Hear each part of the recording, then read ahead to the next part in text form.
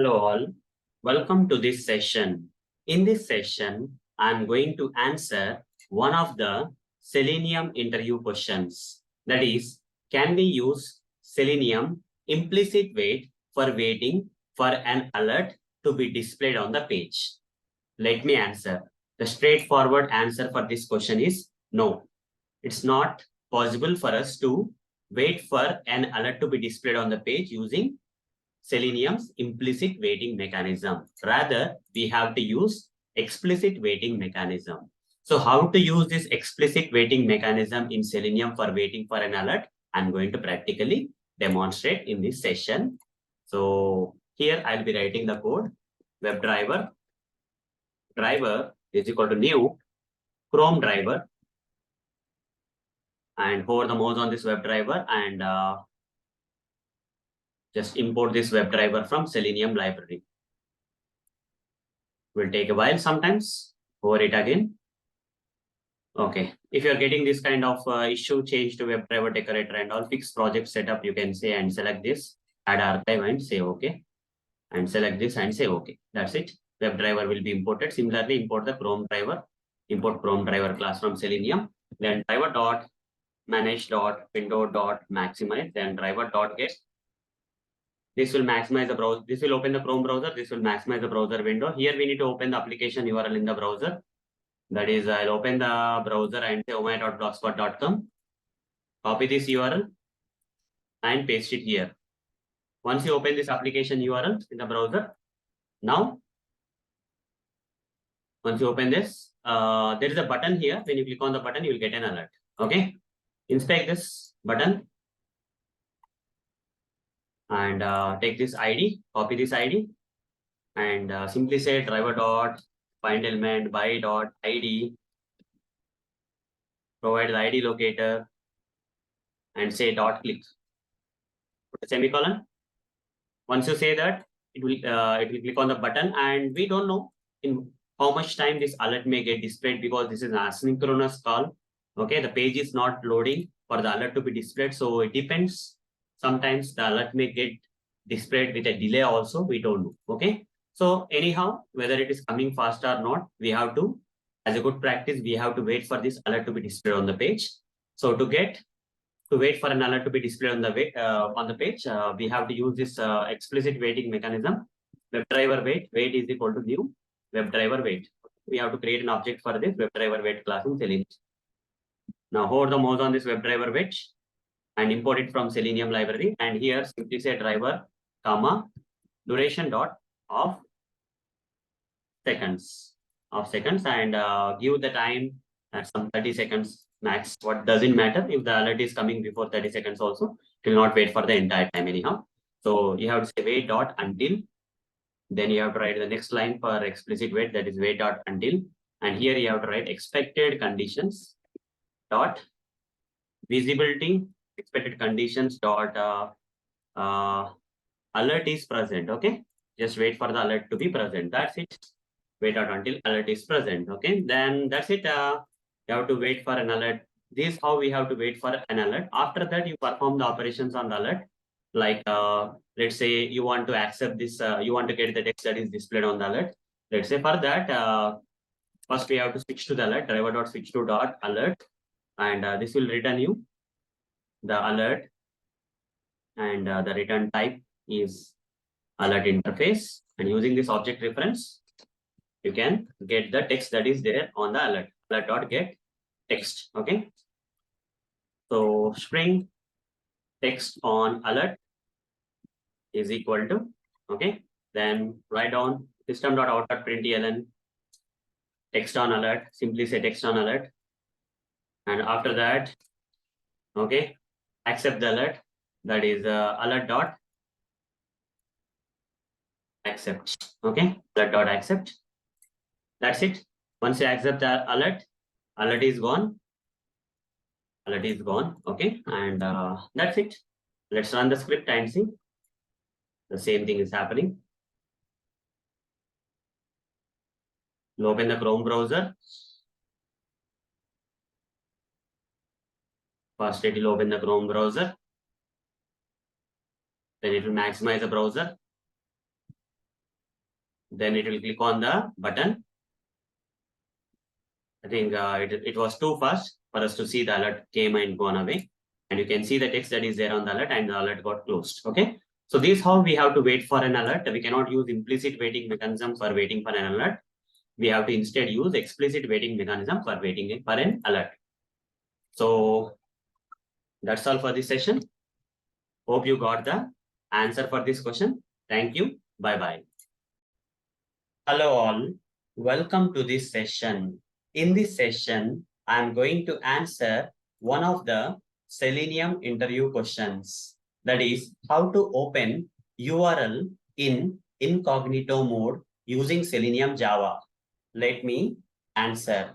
In order to open an application URL in incognito mode using Selenium automation, we have to use this Chrome options and set the arguments to -- incognito. Then this particular, whatever the application you provided, will automatically open in the incognito mode. Okay, let me show you this practically. For that, I'll switch to this Eclipse ID where we have the sample Selenium automation code. Don't worry what code it is. There is some automation code. So by default, the scripts are not going to run in the incognito mode. Rather, the scripts are going to run in the normal Chrome browser mode or whatever the browser mode. You see that in the normal Chrome browser only, the scripts are running, right? So incognito mode means, you see, if I say new incognito window, it looks like some kind of black color and all, okay, with this kind of icons and all.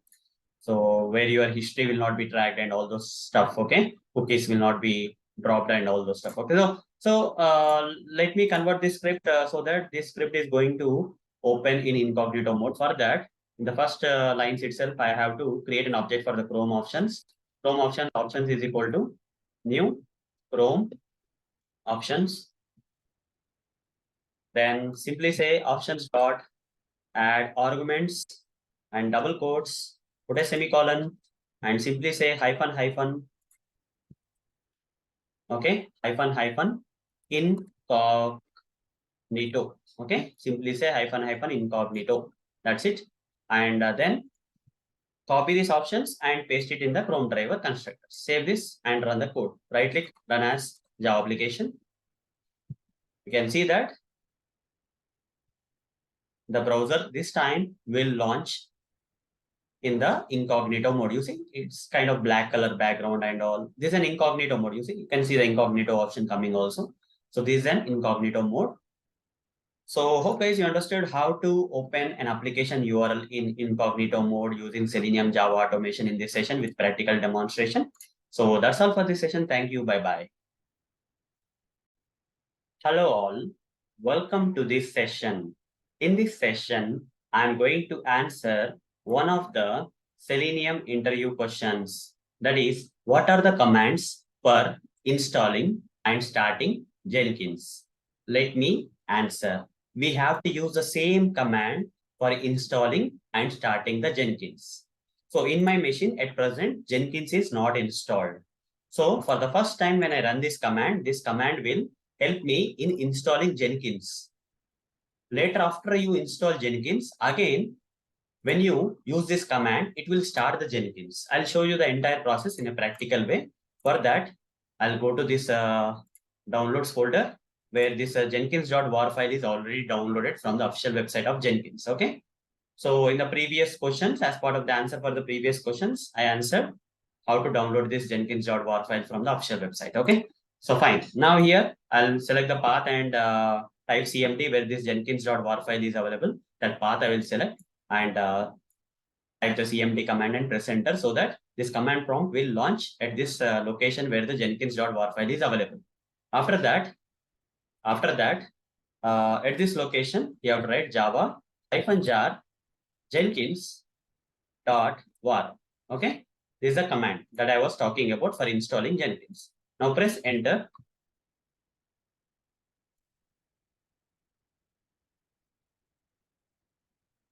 You see, Jenkins will now install. It will not start, rather it will install. For the first time when you use this command, it will install. At the default port number 8080, it's going to install. So it will give you a password to set up. Okay, for setting it up. Okay, for setting up Jenkins, a password will be given to you, or you can also get the password from this location also in your computer. So first, we know that Jenkins will run at this 8080 port number. For that, I'll open the browser. Once you open the browser, simply say localhost colon 8080 and press enter.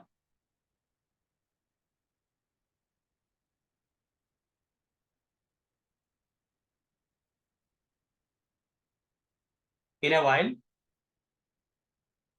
it will take you to the page where you have to enter this password for unlocking the Jenkins. Okay, let's wait for that page to appear. So it's still loading. Let's wait.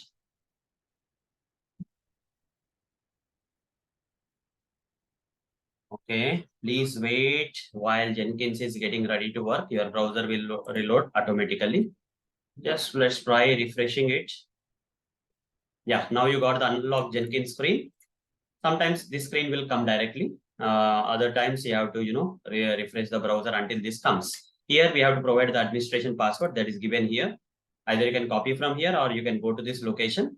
See users. I'll prefer that going. See drive. Users folder.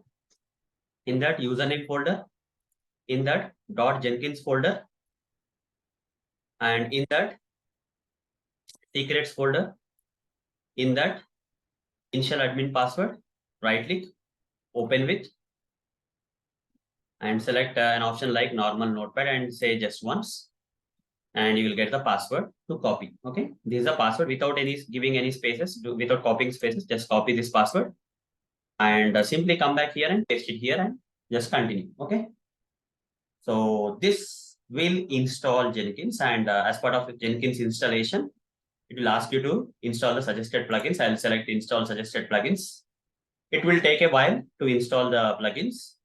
Let's wait for 1 or 2 plugins to get installed. After that, I'll just pause the recording and resume once all the plugins get installed. You see, 2 of the plugins out of all the plugins got installed with this tick mark. Let me pause the recording and resume it once all these plugins got installed. As you can see, all the plugins got installed, and I just need to create an admin user. Like I'll give a username like Arun Muturi, and I'll give a password. I'll confirm the password and I'll give a full name. Okay, then save and continue. I have to even give an email address which was hiding here. I have to scroll down to find this email address. I'll give my email address and save and continue. The admin account will be created, and Jenkins will be defaultly running on the 8080 port number. Save and finish. Now start using Jenkins. We'll get logged in to Jenkins dashboard. This is how we can install Jenkins. Okay. Actually, here the Jenkins is actually running. But what I will do here is I'll just close this command prompt and refresh this page. Now you see Jenkins will not be accessible here. If the command prompt is not there, you'll get this kind of site can't be reached. Okay. Now I have closed that website URL also. Now, if I want to start Jenkins, till now I have showed you the command for installing Jenkins. But if I want to start Jenkins also, I have to use the same command. The Jenkins is already installed. The same command will be used for starting the Jenkins. Okay. Now the Jenkins is actually in a closed state. So again, select this path where Jenkins.war file is available. Type CMD. The command prompt will launch at this location where the Jenkins.war file is available. Now type the same command java-jar Jenkins.war, the file name with extension. Okay. Press enter. This time, the same command will be used for starting the Jenkins. Okay. Someone asks you, what are the commands? They are intentionally trying to trick you, asking for different commands for installing and starting. But actually, in real, there is only one command for either installing. The same command we have to use, for starting also the same command we have to use. Okay.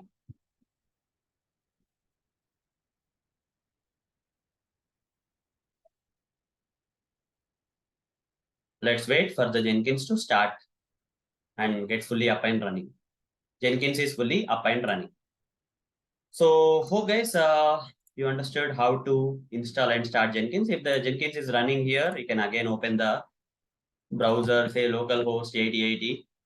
It will take you to that login page of Jenkins. And that proves that Jenkins has started running. This is sign in page, and I have to give the username that I have given for the admin account and password. I remember it as 12345 and sign in. I'll be able to log into Jenkins. Let's wait for the Jenkins to get logged in. Okay, we are being taken to the dashboard page. That means we got logged in. Okay, log out. So hope guys, with practical demonstration, you got the answer for this question. So that's all for this session. Thank you. Bye-bye. Hello all. Welcome to this session. In this session, I'm going to answer one of the Selenium interview questions. That is, what will happen if you close the command prompt when Jenkins is already running? Let me answer. In order to run Jenkins in the command prompt, we have to give a command like java-jar jenkins.war. After that, Jenkins will start running. While the Jenkins is running, if you close that command prompt using which you have started Jenkins, then Jenkins will stop running. Okay, it will say Jenkins is not reachable. Let me practically demonstrate this for you. For that, I'll just take you to the downloads folder where already I have downloaded the jenkins.war file from the official website of Jenkins. So how to download this war file from the Jenkins official website? I've answered this question in one of the previous questions. Now select the path where this jenkins.war file is available and type cmd.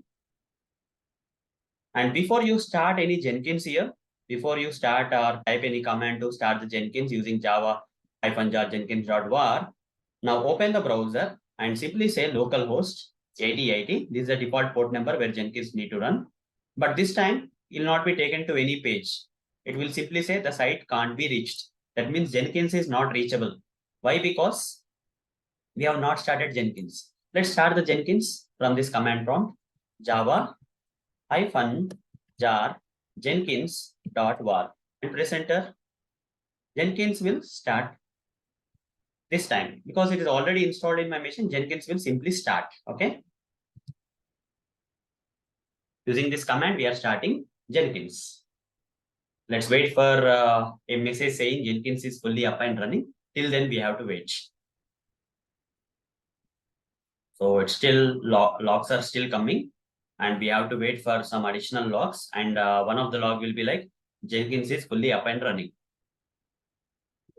Almost there. You see, now we got Jenkins is fully up and running. Okay. At this moment, when the command prompt is here open and you open any browser and you have seen a message like Jenkins is fully up and running and you type localhost 8080.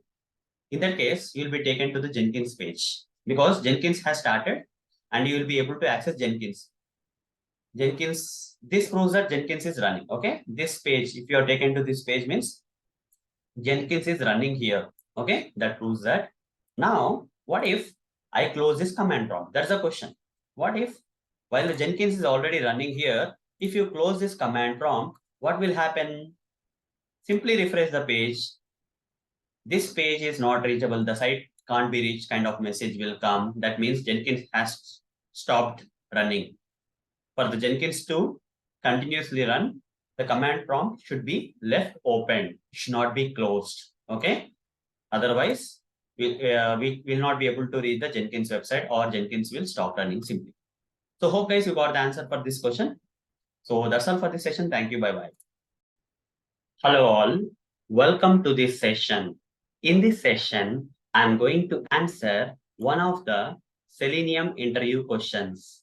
That is how to install plugins which don't come by default in Jenkins. Let me answer. So when you install Jenkins, by default, some plugins will be suggested. Okay, during the setup or installation process, some plugins will by default be suggested and those plugins will get installed automatically while setting up Jenkins. That's fine. But later, if you decide to install some plugin which has not been suggested by Jenkins, then how do you install or from where in Jenkins you can install such kind of plugin? So let me answer. For that, or let me practically demonstrate. For that, I'll go to this downloads folder where this jenkins.war file is available. So how to download this Jenkins.war file from the official website of Jenkins? I have answered this as part of one of the previous interview questions. So once you download this Jenkins.war file, select the folder location like this, okay, where this Jenkins.war file is available. Type cmd and press enter. A command prompt will launch. In the command prompt, you have to first start the Jenkins, okay? So java-jar Jenkins.war. This will start Jenkins. Let me pause and resume the video once the Jenkins starts. So once you get this message like Jenkins is fully up and running, that means that Jenkins has started.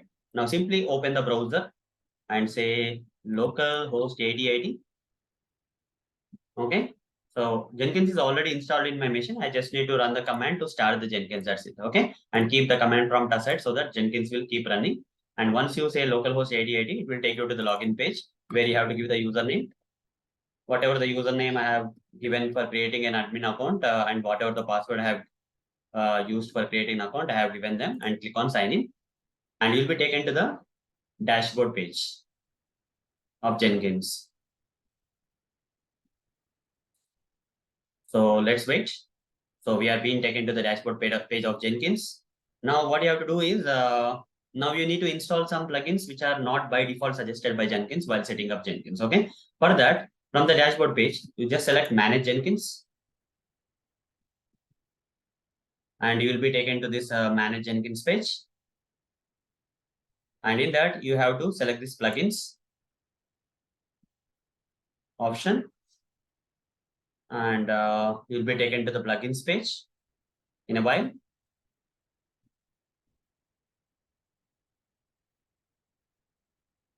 So it's still loading. Let's wait for the page to come, the plugins page to come.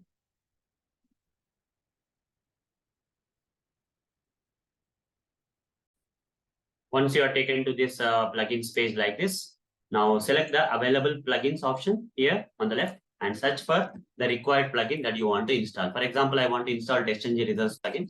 So I'll search for TestNG. And in the search results, I may get that plugin, okay, listed or the search results. It will search for TestNG. In the search results, I got TestNG results plugin. Select that plugin and say install, okay. This UI may keep changing, but you have to do something to install it. So it's pending now. It should be installed. Okay, it should be successful. Okay, success message should come here. Once you get the success message, means the plugin got installed. Okay, this is how we have to install plugins which are not coming by default in Jenkins. Okay, so by yourself, you have to go to this Manage Jenkins and Plugins section and then install the plugins. So hope guys, you got the answer for this question. So that's all for this session. Thank you. Bye bye. Hello all. Welcome to this session. In this session, I'm going to answer one of the Selenium interview questions. That is how to uninstall plugins in Jenkins. Let me answer. In order to uninstall plugins in Jenkins, we have to go to this Manage Jenkins page from the dashboard. Okay. And after that, you have to select these plugins. And in the plugins, you have to do some operations to uninstall Jenkins that I'm going to practically demonstrate now. So already Jenkins is up and running, and you can see here the dashboard page of Jenkins. And I just need to go to the Manage Jenkins, and I have to go to this plugins section. And now I need to select this installed plugins option. Already installed plugins will be there in the installed plugins. You can search for the installed plugins. Okay, whatever the plugins that are already there installed in this Jenkins. So I can just put the answer like this, plugins, and I have to go to the installed plugins and search for the required plugin that you want to uninstall. For example, I want to uninstall TestNG results plugin. Okay, this plugin I want to uninstall. Okay, so you should not be there in the available plugins. Rather, you should be in the installed plugin section page or section or option, and then search for the required plugin. TestNG results plugin I want to uninstall. So I search for TestNG. I got this plugin. Just click this option. The UI may keep changing, guys. You have to find this kind of options to uninstall and say yes. In a while, this particular TestNG results plugin will get uninstalled. Okay. So that's it, guys. This is how, okay, we have to uninstall plugins in Jenkins with practical demonstration. I have answered this question for you in this session. So that's all for this session. Thank you. Bye-bye. Hello all. Welcome to this session. In this session, I'm going to answer one of the Selenium interview questions. That is, on what OS Jenkins will work? Let me answer. Jenkins can be downloaded, installed, configured, and used, or can be run on different operating systems that are popular in the market. That is Windows OS, any Windows OS, Mac operating system, and Linux. These are the three popular operating systems available in the market. All these are supported by Jenkins. Okay, Jenkins works on all these three popular operating systems that are there in the market. So hope guys you got the answer for this question. So that's all for this session. Thank you. Bye bye. Hello all. Welcome to this session. In this session, I am going to answer one of the Selenium interview questions. That is, how do you configure Jenkins job? Let me answer. So in order to configure Jenkins job, first we have to install and start Jenkins and then log into Jenkins. So let me start the Jenkins for you. So I'll show you everything practically, how to configure Jenkins. I'll just go to the downloads location where this jenkins.war file is available. I'll simply type cmd here and in the command prompt, I'll give the command java-jar jenkins.war. Since Jenkins is already installed in my machine, it will directly start. I'll just pause and resume the video until we get the message like Jenkins is fully up and now we got a message like Jenkins is fully up and running and it's running at 8080 port number. So I'll simply open the browser and I'll just type localhost 8080. 8080 is the port number where Jenkins is running. Localhost is the IP address of this machine. Okay. So in a while, Jenkins will launch. Will take you to the login page. And here, I remember I created the username as Arun Motari for the admin and 12345 as the password. I'll simply sign in. Once we are taken to dashboard page, now we can create a job here. Okay. Before you configure a job, the question is all about how do you configure Jenkins job. Before you configure a job, make sure that you have everything in place. That is, general configurations are already done in Jenkins or not. You have to see. For that, you just go to the Maven Jenkins, manage Jenkins. Sorry, go to manage Jenkins. Wait for that page to be displayed on. Once you go to this manage Jenkins, here there is a tools. Click on the tools and wait for you to be taken to that tools. Once you're on the tools page, scroll down and configure a few things. Okay. So you can configure Java, where is JDK installation, add JDK, and don't select this install automatically. Rather here write Java_home. Make sure that you have already installed Java in your machine. Okay. For this to be done, Java need to be already installed in my machine. I already have installed a JDK version of Java in my machine.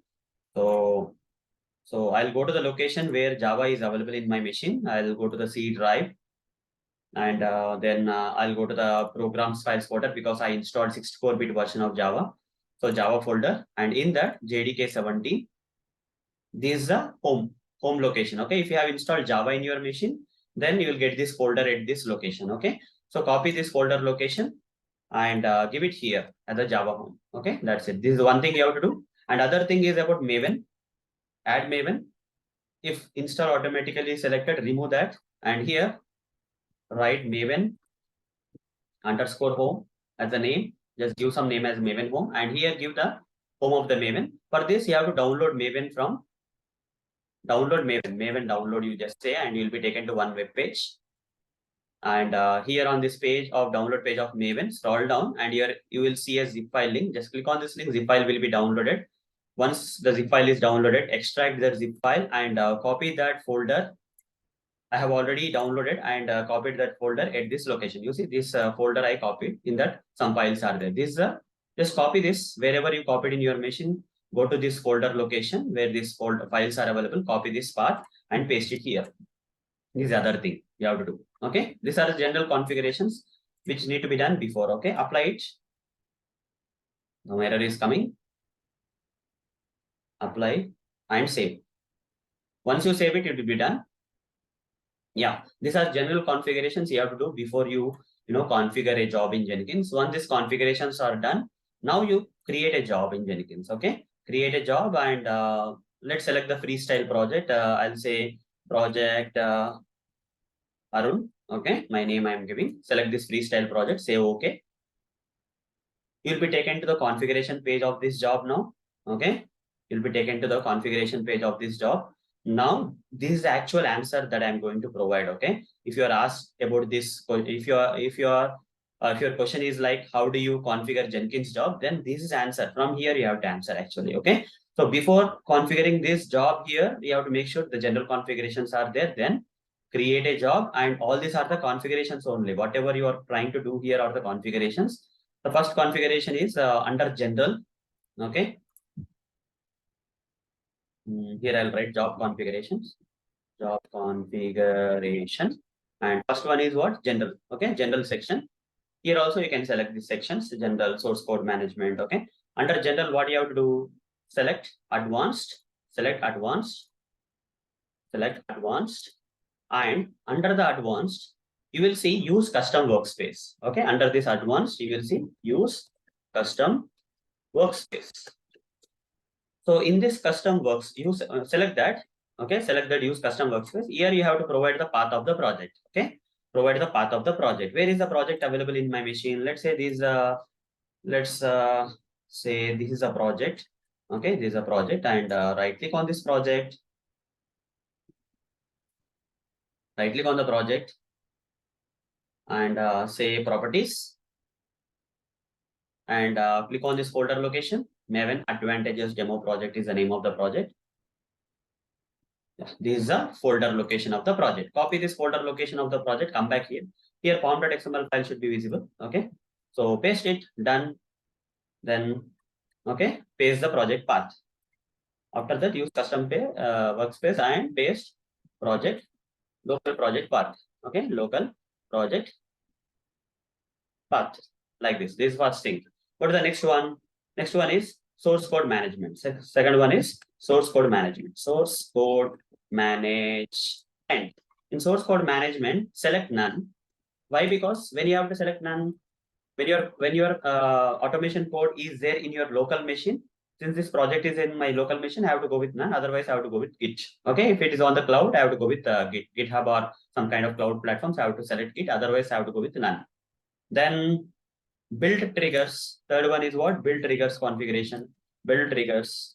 Under build triggers, okay, you can set to run the build periodically. Automatically, it will run. For example, if you want to run this build for every 15 minutes, there are some examples here. When you click on the question mark here, a lot of examples are there. If you take this first example, copy this code and paste it here, we'll say that for every 15 minutes, it will run. Okay. So next it is going to run at 10th September, that is today itself, at 1:59, that is 2 p.m. Okay, almost at it's going to start running. Okay, like that. Okay, after that again, after 15 minutes, again it will run. Okay, for every 15 minutes it will run. So if you want such kind of options, like for every 1 hour you want to run, for every 15 minutes you want to run, then you can set these options. Okay, build periodically is such kind of configuration. So in this configuration, build triggers, build periodically is one kind of configuration we can do periodically. Okay, then yeah, poll SCM is there. One more option, poll SCM, and I'll say etc. I'll not explain each and every option here in Jenkins because a lot of options are there. Next one is poll SCM. Poll SCM is something like when there are some changes in your source code, okay, automatically it will check and run the scripts. Okay, such kind of thing is poll SCM.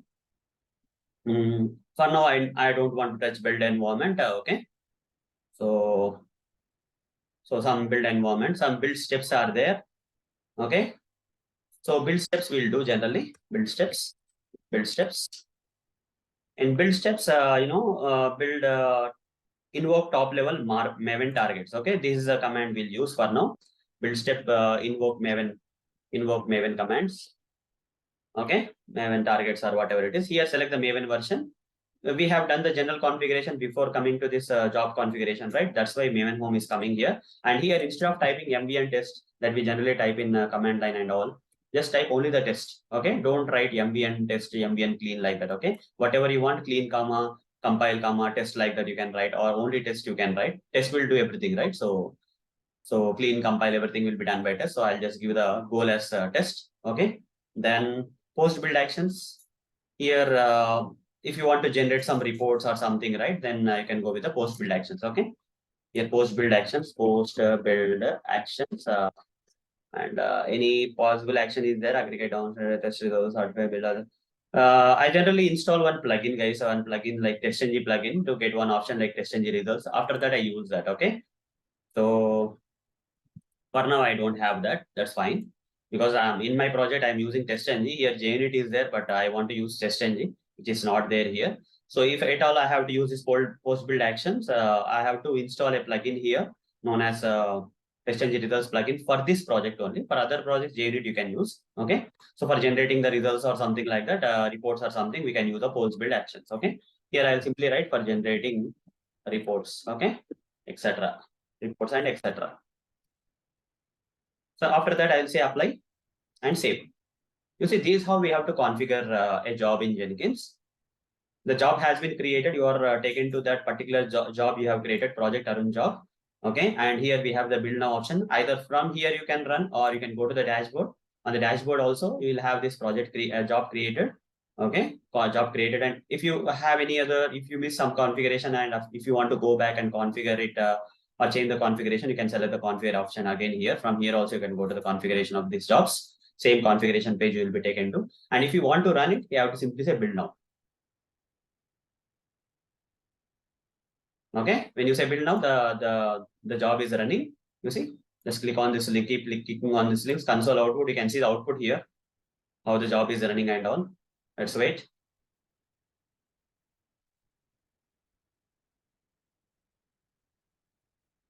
So it is running. The configured job is running.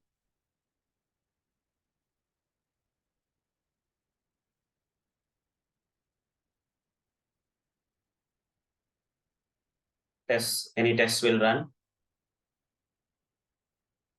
Let's wait. Yeah, the test got run successfully. That's it. Okay. So not much. This is how we have to configure a job in Jenkins. So hope guys, you got the answer for this question. That is how to configure a job in Jenkins, or how to configure Jenkins job. So this is the answer. So that's all for this session. Thank you. Bye-bye. Hello all. Welcome to this session. In this session, I'm going to answer one of the Selenium interview questions. That is how to run a job in Jenkins. Let me answer. There are multiple ways to run a job in Jenkins. Okay, we can go to the multiple places in Jenkins website and can run the job. But simple answer for this question is using this build option. Okay, using this build option, we can run a job in Jenkins is the answer for this question. Let me practically demonstrate this for you. For that, I'll open this Jenkins dashboard. Jenkins is already up and running here in the command line, and I was able to log into Jenkins. I am on the dashboard of the Jenkins, and there is a job already created. Okay, now select this job. You can click a drop down option beside this job, and you will get a build now option. Okay, using this build now option, okay, the option is build now. Okay, using this build now option, you can run the job. You see the job is running. Select this job, which is running. Click on this link, and you can see the console output to see how the job is running. What's the output you're getting and all here. Okay.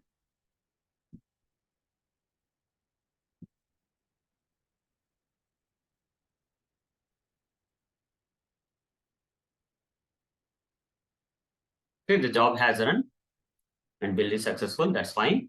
So similarly, how to run the job in any other location where we can go and run a job? Yeah, you just go to the dashboard, click on this job link. You will be taken to the job page where again you will see the same build now option. So already I have run this job 2 times in one of the previous session I have run, and now I'm going to run again build now. When I click on the build now, you see the job has started running. Again, go to the console output and you can see the output here. So what is the answer for this question? How to run a job in Jenkins? Using the build now option, you can run a job in Jenkins. The tests are running. Proper tests, they will run. but this is a sample one, so you don't expect much. So here also build now option, job page and build now option. Okay, from dashboard you can go to the job page and the build now option. If you select, and it will run the job. Okay, it will run the job in Jenkins. So hope guys you got the answer for this question. So that's all for this session. Thank you. Bye bye. Hello all. Welcome to this session.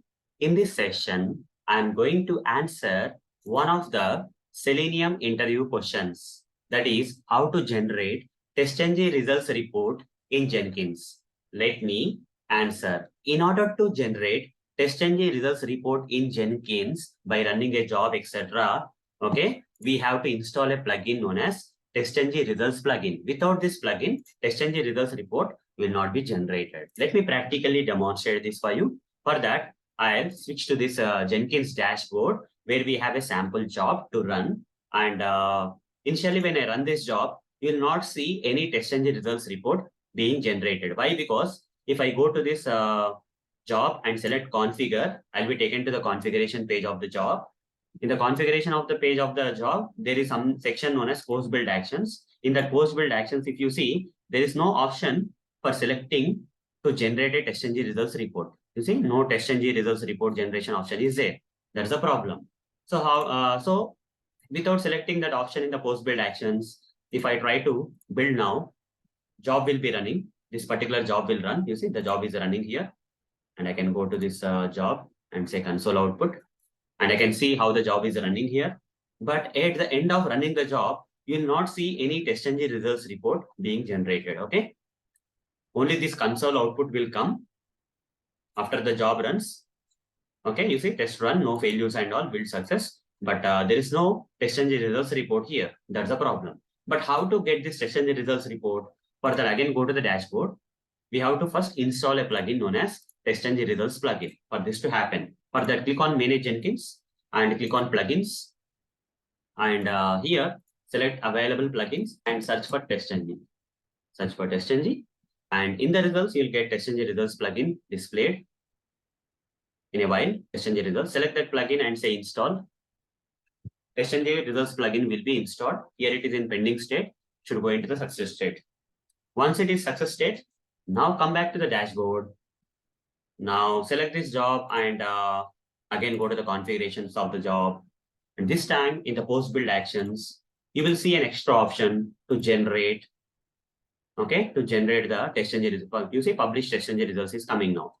So apply it and save. That's it.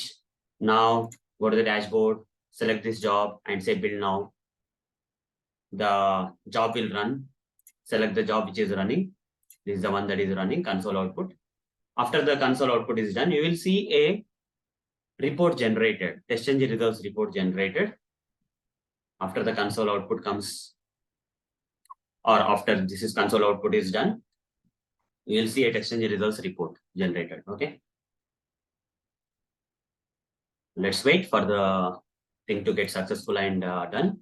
Now go to this job link and which I have just now run, and you will see some option like TestNG results, which was not there earlier. Now click on the TestNG results. Apart from the console output, we got the TestNG results this time because we have installed TestNG results plugin. Okay, now click on this package and all. You will see the results. You see this sample test got run and it got passed. So hope guys you got the answer for this question. That is how to generate the TestNG results report in Jenkins by installing the TestNG results plugin and thereby selecting the published TestNG reports in post build actions. Okay, and then running the job, you'll be able to generate the TestNG results report in Jenkins. So that's all for this session. Thank you. Bye bye. Hello all. Welcome to this session. In this session, I'm going to answer one of the Selenium interview questions. That is, will NVM test will run previous Maven phases like clean, validate, and compile?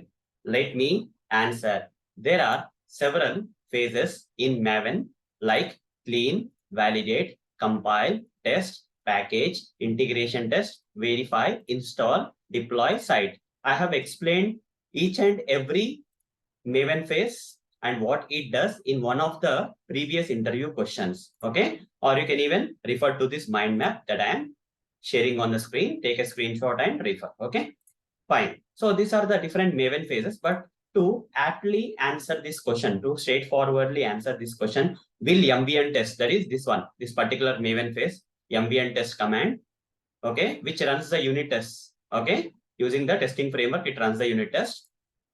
Does it run the previous phases like clean, validate, compile? You see, test comes after clean, validate, compile. So in order to test, do we have to first clean manually like MVN clean? After that, MVN validate we have to do. Then MVN compile we have to do. And then we have to do MVN test. Is that the thing? Or if I simply say MVN test, automatically clean, validate, compile will be automatically covered in this MVN test. What's the answer? The answer is the second one. When you say MVN test, clean, validate, compile will be firstly done and test will also be done. Okay, the previous phases will be automatically run when you simply run this MVN test. If you go with MVN site or MVN deploy, so all these things will be done. Clean, validate, compile, test, package, integration test, verify, install, deploy will be done. Okay, so you don't have to run each and every phase before this phase. Rather, in simply say MVN deploy, everything will be done. Okay, like that. So for the straightforward answer for this question, will MVN test will run previous Maven phases like clean, validate, and compile? The answer is what? The answer is yes. That's the answer, guys. Nothing much. Okay.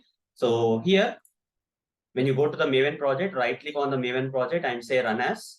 You have this option like MVN test, Maven test, which is nothing but MVN test. So before this, MVN clean will be done, validate will be done, compile will be done, then test will be done. Okay, like that ways. Okay. So hope guys you got the answer for this question. Demonstration also is done. So hope you got the answer for this question. So that's all for this session. Thank you. Bye-bye. Hello all. Welcome to this session. In this session, I'm going to answer one of the Selenium interview questions. That is, what is the purpose of installing TestNG results plugin in Jenkins? Let me answer. The purpose of installing the TestNG results plugin in Jenkins is to generate the TestNG results report. In Jenkins, we generally create a job. Once you run a job, you need to get the results. If you don't have this plugin, that is TestNG results plugin installed in your Jenkins, this kind of report, TestNG results report, will not be generated. You will get the output in normal console format. Okay, you will get the results in console output format. But if you want to also get a report like TestNG results report, okay, after running a job in Jenkins, then you have to install this plugin.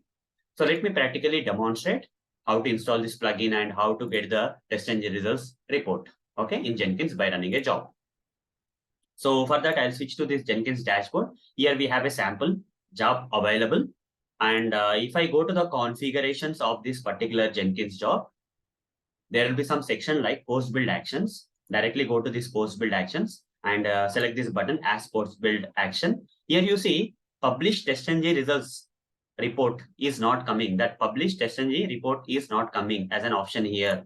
Why? Because in this Jenkins, we have not installed that plugin. So without installing that plugin, if I run this job by selecting this build now option, this particular job will run, but it will not generate any TestNG results report to display the results. So I'll go to this job, which is currently running, and 7th job is running. Select this job, console output, and you can see here the job is running.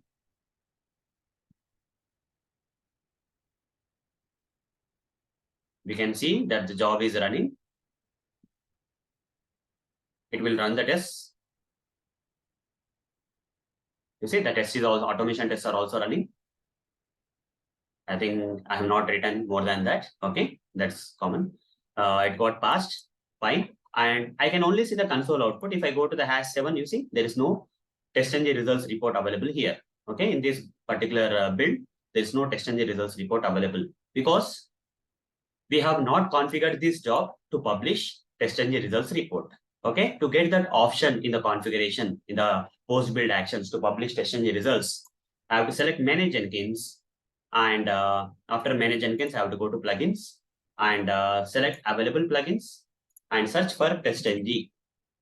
When I search for TestNG, in the search results, I will get TestNG results. Select that and click on install button. in a while, the TestNG results plugin will be installed. If you get success messages, that got installed. Okay, one more success message is pending. So it is already done. It's done. Go to the dashboard, select the job, and again configure. This time you'll get the option to publish the TestNG results report. Okay, go to the post build actions and select this. And here you'll see an option like publish TestNG results. Earlier it was not coming because that plugin was not there. Now save this, apply and save this, and go back to the dashboard. This time run the job again. This time run the job again, like build now. The job will run. The job is running. Okay, just go here and see the console output to see the live thing, what is going on while the job is running. Again, the same browser will launch and maximize and close. Okay, that's the only thing that I have written in that automation test as a sample. The test will run. You'll open the Chrome browser, maximize the browser and close.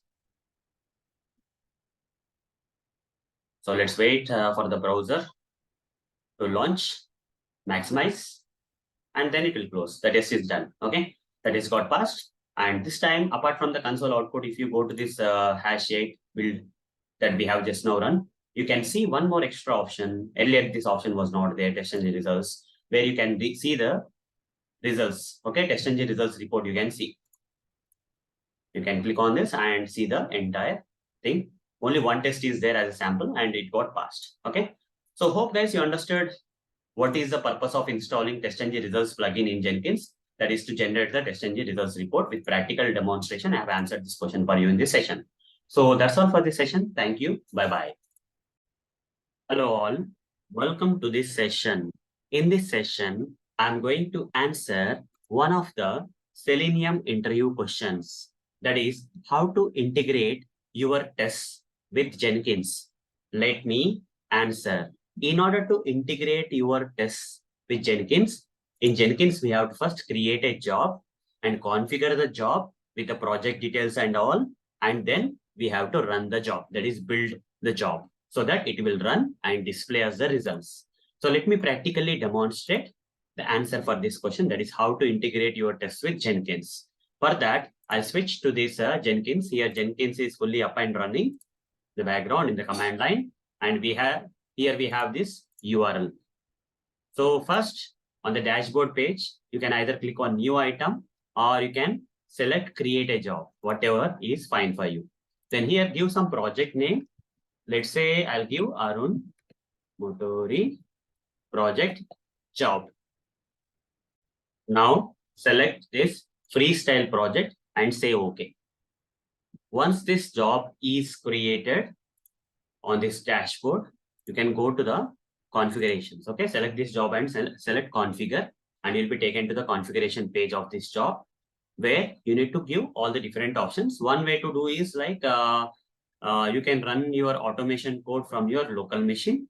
So if your project automation code is there in your local machine, then in the general, click on advanced and select use custom workspace, and here give the path of the project. Right click on this project name that you want to run, select properties, go to resource, click on this option, go inside this folder and simply go inside this folder, copy this and just paste it here. That's it.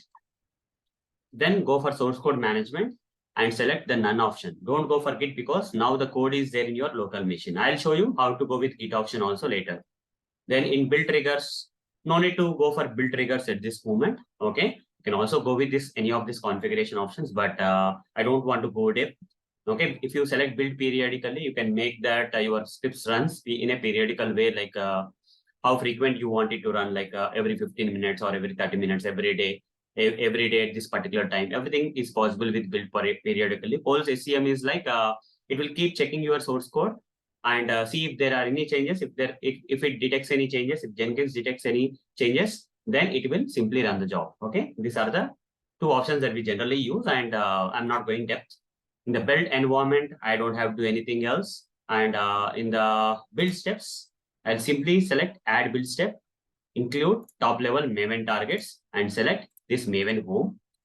Okay, Before coming here, I already have configured Maven and Java in this Jenkins. Okay. So here in the goals, I will give test. Instead of giving MVN test, give only test.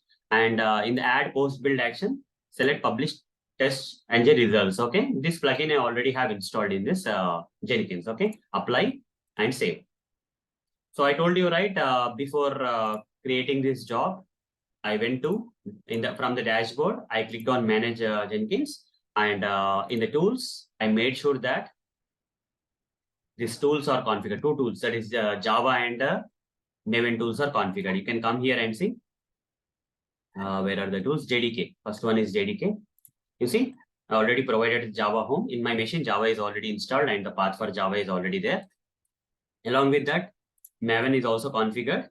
I have downloaded Maven from the official website of Maven and have provided the path of the Maven here. Okay, done.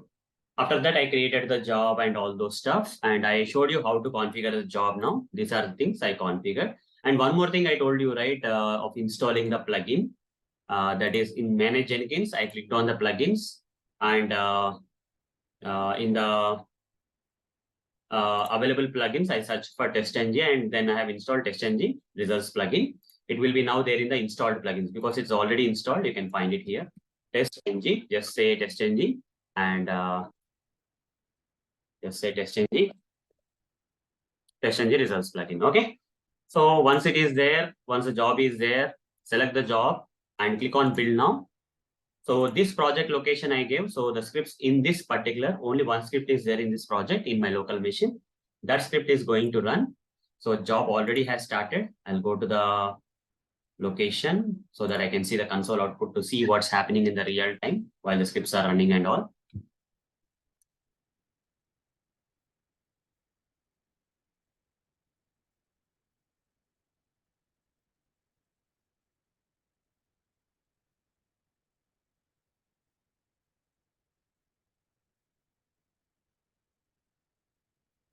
Okay, the browser has, that is the only code I have written for the test. Okay, and now if you go to this build, which has just now run with a proper result, you can see the TestNG results also, because in the post build actions, we have provided to publish the TestNG results. Okay, just click on the TestNG results and click on MPack. You can see the test running. Okay, test got passed. Fine. So this is how we can create a job, configure a job, and run it from your local machine if your project is there in your local machine. But what if your project is there on the GitHub or some kind of cloud repo? Then in that case, not from the local machine, but from the cloud repo. How to do that? For that, I'll do one more thing. I'll create one more job here. I'll say new item this time, and I'll give this as a second project job. Okay, and freestyle project. Select OK. The job will be created and it will take us to the configuration page. In general, I don't have to do anything. I don't have to select this use custom workspace because now I'm not going to pull the code from my local machine. Okay, so in the source code management, in general, I'm not changing anything. In the source code management, I'm selecting Git. I'm selecting Git and here, github.com, I'll go, github.com. And your repositories, in that repositories, I'll select this repository and copy this repository,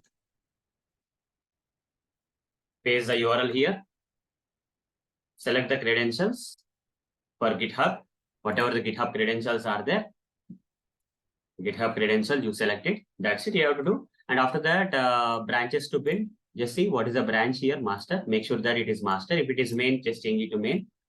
Then the remaining things are same. Build periodically, Policium, everything is same here. Any other commands I am trying to run? I think Git repository, advanced. No, nothing to be done. Master. Here, add build steps. Here, invoke top level Maven targets. Since Maven is already configured in this project, I'll simply say test here. Okay, and add post build actions and publish TestNG results. Okay, now it is a GitHub repo URL. Okay, earlier I was using the local code. Now I am selecting the GitHub repo URL. This time apply and save. Job got created. I can click build now from here, or I can go to the dashboard and select the job and build now, and simply build now. The build will be running. Just go to the console output and see what's happening here. Because it's been a long time I have used this repo. I don't know whether the scripts will run properly or not. Whether it does run or not doesn't matter. Let's see how the things are going on, okay? Whether the tests are failed or not doesn't matter for us this time. Because it's been long, I have used this project, okay? So libraries and everything are old ones in that repo. So let's not worry about the results, but let's see how whether we are able to pull the code from the GitHub Cloud repo or not. Okay, that's the only thing. Okay, whether the test fails or passes doesn't matter in this case to answer this question. So let's wait.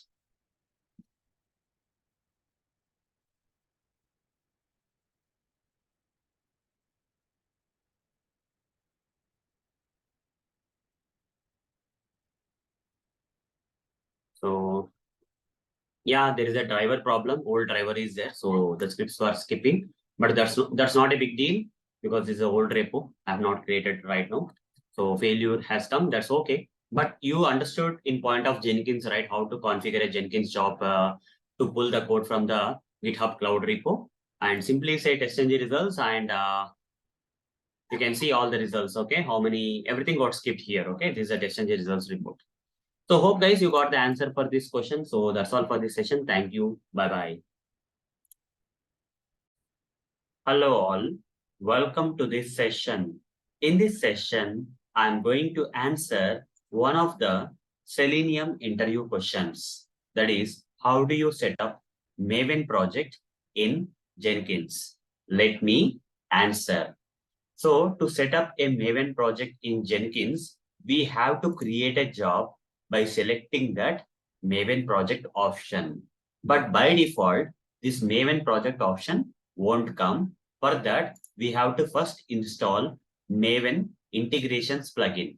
Then only while creating the job, we'll get this option. And by selecting the option, we can create the job and then configure the job and run the job. So in a step-by-step manner from start, I'm going to practically show you how do you set up. Okay, I'm going to answer how do you set up Maven project in Jenkins. For that, I'll just switch to this Jenkins dashboard. Here, Jenkins is up and running already. So I'm on the dashboard of the Jenkins. Here, I want to create a job. But when I try to create a job, you see Maven project option is not coming. Why? Because the plugin that is required for Maven project creation while creating the job is not available. Okay. So before that also, we have to do some changes. Before installing that plugin and all, I'll go to the Manage Jenkins. Okay. And I'll go to Tools. And in the Tools page, I need to add the JDK installation. Okay. So select JDK installation. And here, give Java_home. For this path to be added here, Java need to be already installed in this machine. Okay, so I have already installed some JDK version of Java in my machine. So I'll take you to the location where Java is installed in my machine. So I'll go to this program file, 64-bit of Java I have installed, JDK Java. So here is the JDK 17 version of Java I have installed. So in that bin folder, every files are there. Copy this home location of this Java and paste it here. This is the first step you have to do. After that, you have to go to this Maven installations, add Maven, and deselect this install automatically option. Here, give the name as Maven_home, and you need to give the path. So Maven path, for you to give the Maven path, first you have to download Maven from official website of Maven. Maven download you have to say. Go to the official website of Maven and download page. And there you have to download the zip file, extract the zip file. And after you extract the zip file, you will get one folder. That folder you have to add to the C drive or any place in your machine. Okay. I've added that folder into the C drive here. This is a folder I got after extracting, which contains all these files. So now go inside this folder, copy this and paste it here in the Maven home place. And now say apply and save. Once you configure these two tools, that is Maven and Java tools, now the next thing that you have to do is you have to install a plugin. Okay, that is for getting that Maven project while creating a job. Which plugin you need to require? Maven integrations plugin. Just search for Maven, it will come. Search for Maven, and in the search results you will get Maven integration plugin. Select that and click on install button. Once it is successful, let's wait for this to be successful. Okay, done. I'll go to the dashboard. Now I'll create a job.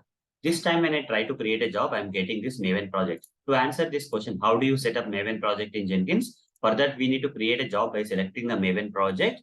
Okay. For this Maven project option to come, we need to first install Maven integration plugin the way I have just now shown you. Okay. So I'll just give some name for this job. So Maven job or something. Okay. Select this Maven project, say OK. It will take you to the job configuration page. So once you are taken to the job configuration page, then it's still loading. Let's wait.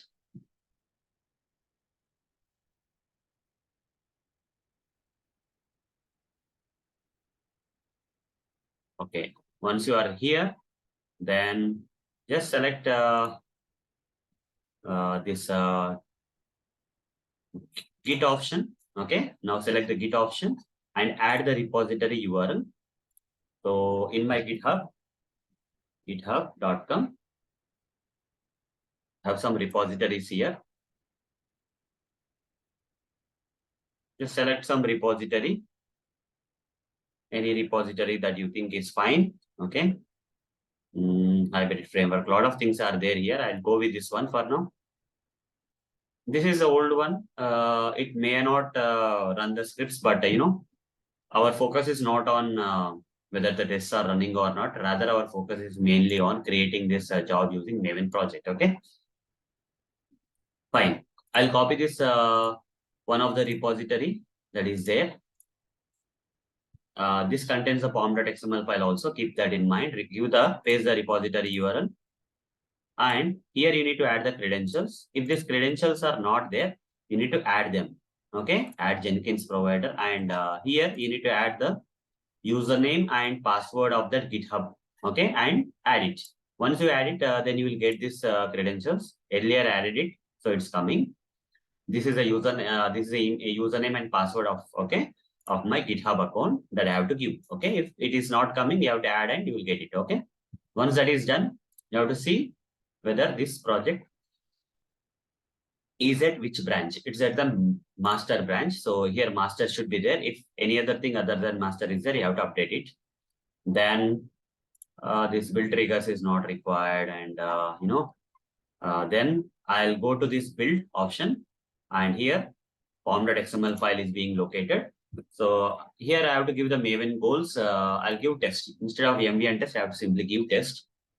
And in post build actions, you can generate the reports and all. For now, TestNG report is not there. This project that I have built is based on TestNG, but TestNG results plugin is not there. I'll for now apply and save, and I'll install the TestNG results plugin. And okay, so for that I'll go to the dashboard and select Manage Jenkins, and after that I'll go to plugins and available plugins. I'll search for TestNG here. Then I'll get TestNG results plugin. I'll click on install. In a while, the TestNG results plugin will be installed. After it got installed successfully here, again go to the dashboard. Here, this is the job we have created by selecting the Maven project. Now configure the job. And after you are taken to this configure job page, click on this last option, that is post build actions. Now add post build. This time you'll get publish TestNG results report. Earlier it was not coming because that plugin was not there. Simply apply and save. Now the job is ready. We are on the job page and we can directly click on build now here, or we can even go to the dashboard and select this option and say build now. Okay. In this project, the test may not run properly, but that's okay. at least I showed you how to use Maven project in Jenkins. Okay, for creating the job in Jenkins, we have to use a Maven project. Okay, so here we can see the real-time updates, what's going on. Either the test will pass or fail, doesn't matter. But are we fetching the code from the GitHub repo? Okay, or not is enough for us. Okay, at least it should run the test. Okay, we should get the test option and it should run the test here. It's compiling now. Okay, should get the test. Let's wait for this console output to be finished. Still, it is compiling something. It has invoked Surefire plugin to run the test.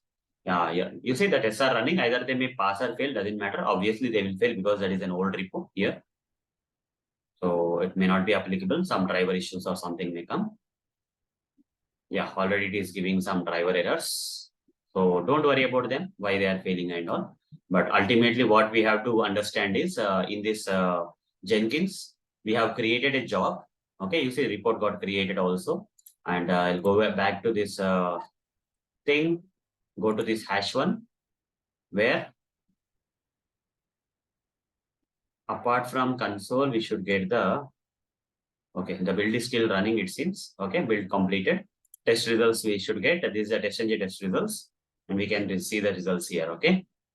Almost all the things got failed actually, skipped actually, okay? Because of some problems in this code, in the repo, that's okay. But we are able to invoke that code from the GitHub repo as part of GitHub, as part of Jenkins, okay? So hope guys you understood how do you set up Maven project in Jenkins. To set up Maven project in Jenkins, first we have to create a job by selecting Maven project and then configure that job, okay? So for creating the job by selecting the Maven project, we need this Maven integration plugin. For configuring that job, we have to, configure general manage Jenkins and tools. We have to configure, that is JDK and Maven. And we have to install some plugins like TestNG, etc. to generate the reports and all. But the straightforward answer for this question is by installing the Maven integrations plugin, we'll be able to create a job by selecting the Maven project. Okay. To set up Maven project in Jenkins, we have to create a job by selecting the Maven project. For that, we have to install Maven integrations plugin. So hope guys, you understood the answer for this question with practical demonstration. So that's all for this session. Thank you. Bye-bye. Hello all. Welcome to this session. In this session, I am going to answer one of the Selenium interview questions. That is how to schedule to run the test scripts in Jenkins. Let me answer. We already know that how to run the test scripts in Jenkins, but how to schedule them? You see, you want Jenkins to run the test scripts at a particular point of time. Let's say today, night 2 a.m. if you want to run the scripts. You see, generally anybody will sleep at that time, right? At 2 a.m. you'll be sleeping in the night. So still if you want to run the scripts, you will not be awake. So what we can do is we can create a job in Jenkins, and while configuring the job, we can set these build triggers and schedule that build triggers in such a way that the scripts are going to be invoked or executed at 2 a.m. in the midnight. Or there may be some situations where your manager want to run the automation scripts, okay? Your manager is asking you to run the automation scripts every day at 4 p.m. every day, including weekends. Okay. So on one day you forgot. Your manager became angry and came to you and said that, okay, what happened? You see, on a particular day, yesterday you have not run the script. So because of you, these things happened. He will be kind of angry at you. Okay. So it's a human tendency to forget the things, right? So everyone will forget the things, okay? Not just this one. In real day life also, we generally forget about the different aspects or things. So it's not possible for us to remember. It's not, we cannot write 100% bond saying that I'll remember every day. So in such cases also, Jenkins will come into picture, and where we can schedule Jenkins, okay, to invoke the execution of the automation scripts every day at 4 p.m. for you, okay, no matter what. So you don't have to remember that. Jenkins will automatically do its job. Okay, it can remember. Okay, you don't have to worry about that. Or sometimes you want to run the scripts when there are some code changes happening. That is a different thing. But lot of like these options are there. Scheduling means, let's say every 15 minutes you want to run the scripts. Okay, every 15 minutes you want to run the scripts automatically. So that for that also we can schedule. Like this, many ways we can schedule at night 2 a.m. We can schedule to run every day at 4 p.m. We can schedule, or every 15 minutes or every 30 minutes if you want to run the scripts. That also we can schedule. How this is possible? In Jenkins, while creating a job and then configuring the job, during the configuration process of that created job, you have an option to set the build triggers where you can give some line. Okay, based on that line only, it will schedule the test scripts to run in Jenkins in a proper way. Okay, let me practically demonstrate so that the answer for this question will become more easy and more understandable for you. For that, I'll switch to Jenkins where I'll be creating a new job. Okay, simple job I'll create.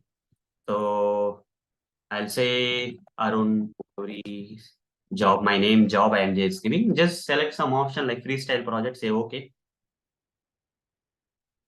And now job has been created and you will be taken to the configuration page where in the general, first you have to go to advanced and here select use custom workspace. Here give the path of the workspace.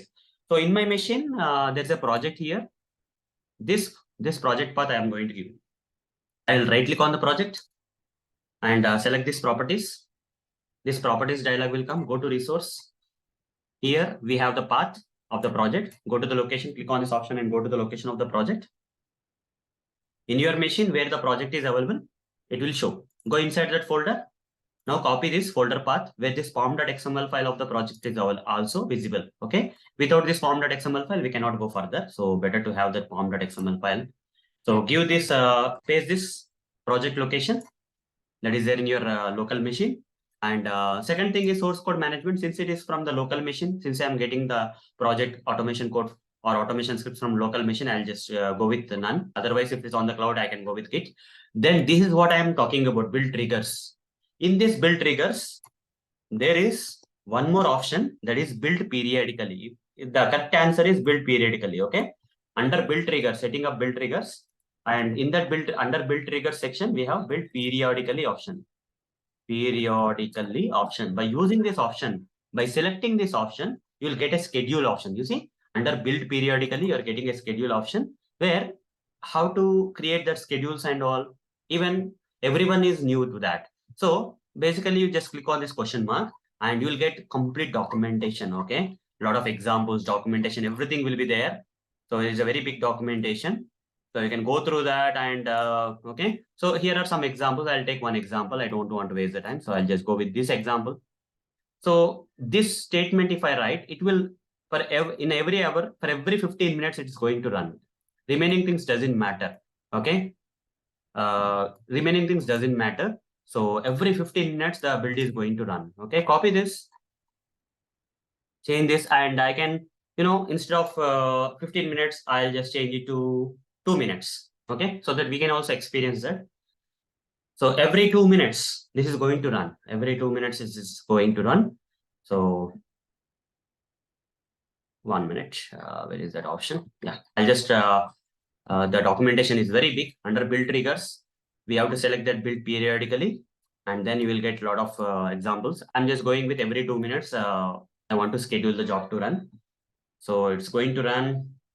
Fine. Then after that, just go to the build steps and say invoke top level Maven targets. Here we have the pom.xml file, right? This Jenkins is already configured with Maven, okay, general settings and all. Otherwise, in the previous questions, right, I have shown you how to configure this Maven general settings. But the focus is more on scheduling. So I'm not deviating here. I'm just giving test so that, MV and test kind of thing will happen and it will run the scripts. Post build action, it should generate some reports. If TestNG is there, you can select that or you can select anything, apply and save. Now go to the dashboard, and see what's happening, whether the build is triggered or not. Every 2 minutes, the build should trigger this time. Let's see what will happen. Automatically, Jenkins should schedule your job, this particular job, to run those automation scripts in your project, in your local machine every 2 minutes. Let's wait for 2 minutes and see what will happen. It's 15:25 here. Let's give it some time and see whether the build invocation is automatically happening or not. Let's wait for 2 minutes. I think that is a very big time. Now it's 26, still the build has not started. Again, I am passing for a while. You see, build has automatically started by 3:27 here. You see, automatically it started. I didn't start it, okay? It automatically started. Let's go inside that build and go to the build link and go to the console output and see what's happening in the background. You see, the build is automatically invoked, okay? Every 2 minutes it will be invoked. After this also another build will run, okay? You see, at 3:27 it started. So again at 3:29 or something, another build will start. Let it run for now. One of the build is running. Every 2 minutes, one build will. You see that script got executed. That's the only thing I have written. Build successfully completed. Now #1 is completed. 15:27 it started, right? So 15:28 it happened now. Maybe at 15:29 another build will automatically start. We can wait for this time. Let's wait for the entire time. So I will not pause the recording so you can visually see what's happening. Okay. We'll wait till 15:29. You can, if you are watching this recording, you can forward the video a bit because 1 minute of lag will be there because I am waiting for the build to run automatically. So to prove you guys that the scheduling is successful, I'm making this part of the recording, but you guys, when you are watching this recording, you can, just move a bit further, just go forward, okay, in the video so that you can check at 3:29, the build is running, kind of, okay. At 3:29, the build should start. Let's see.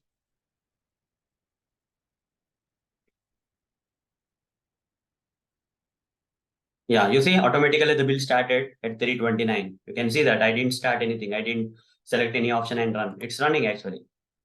Every 2 minutes it will run now, okay? Until you go to the configurations and remove that build periodically option. Until you deselect that option, it keeps running, okay? Go to the, sorry, I just went somewhere else. Let me click on this and click on this and console output, and we can see the script will run now.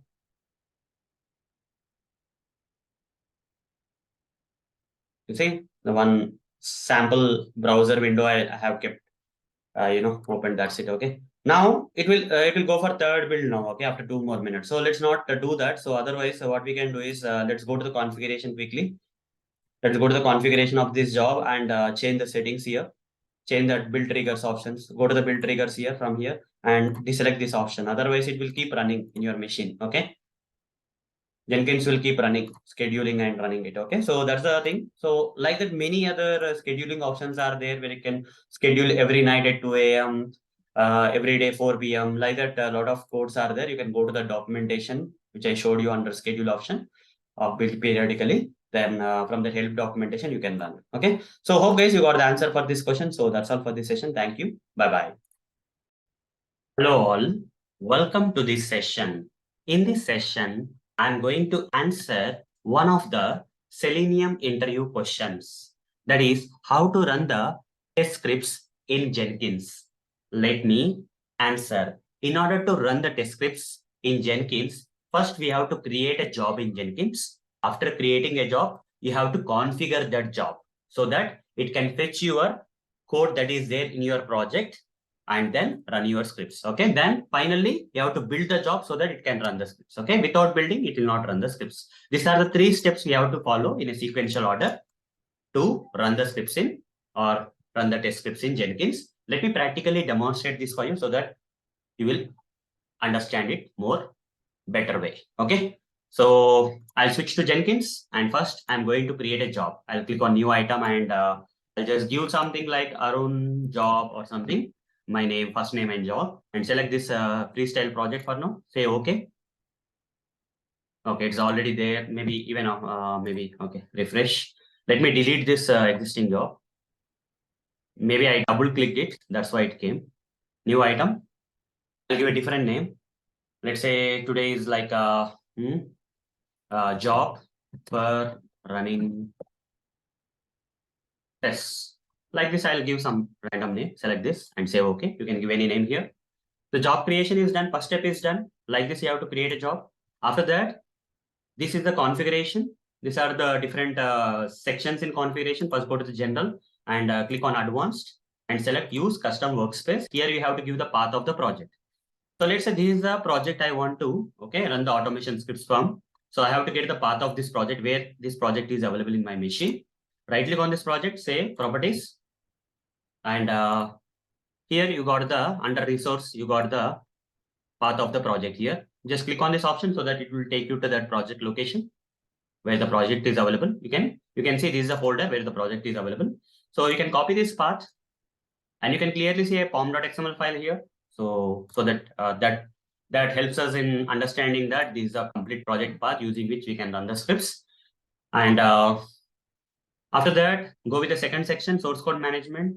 For now, my scripts are there in my local machine, so I'll set it to none. Okay. If my scripts are there on the GitHub repositories and all, I have to go with Git. Okay. Either of this you can select. For now, first we'll go with the none option. Okay. Because my scripts are there in my local machine for now. Okay. This project is there in my local machine. Similarly, here build triggers I'll ignore. If you want to configure any of the settings, you can configure. Build environment I'll ignore for now. Okay. And build steps. Here we need to run the test, right? So in order to run the test, we have to invoke some commands. When we run the job, that job will invoke this. This is a Maven project. So whatever I'm fetching from my local repo, in general, real time also Maven projects will be there. So when I say invoke top level Maven targets, just select Maven home. Maven is already configured as explained in one of the previous interview question videos. Okay, so you can go there and understand. And after that, give that ambient test. Instead of ambient test, just give that test goal. Okay, test goal. Okay, then that is fine. And post build actions, you can give any. Otherwise, you can ignore also. I'll just have this TestNG plugin already installed. So I have installed manually here. So I'll select this TestNG and say apply and save. Now after that, configuration is done, guys. Okay, so creation is done, configuration is done. Now we have to build to run the tests. Okay, so select this job that has been created just now and select build now.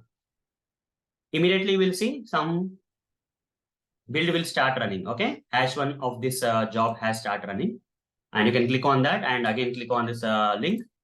You'll go to this console output. Click on, so that if you click on the console output, you can see what's going in the background. Only one test is there, one automation script is there in this project, and that too it will open a blank window and maximize and close.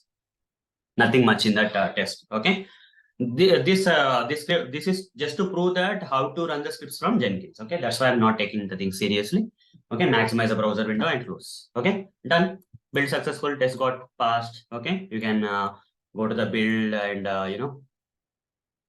TestNG results, and you can get the results also if TestNG results are there. Fine.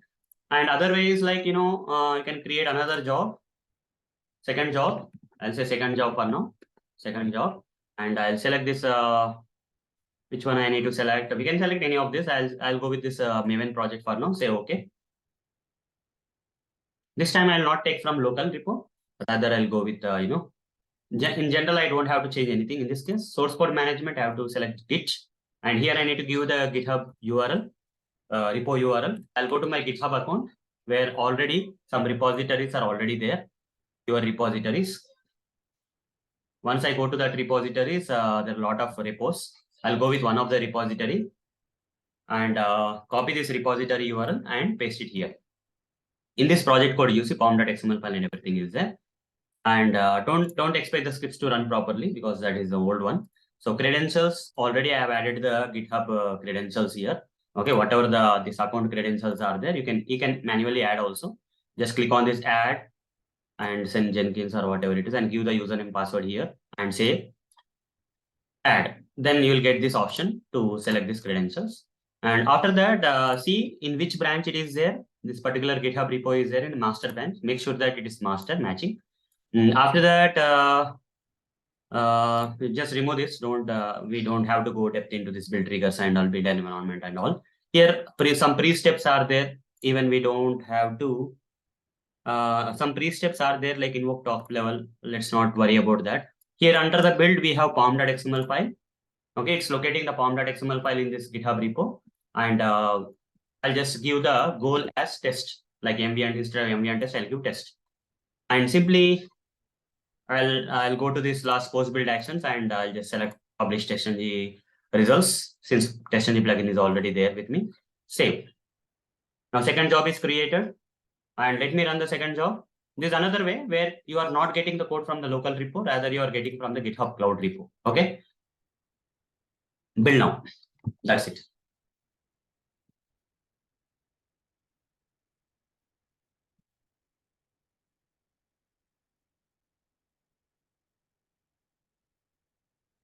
See, the script started running. The build started running. Just keep on clicking. Console output. You can see some operations are going on. You will see a lot of things as skipped or failure. But ultimately, the thing is like how to run the scripts, okay, using Jenkins when the code is not there in your local machine or the project is there in the cloud repo. Okay, this is another way. Okay, let's wait for this console output to complete and to get some result and all.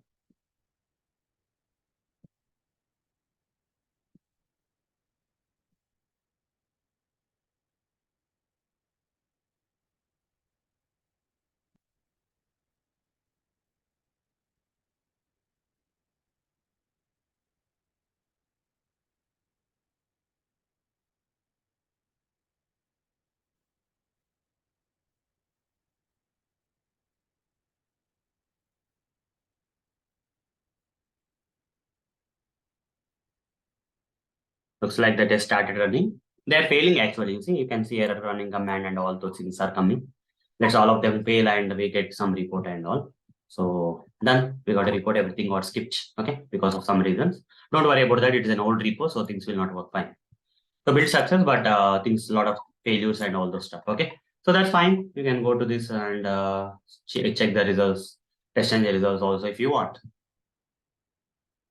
So hope guys you understood how to run the test scripts in Jenkins, okay? By creating a job, by configuring a job, by building the job, okay?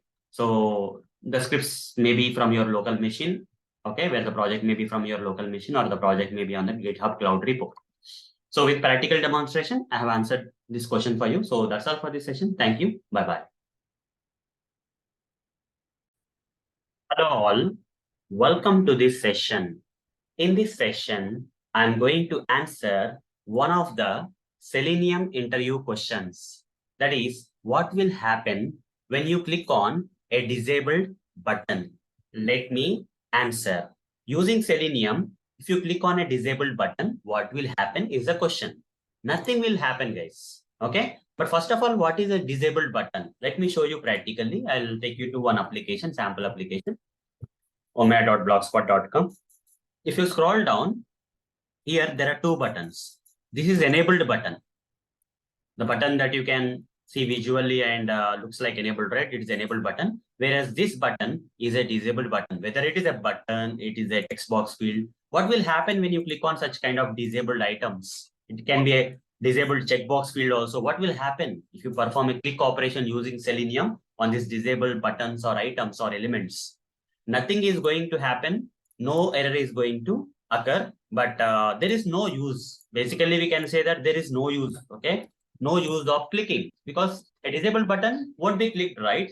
No use of clicking. It is unnecessary waste of time. But on the other end, even though there is no use of clicking on that disabled button, but Selenium is not going to give you any error or exception, okay? So no use of clicking, nothing will happen. No error or exception will occur. Let me practically demonstrate this for you. For that, I'll switch to this Eclipse ID where we have the sample project. Here, I'll be writing some Selenium automation code.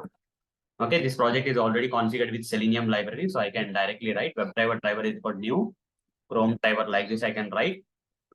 Okay, put a semicolon. Hover the mouse on this WebDriver and import this WebDriver from. So if you are not getting this import statement properly, say fix project setup. Okay, inbound. Maybe Maven dependency Selenium is there. Yeah, Selenium is there, but still it is not coming somehow. Hover the mouse on this.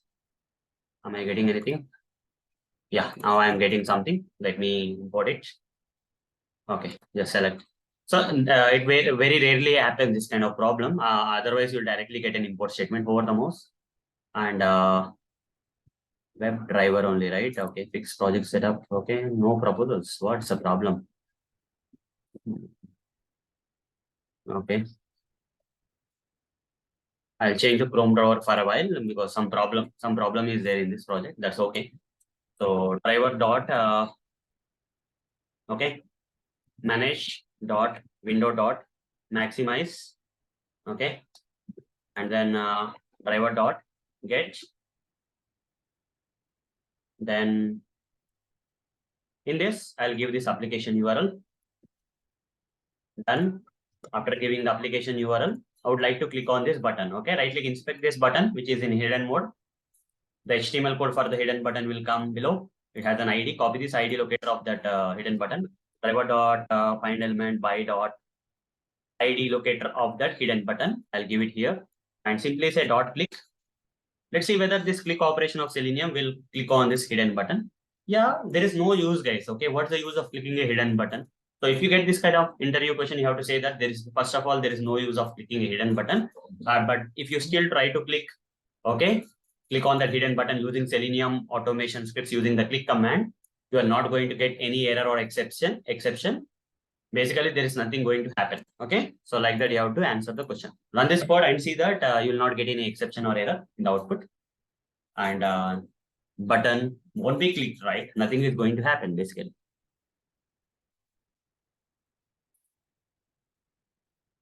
You see, it has clicked on the button, but nothing happened. Okay, you see, there is no error or exception here. So hope guys, you understood the answer for this question with practical demonstration. So that's all for this session. Thank you. Bye-bye. Hello all. Welcome to this session. In this session, I'm going to answer one of the Selenium interview questions. That is, what will happen when you click on a hidden button using Selenium click command? Let me answer. So what will happen when you click on a hidden button using Selenium WebDriver's click command? You are going to get an exception known as element not interactable exception. Okay, this is the answer. Because whatever the button or element that you are going to click on is not visible on the page. Selenium is trying to click on an element which is not there on the page, visible on the page. It's there in the HTML code. Okay, it's there in the DOM or HTML code, whatever you call. But visually, it's not there on the page. Visually, it's not there on the page. So it will try to click on something where element is not there, not visible. So element not interactable exception is going to come. Okay, it's unable to interact with the hidden element. That's what it is trying to, communicate us. It is an exception, guys. Okay, regarding exceptions, okay, you already know, right? There are different Java exceptions are there. In Selenium also different type of exceptions are there. But in this case, you are going to get element not interactable exception. Okay, this is from Selenium. Let me practically demonstrate this for you. For that, I'll switch to this Eclipse IDE, where some sample Selenium automation code is already written for opening the Chrome browser, maximizing the browser. And here we need to open the application URL. So I'll copy this URL and paste it here in this get command. Once we open the application URL, then here, what I'm trying to do here is I'm trying to click on a hidden button on this page where the hidden button is. You see, under this hidden button label, there is a hidden button. Okay, how I will prove you in a while. Okay, let me inspect this label. So when I inspected this label, this is the HTML code of this label. Under that label, there is a div section with input tag. Okay, having some ID, and there is an attribute like hidden. Okay, because of this attribute, okay, the button is hidden here. Okay, so if I remove this hidden attribute here, you see, the button is visible. But again, if I add back the hidden, okay, again the button is gone. Okay, it's not, button is there in HTML code, but it's not visible on the page. If I try to click on such kind of button, okay, which is in hidden state, I'll copy the ID of this button and here write down driver dot find element by dot ID, provide the ID locator of the button which is in hidden state and try to click using the Selenium WebDriver's click command. So what will happen? Selenium WebDriver is trying to click on a button which is not visible on the page, because of which it's unable to interact. Hence, we are going to get an exception known as element not interactable exception. That's the reason, guys. Okay. So answer for this question is very simple. When you try to click on Selenium, when you try to click on a button which is in hidden state or element which is in hidden state using Selenium WebDriver's click, you are going to get an exception known as element not interactable exception. You see, it's not unable to click on that. Okay. So you got this element not interactable exception. This is the answer for the question. Okay. So hope guys you got the answer for this question with practical demonstration in this session. So that's all for this session. Thank you. Bye-bye. Hello all. Welcome to this session. In this session, I'm going to answer one of the Selenium interview questions. That is how to retrieve the browser version in Selenium or using Selenium WebDriver. Let me answer. For this, let me practically demonstrate directly. All these things or all these lines I'm going to write in the code. For that, I'll switch to this Eclipse ID where we have this sample project where some sample Selenium automation code is already written for opening the Chrome browser. After opening the Chrome browser, I would like to get the version of the Chrome browser. Okay. For now, let's see the version of the Chrome browser. Okay. Manually, let me open the Chrome browser and click on these three dots and click on this help and say about Google Chrome. Now, you see it's updating the Chrome. Let's wait for it to be updated so that we have the latest Chrome browser available. Okay. So it's getting updated. Let's wait. For now, this is the version we have. This is a Chrome browser version we have. After updating, let's see what will be the version. You see, nearly up to date, relaunch the browser, it is saying. Let me relaunch the browser again. And let's click on these three dots and say help and say about Google Chrome. You see, this is the latest version we have. 117 point something is there. Let me copy this and paste somewhere like a notepad or something. Notepad, normal notepad I will open. And in that notepad file, I'll just paste the version. Okay. Manually, we got this version. Okay. Manually, we got this version. Using Selenium script, I would like to retrieve this version. Using automation script, I would like to get this version of the Chrome browser. For that, what we have to do is, I have to use this driver command, driver.get capabilities. Okay. Just do this and it will return you the object of the capabilities class. Okay, write the object reference, say capabilities, like this, you write some name, you can give any name, or cap also you can give, no problem. Create local variable, the return type of this method will come and add it here. Automatically, it will be declared. After that, write capabilities dot get capability. Okay, this is another command. It's capabilities, this is get capability. Which capability you want? I want to get the capability related to browser version, right? So browser version. Okay, let's see what is the name of that. Okay, you have to give browser version like this. Okay, this is the one, correct only. It is returning you. It's returning you an object of the object class. Okay, so write object or something like this. Okay, and create a local variable in Eclipse ID. You will get the return type as object. Now I need to convert this object type to string type. How to convert? Use this object reference and say dot to string. Like this, you convert into string format. Otherwise, it will be in object format. Here you got the browser version, but in object format that you have to convert to string like this. Okay, to string. It will return you the string.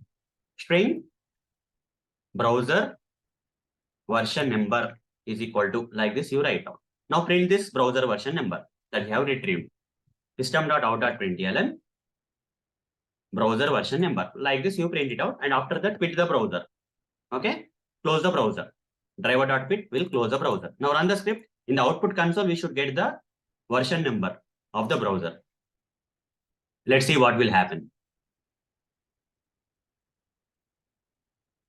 Browser has opened, maximize, and you got the browser version. You see, it has retrieved the browser version here. Copy this version and paste it here below and compare. Do you see the same version, whatever that is there in my Chrome browser has been retrieved with the help of Selenium automation script. So this is the code, guys. Okay. So this is the code that you have to write for retrieving the browser version of the browser version in Selenium automation. So hope guys you got the answer for this question. So this is the code you have to write. So that's all for this session. Thank you. Bye-bye. Hello all. Welcome to this session. In this session, I'm going to answer one of the Selenium interview questions. That is, can we run Selenium automation scripts on a locally open browser? That is the browser which is opened in your local machine. Okay. Generally, when you run the Selenium automation scripts, okay, the Selenium script will launch its own browser instance. It will not pick our local browser instance. Okay. Rather, it will pick a new, fresh browser instance. Rather, if you want to use a browser instance which is there in our local machine, then what we have to do? For that, we have to follow this process. Okay. So let's go step by step. First, we need to find where exactly in our local machine this chrome.exe file is available. Okay. Chrome.exe file path is available. Let's go to that chrome.exe file path. For that, here in the search, type Chrome. When you type Chrome, here Google Chrome app option will come. Right click on that and say open file location. Then you will be taken to this kind of programs, and in that you will see some shortcut kind of thing like Google Chrome shortcut. Okay. I mean, the launcher kind of stuff. Okay. So right click on that one and say open file location. Okay. Don't stop here. Rather, right click on that and say open file location. It will take you to this application path where you can see this chrome.exe file. The path where this chrome.exe file is there we need to launch our command prompt at that path. So for that, the shortcut is select this path where you want to launch the command prompt. Okay. Type CMD and press enter. By doing that, you will get a command prompt exactly at this path. You see where this chrome.exe file is available. Okay. Chrome browser, right? Chrome.exe file is available. Now in this, you have to type a command in this path location where the chrome.exe file is available. Type this thing, chrome.exe space hyphen. Then you have to write these commands. That is hyphen remote debugging port. Okay. Even I don't remember them. Remote debugging port is equal to, then you have to say is equal to, and you have to give any port number, no problem. It's up to you which port you want to give. Okay. Which port number you want to give. You can manually give your own desired port number. So I'll think about one port number. Let's say I will think about 91. Let's say 9183. Some random port number I'm giving 9183. Okay. After that, give a space, and there is one more attribute you have to give here in this command. That is this one. That is hyphen user data directory. Okay. Give that. Hyphen user data directory. Okay. I think that is the one, right? Data underscore hyphen directory is equal to, and here in our machine, go to one location. Let's have any location in your machine you can go, and in that location, you just create a folder and say Chrome profile or directory. Any name you can give for this folder. So in this, a Chrome profile will be created in this folder. Okay, when you run this command, when you give this path of this folder and run this command here, it will create a Chrome profile, a new Chrome local Chrome browser profile will be created here. For that, I'll go inside this folder and copy the path of this folder and simply right click and paste here. Just right click, will be pasted. So you got the command, right? Chrome.exe is the command. Chrome.exe hyphen remote debugging port is equal to, give some port number 9183 I gave, and give this attribute hyphen user data die, and give one folder location that you newly created and press enter. The moment you press enter, you see the Chrome browser got launched. This is nothing but a new Chrome profile that is there in your local machine. Okay, a profile got created in your local machine. Don't close this. Don't close this one. Okay. When this is open already, go to this, Eclipse ID and go to one project, and you need to write this code. I'll write this code freshly so that you'll understand all the stuff. First, what I will do is I'll first create an object for Chrome options. Chrome options is equal to new Chrome options like this. I need to create an object for the Chrome options. Hover the mouse on the Chrome options and import the Chrome options from Selenium library. After that is done, say options dot set experimental option command. Call this command, and here you have to give some attribute saying this one, debugger address. This is the one you have to give. Okay, debugger address. Debugger address. Okay, just see DBUGGER address. And other side you have to give double quotes, type localhost colon, and we have to give the port number that where we have created the where we are running the new Chrome browser profile in our local machine. Okay, so 9183. I gave 9183. So I'll give the same thing in my Eclipse ID 9183. Done. This part is done.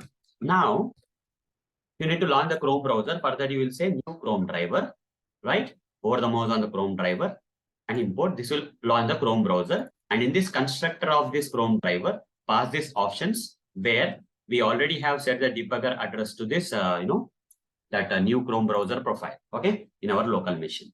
That simply say driver is equal to, and I'll declare this with Chrome driver again, okay, like this. Chrome driver is the new Chrome driver. Now, do whatever you want. Already these options for which you have set this experimental option as debugger address of the Chrome browser profile, new local Chrome browser profile. Already you applied to this Chrome driver. So nothing needed. Driver.manage, whatever the code you want to write, you can write. Window.maximize. You can write your Selenium code. Driver.get. I'll not go more than this. I'll just do one thing. I just need to get the URL. I'll take it from a different place. Let's say humayo.blogspot.com. This is the application URL I want. I'll copy this application URL. Okay. Okay, it's not coming up. Humayo.blogspot.com. Let's see whether it comes. Yeah, it's coming now. Copy this URL and simply paste it here. Okay, I'll just try the HTTPS version here. HTTPS, is there any HTTPS version? Sorry.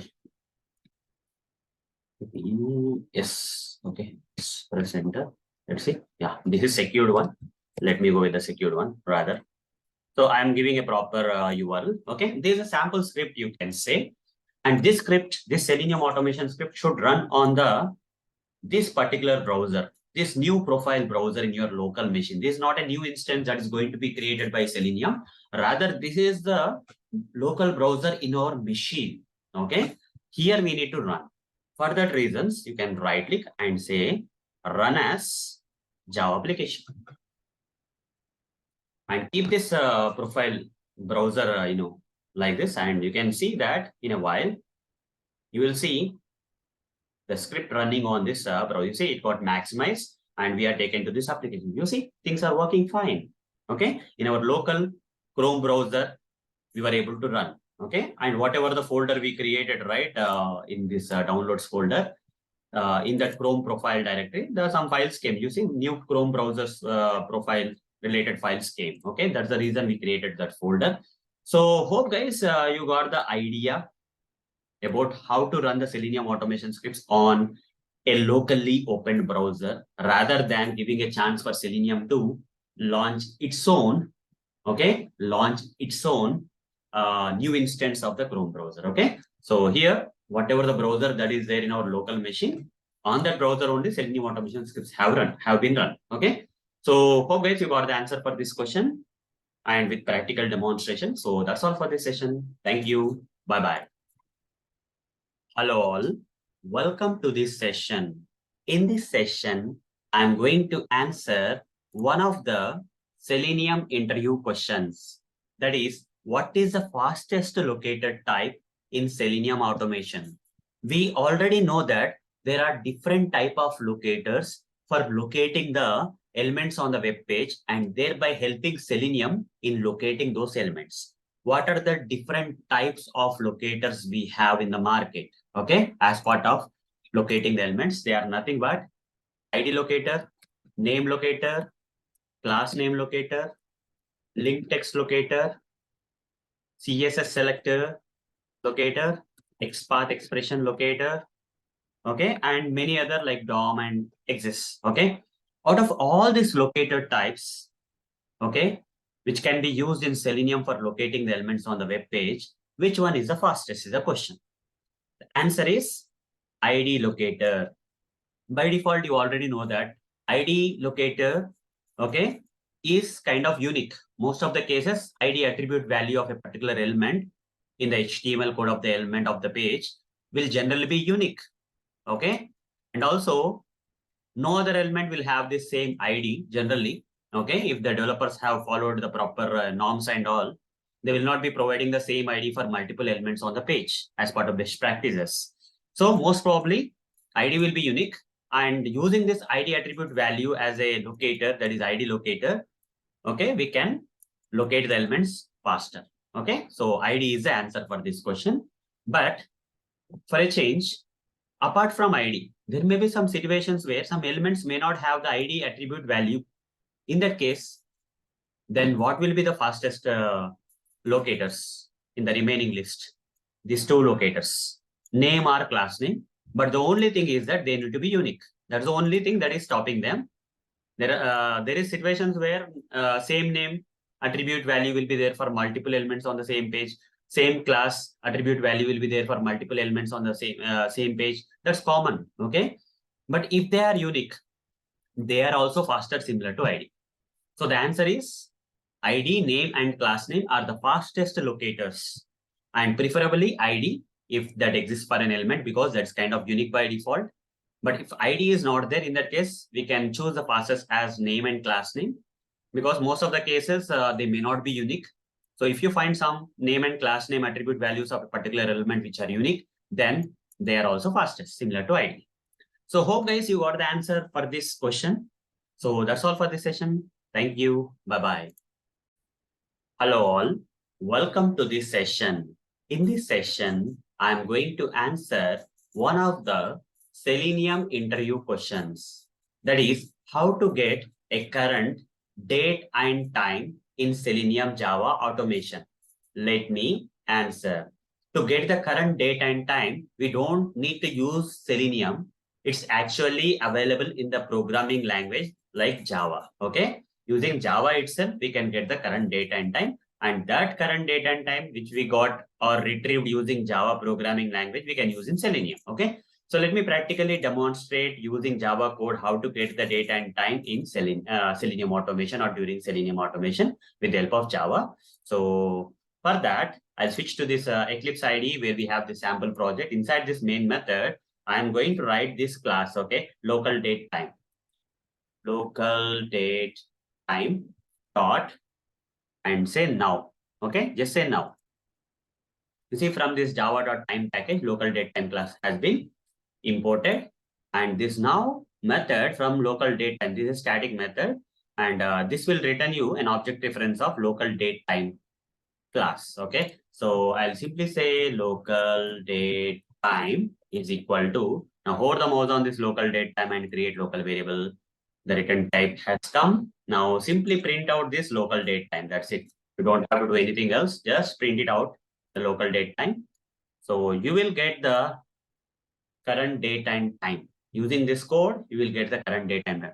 Today's date, what is it? 15th September 2023. You see here 15. This is September 2023 we got, and time also we got. So it's 16 means here 4 p.m. and 19 minutes and 24 seconds, and this is the milliseconds kind of stuff. Okay, this is how you can get the current date and time using Java programming itself. And this current date time which you got or retrieved using Java programming, we can use in Selenium automation. So hope guys you got the answer for this question. So that's all for this session. Thank you. Bye-bye. Hello all. Welcome to this session. In this session, I'm going to answer one of the Selenium interview questions.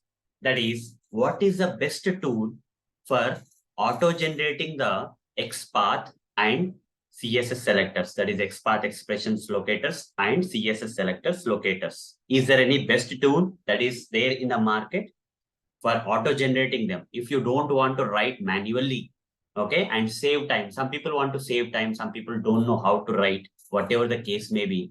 They go for some auto-generating XPath expressions and CSS selector tools. There are many and several tools that are there in the market.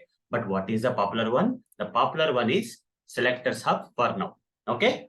So when I am recording this session, that is 15th September 2023, the popular auto-generating XPath expressions and CSS selectors tool is none other than SelectorHub. And there were during the history when I was traveling across Selenium, from my long time, we used to have this in Firefox browser known as Firebug and Firepath. Okay, Firebug and Firepath, using which we used to auto-generate the XPath expressions, okay, and CSS selectors, etc. Later, what happened was these add-ons were not compatible with the Firefox browser later on because of the architectural changes that happened in the Firefox browser. In the latest version of the Firefox browser, these add-ons were not supported. So we used to install the older version of Firefox browser for just auto-generating this XPath expressions and CSS selectors for a while. Later, what happened? Later, another news came where in the older versions of Firefox browser also, now this Firebug and Firepath cannot be used because the owners, the one who has created or developed this Firebug and Firepath, have removed them, okay, from the add-ons list. So that's what happened. So there was a time or a gap where there was no add-on with the people, okay. People don't know which add-on they have to use. So they are forcibly have to create their own XPath and CSS selectors because auto generation was lost. There came after few days. There came not few days, after a few months or whatever you say. After a few time, there came some another add-on which became popular known as CrowPath. Okay, CrowPath came into the market. So people started using CrowPath like anything. Again, the founder of the CrowPath, who is the actual founder of SelectorHub also, okay? So CrowPath founder is none other than the SelectorHub founder also, okay? Both are same, okay? So what this founder, that is, founder of the SelectorHub has made is, has made a statement that, so that he came with a new add-on, okay, which is more powerful kind of thing, okay, for auto-generating the XPath and CSS selectors. People slowly started, migrating to SelectorHub because it's kind of very extensive now. Okay, people are using like anything now. So this is what is the history, guys. Okay, for now, if I have to answer this question, I will simply say SelectorHub, which is the best tool for auto-generating the XPath expressions and CSS selectors. But there is one thing that no matter for answering this question, you can say SelectorHub, but don't depend on the tools, okay? These tools will definitely save your time, but that doesn't mean that you should stop creating your own XPath and CSS selectors, okay? So if you learn how to create your own XPath and CSS selectors, and thereafter if you use this kind of tools like SelectorHub, right, they are going to save a lot of time for you, okay? So I recommend everyone to use SelectorHub as in this moment. At the same time, you have to learn the basics of how to create from scratch. You have to learn how to create XPath expressions and CSS selectors by yourself. That will help you out. Okay, so let me show you some something about SelectorHub and all. So for that, I'll open the browser. Okay, any browser you can open because SelectorHub is supported by multiple browsers. So you can go for this website known as selectorshub.com. This is the official website. I'll show you the founder also in a while. Okay. So here is there are a lot of tools coming from this website. Okay, the original initially it started with SelectorHub. for auto-generating the XPath expressions and CS selectors. Now they came with a lot of products now, like apart from SelectorHub, they are providing test case studio, testing daily, auto test data, test case hub, SelectorHub Pro. Okay, a lot of things are there. Okay, and you see, where is this? Okay, fine. Let's go to SelectorHub. Let's go to SelectorHub. Okay, and here you can see. In this page, you can see this Chrome, okay? Which browser you are using? You can use SelectorHub on different browsers. Now, currently, I'm using Chrome browser, so I'll select this install.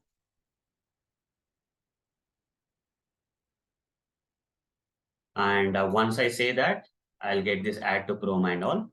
I'll simply say add to Chrome, add extension.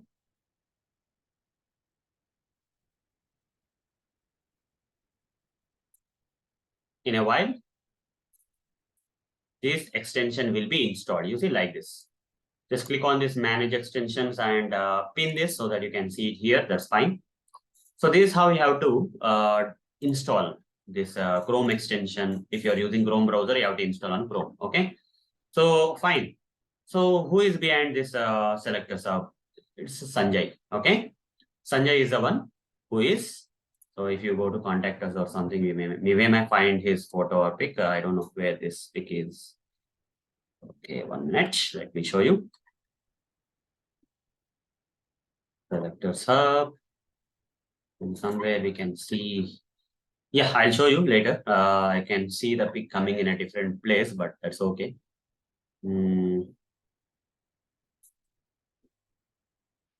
Let's see if any video or something, or I'll just search it. Sanjay selectors. Okay. Just this guy. Okay. So he's the one who is behind this. Earlier, he was founder of Gropath. Now he is recommending everyone to use SelectorHub. So we will be using SelectorHub. Okay. That's the best tool that is there. Already we have installed it. Now how to use it? Just restart the browser once. Okay. Once done, just restart the browser. Okay. Go to any application where you have a lot of elements. So now what I want to do is I would like to create an XPath expression for this login button. Okay. For that, what I have to do is I don't have to click on this. I simply have to right click here on login, and from the right click option itself, I can get, you see, copy relative XPath or copy. Is there any selector? Yeah, relative CSS. Any of these two options you can select, and it will generate the XPath for you, relative XPath and relative CSS for you. Okay. You see, copy relative CSS. It will generate. You can paste it here. Okay. Or you can even right click inspect. Instead of right click option, you can right click inspect, and here these elements will be highlighted. Under the elements, subtabs will be there, like styles, computed, and all. Go with the last one, that is SelectorHub. And you can see here, you see when I inspected this login, so these are the possible locators, different type of locators possible. If you want relative XPath, you can click on this copy option, and wherever you want to use in the script, you can paste and use. If you want CSS selector relative CSS, you can copy and paste it here. Okay, these are copy options.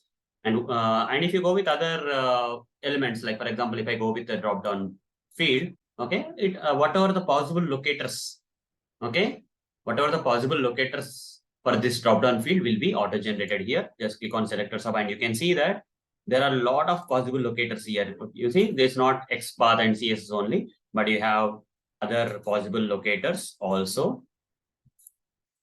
Okay. Okay, fine. So ID is there, name is there, class name, multiple locators are possible. Based on the priority, I'll go with ID. Okay, general in real time. So like that, this add-on or extension or tool will not auto-generate, will not only auto-generate the XPath and CS selectors, but will also auto-generate other type of locators. And you can choose which locator.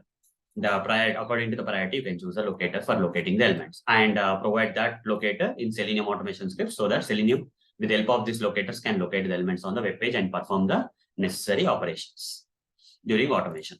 So hope guys you got the answer for this question. So that's all for this session. Thank you. Bye-bye. Hello all. Welcome to this session. In this session, I'm going to answer one of the Selenium interview questions. That is, do we use symbol before attribute names in CSS selectors is a question.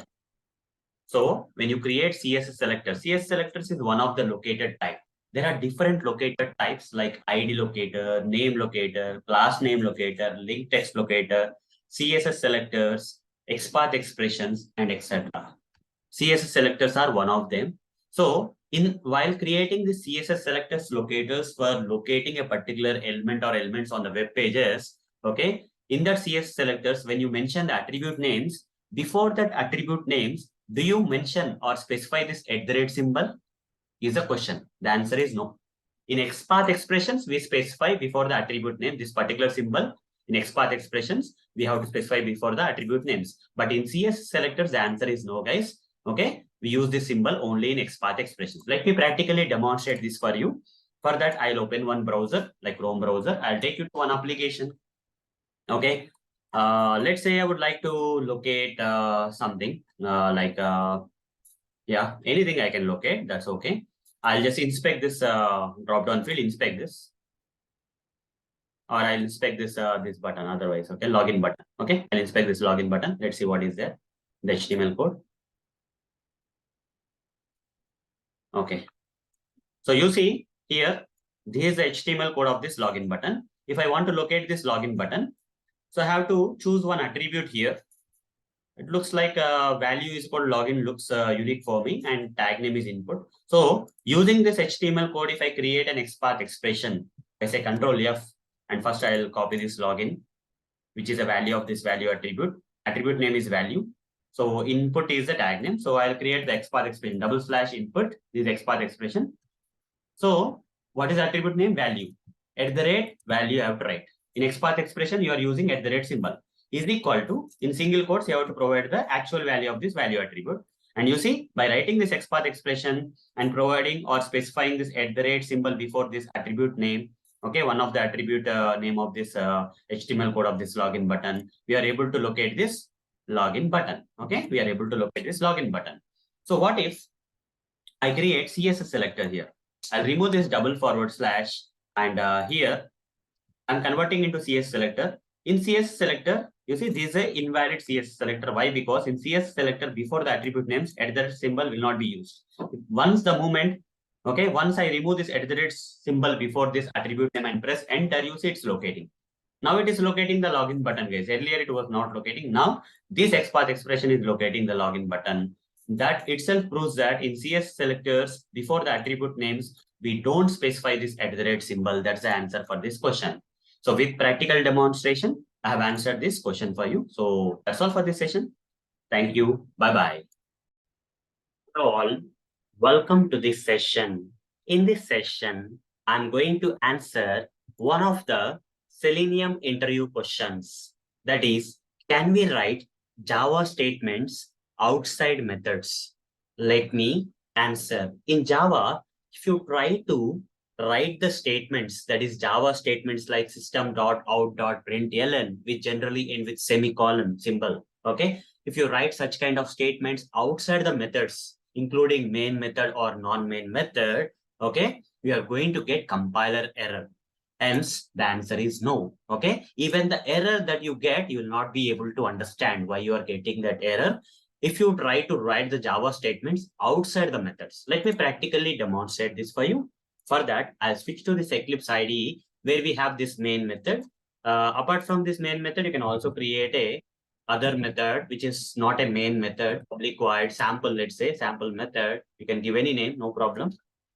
So either you have to write the statements inside the methods, okay, which can be either main method or non-main method, but you cannot write the statements directly under the class that is outside the methods. If you try to do so, you will get error. For example, if I try to write, let's say if I write system.out.println here, system.out.println statement here, and with double quotes, I'll give my name here. It is going to work fine, and I'm not getting any compiler error, etc. But if I try to write this in non-main method also, no problem. Okay, either main method or non-main method. There is methods. Inside the methods, the Java statements are going to work fine without giving any compiler error. But if I try to move it outside the methods, okay, these are the methods, but the Java statement which is ending with this semicolon, one of the famous statement in Java, okay, is print statement.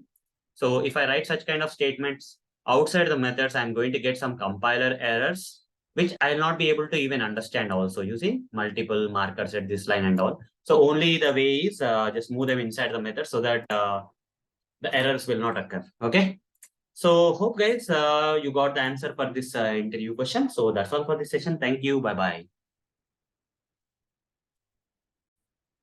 Hello all. Welcome to this session. In this session, I'm going to answer one of the Selenium interview questions. That is, what symbol is used for starts with in CSS selectors? Let me answer. We use a symbol known as cap symbol. It looks something like this. Okay, it is a cap symbol. Okay, you can find it on your keyboard on the number 6. Okay, on the number 6, above the number 6 on your keyboard key, you will find this cap symbol. Okay, which looks something like this. Okay, if you see, this is what cap symbol looks like. Hope you got it. So in CS selectors, to represent the starts with, okay, to represent the starts with, we use this cap symbol. Let me practically demonstrate how to use the cap symbol for starts within CSS selectors.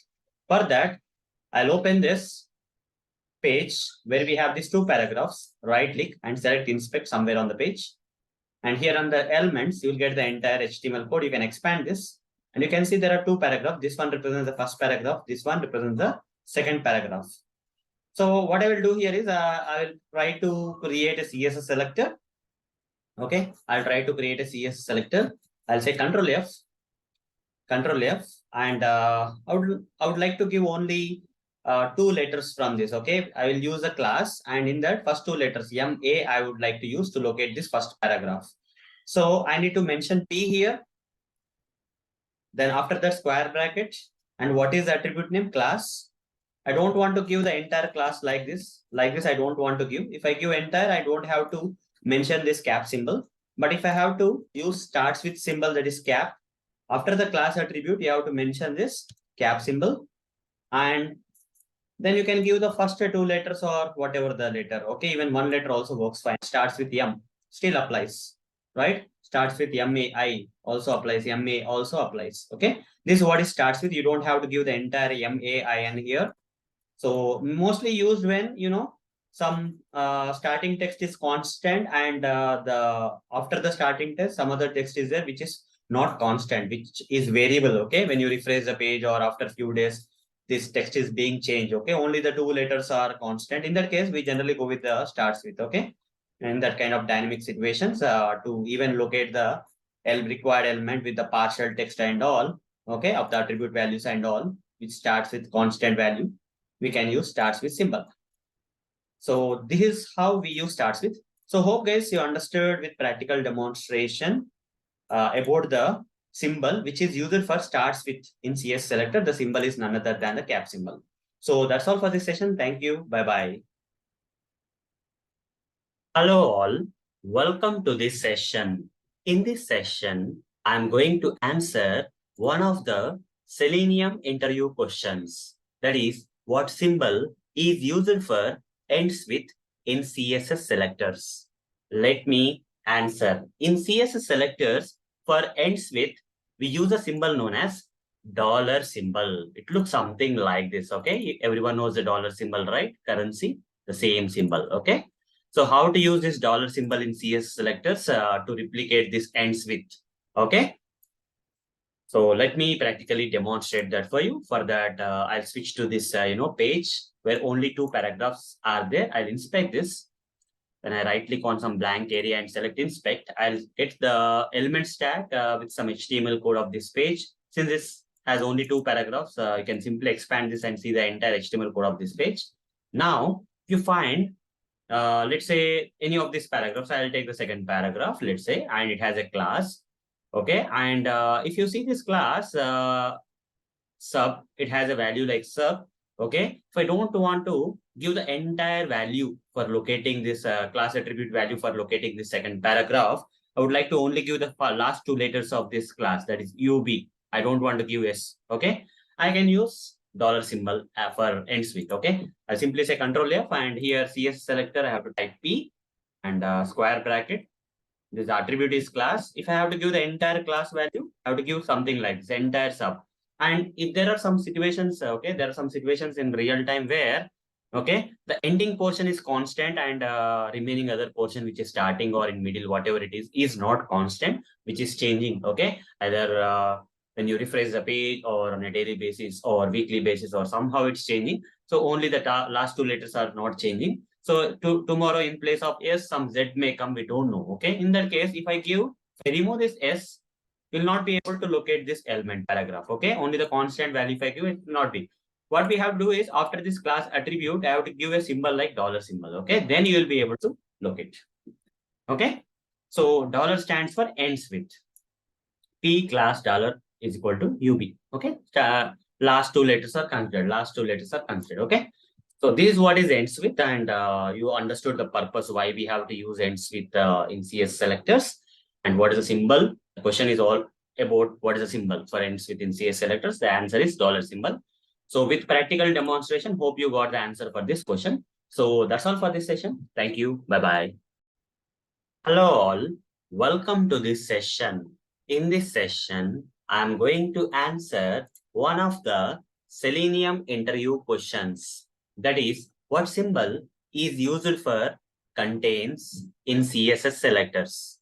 Let me answer. So the answer for this question is the asterisk symbol. Okay. So it looks something like this. Looks like a star. Okay. If I zoom it, you can see this. Okay. Asterisk symbol looks something like this. And this is used as a symbol for contains in CSS selectors. Okay, let me practically demonstrate this for you so that you can understand it in a more better manner.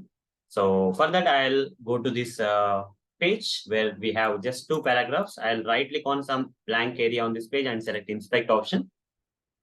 And here you will, under the elements tab, you will get the HTML code of this page. Since there are only two paragraphs, you can expand this and see the entire HTML code of this page.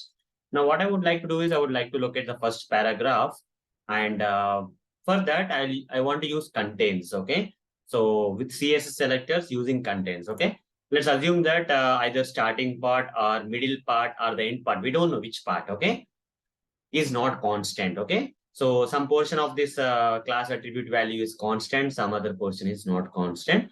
Either that constant value may be in the beginning or in the middle or at the end. It doesn't matter. Okay, so we can use the asterisk symbol, that is for contains. Okay, as a symbol for contains in CS selectors for locating such kind of elements having some class attribute values which are having some constants in the beginning or in the middle or at the end. Okay, so in place of starts with or ends with, you can even use contains also if the constant value is either at the beginning or at the end or in the middle. Okay, it's so flexible. So first I'll just say Control F and create a CSS selector P. I'll say class is equal to, if I give the entire value, let's say main, it is locating here. Let's assume that some portion is not constant, only at the beginning or middle or ending is constant, and some other portion of this particular attribute value is not constant. Let's say the constant part is in the beginning. So here, if I give only MA, it will not locate. So what I will do is I can either give starts with, that is cap. Okay, only for starts with it will work. If the ending part is in the middle part is constant, let's say AI, it is not going to work. Okay, it only works for starts with. Or at the ending part is constant, like IN is constant, and that part in the beginning is not constant in real time, it's not going to work. So the symbol is not going to work. If I use dollar, it will work because ending part is constant. Dollar means ends with. But if I give asterisk, it doesn't matter whether the constant part is in the beginning or in the middle or at the end. For example, if I give MA, it will work. If I give AI, you see, it's locating the paragraph. If I give IN also, it will locate. Okay, so this something like the CS selector. Okay, so in CS selector, we use this symbol known as asterisk for contains. Okay, so hope guys you got the answer for this question with practical demonstration. So that's all for this session. Thank you. Bye bye. Hello all. welcome to this session. In this session, I'm going to answer one of the Selenium interview questions. That is, what is the use of hash symbol in CSS selectors? Let me answer. Hash symbol is used as a shortcut symbol for ID attribute in CSS selectors. Let me practically demonstrate this for you so that you can easily understand how hash symbol can be used as a shortcut symbol for ID attribute in CSS selectors. For that, I'll switch to this page where we just have these two paragraphs. Okay, very simple page. So right click on this page and select inspect option. And once you select the inspect option on the blank page, you will get this elements tab highlighted. Under that, you will see this HTML code of this entire page. Since this page only has two paragraphs, the HTML code is very limited. You can easily see the entire HTML code of this page here itself. Now, so I will try to create a CSS selector for locating this first paragraph with the help of this ID attribute and its value. For that, I'll say Control F and say P and square bracket. Here I'll say ID is equal to, in single quote, I'll say para1. Okay. So you see, I have given ID attribute with value as para1 to locate this first paragraph. That's good. So instead of specifying like this, we have a shortcut symbol. Okay. In place of this ID attribute, instead of specifying this ID attribute like this and all, there is a shortcut symbol which will simplify this process. Okay. Where you don't have to provide this square bracket and all. Simply mention hash P hash. Hash stands for ID. What is the value of this ID? Para1. Okay, type that value here. That's it. Okay, we can use hash in CSS selector as a symbol or shortcut symbol for ID attribute. In place of ID attribute, you can mention this shortcut symbol hash. So hope guys you got the answer for this question. So that's all for this session. Thank you. Bye-bye. Hello all. Welcome to this session. In this session, I'm going to answer one of the Selenium interview questions. That is, what is a HTML tag name of a drop-down field? Let me answer. If you see a drop-down field on the web page, and if you inspect the drop-down field, you will get the HTML code of the drop-down field.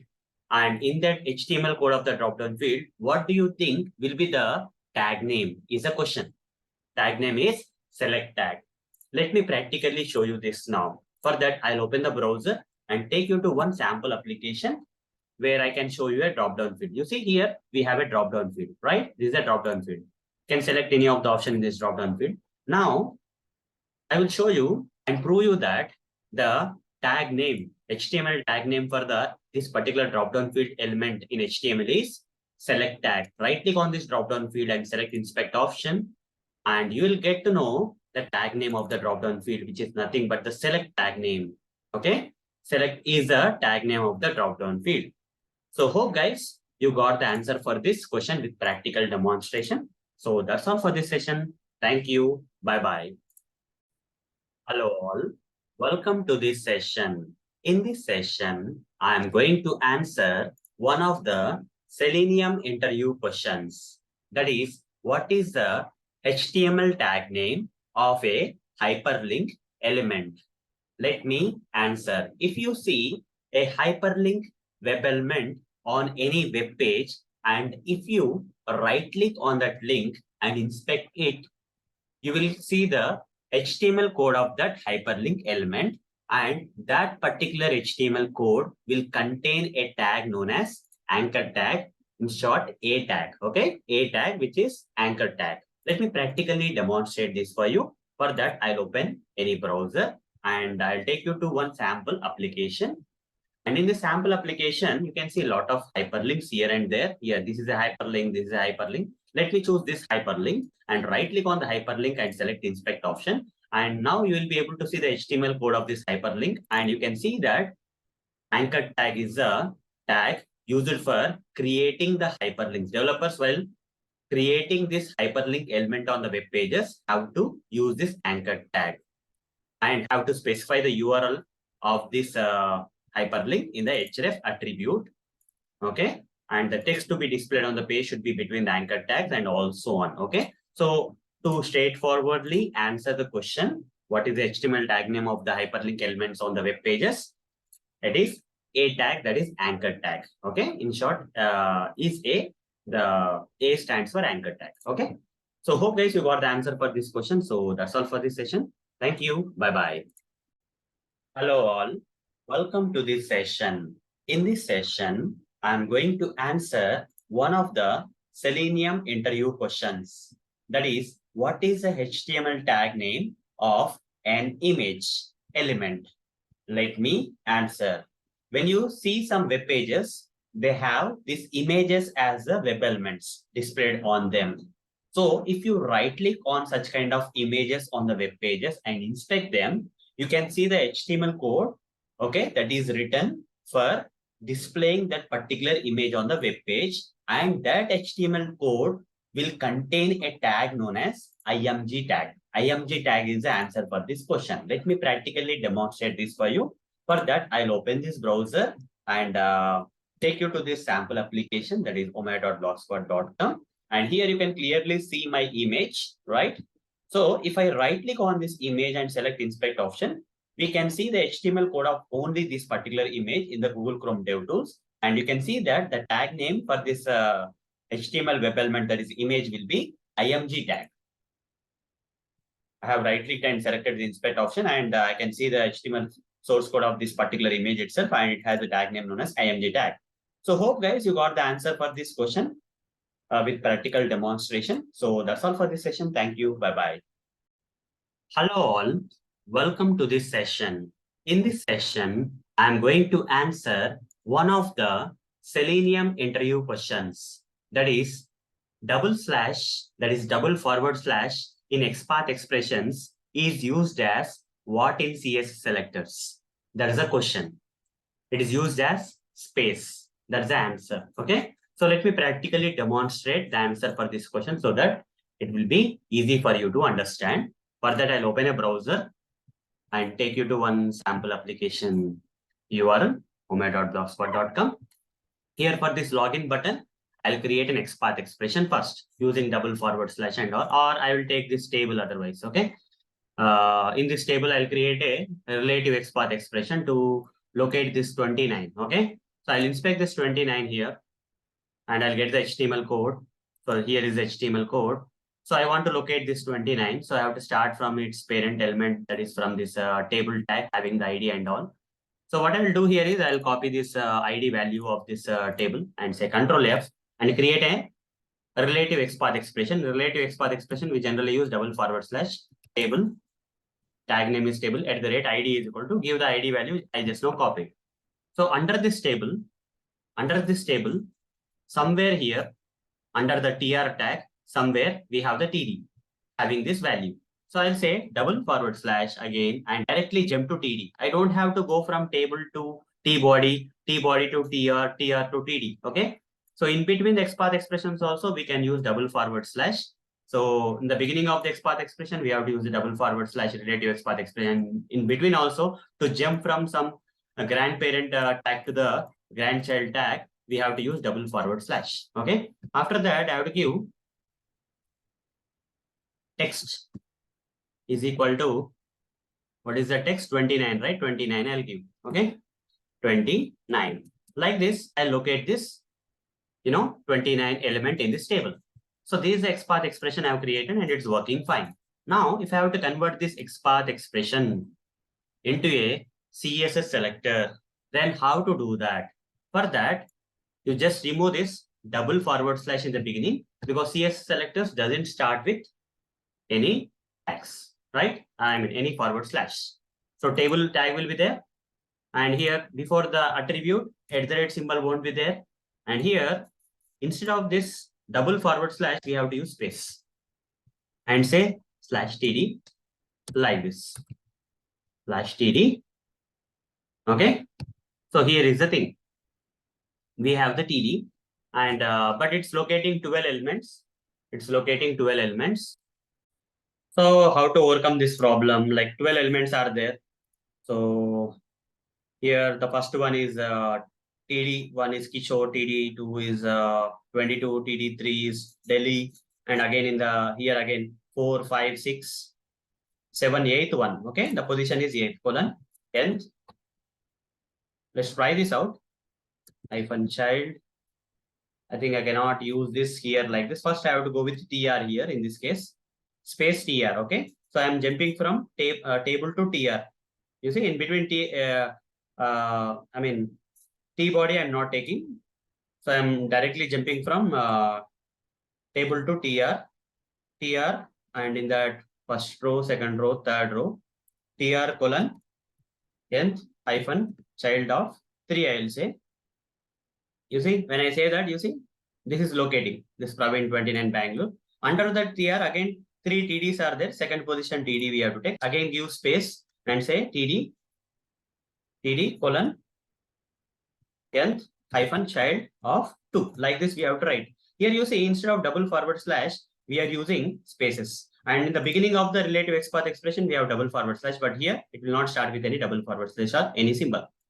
So this is the CSS selector, which is an equivalent to that XPath expression I have created, where double forward slash was used in the XPath expression. In place of the double forward slash, we were using spaces. You see, wherever we need to jump from grandparent to grandchild, we are using spaces. Okay, even you can use spaces for jumping from parent to child also. That is also fine. Okay, that is also fine. Or you can put a like this immediate child, right? This immediate child. Either you can do this or give a space also. Immediate child also will work. Not only grandparent, grandchild, but parent and child also it will work. Space will work. But here specifically to answer this double forward slash, here we have to use space. Okay. So that's the answer for this question, guys. So hope guys you got the answer for this question. So that's all for this session. Thank you. Bye-bye. Hello all. Welcome to this session. In this session, I'm going to answer one of the Selenium interview questions. That is, single forward slash in XPath expressions is used as what in CSS selectors? Let me answer. Single forward slash in XPath expressions is used as this greater than symbol in CSS selectors. Let me prove you that with practical demonstration so that you can easily understand the things. For that, I'll open an browser, any browser. In that, I'll open an application URL like this, omega.blogspot.com, let's say. And in this, I would like to locate this 29, let's say. Okay. In this table, there is a value like 29. I would like to locate that with the help of XPath expression. So I'll inspect this 29 and I'll get the HTML code here. So in order to locate this 29, I'll start from this table having some ID. I'll copy this ID of the table. And here we have the table. So Control F. Here I'll simply say double forward slash table @ID is equal to, like this I'll write down. So under this table, under the T body, you see, when I hold the mouse on the T body, this data section of the table is being highlighted. So I'll simply say slash this XPath expression is okay, T body. Now under the table, T body got located, child got located. Under that, I want to go to the third TR. You see, first, second, third TR. In the third TR, in the second TD, we have 29. So slash TR. So if I say TR means first TR is getting located, but I want a third TR. So colon nth hyphen child of 3, I'll say. So it's not coming, right? So TR colon nth hyphen, actually this is XPath expression, right? So we have to say TR of 3. Okay, in XPath we have to say TR of 3. In CS selectors we have a child concept. Okay, I got confused a bit. That's okay. So a single forward slash here mentioned. Here also single forward slash has been mentioned to get to this TR. Under the TR we have again TD. So slash TD of 2. Second position, right? 2. You see 29 is getting located now. So this XPath expression for locating this 29. Okay, only one element, that is 29 is getting located. Now if I have to convert the same into the CSS selector, how to do that is, in CSS selector, first of all, it will not start with any symbols like double forward slash. So you have to remove the double forward slash. And before the attribute name, @ symbol won't be there. Okay, that is another thing. And here, instead of single forward slash, which symbol we have to use in CSS selector? That is the question, right? The question actually is asking us in forward slash in XPath expression, what is used in CSS selectors? Okay. So as a replacement for forward slash in XPath expressions, what need to be used in CS selectors? I already told you greater than symbol. So replace this single forward slash with greater than symbol. Immediate child will be located here. Also single forward slash with greater than symbol. And here also one more single forward slash with greater than symbol. And also here tr of 3 won't be there in this CS selectors, colon. Instead of that, we have to say colon n hyphen child of 3 we have to say. Here also we have to say td colon n hyphen child of 2 we have to say. You see it's getting located. Okay. So here simple answer is greater than symbol is a replacement for single forward slash in XPath expressions. Okay. So in XPath expression, single forward slash will be there. The same thing if you have to use in CS selectors, we have to use greater than symbol. So hope guys you got the answer for this question. So that's all for this session. Thank you. Bye-bye. Hello all. Welcome to this session. In this session, I'm going to answer one of the Selenium interview questions. That is, what is the use of dot symbol in CSS selectors? Let me answer. Dot symbol in CSS selectors is used to represent a class attribute. Let me practically demonstrate this for you. For that, I'll switch to this browser. I'll open any browser and take you to this application URL. And in this application URL, I would like to locate this button known as Dropdown button. I'll inspect this button. Okay. And create a CSS selector. Okay. For this Dropdown button, I'll create a CSS selector like this. So it has a button tag. You see, when I inspected this button, the HTML code of the button got displayed here. It has a button tag. And inside this, we have the class attribute with some value. I'll copy the value of this class attribute. And here button tag is there.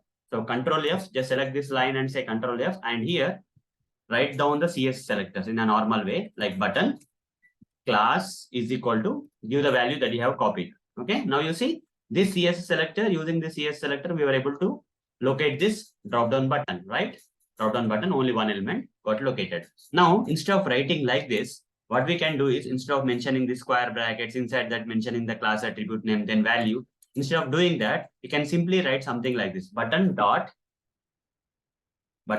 this particular value is dot means class, and this value you just write down here like this and remove this part.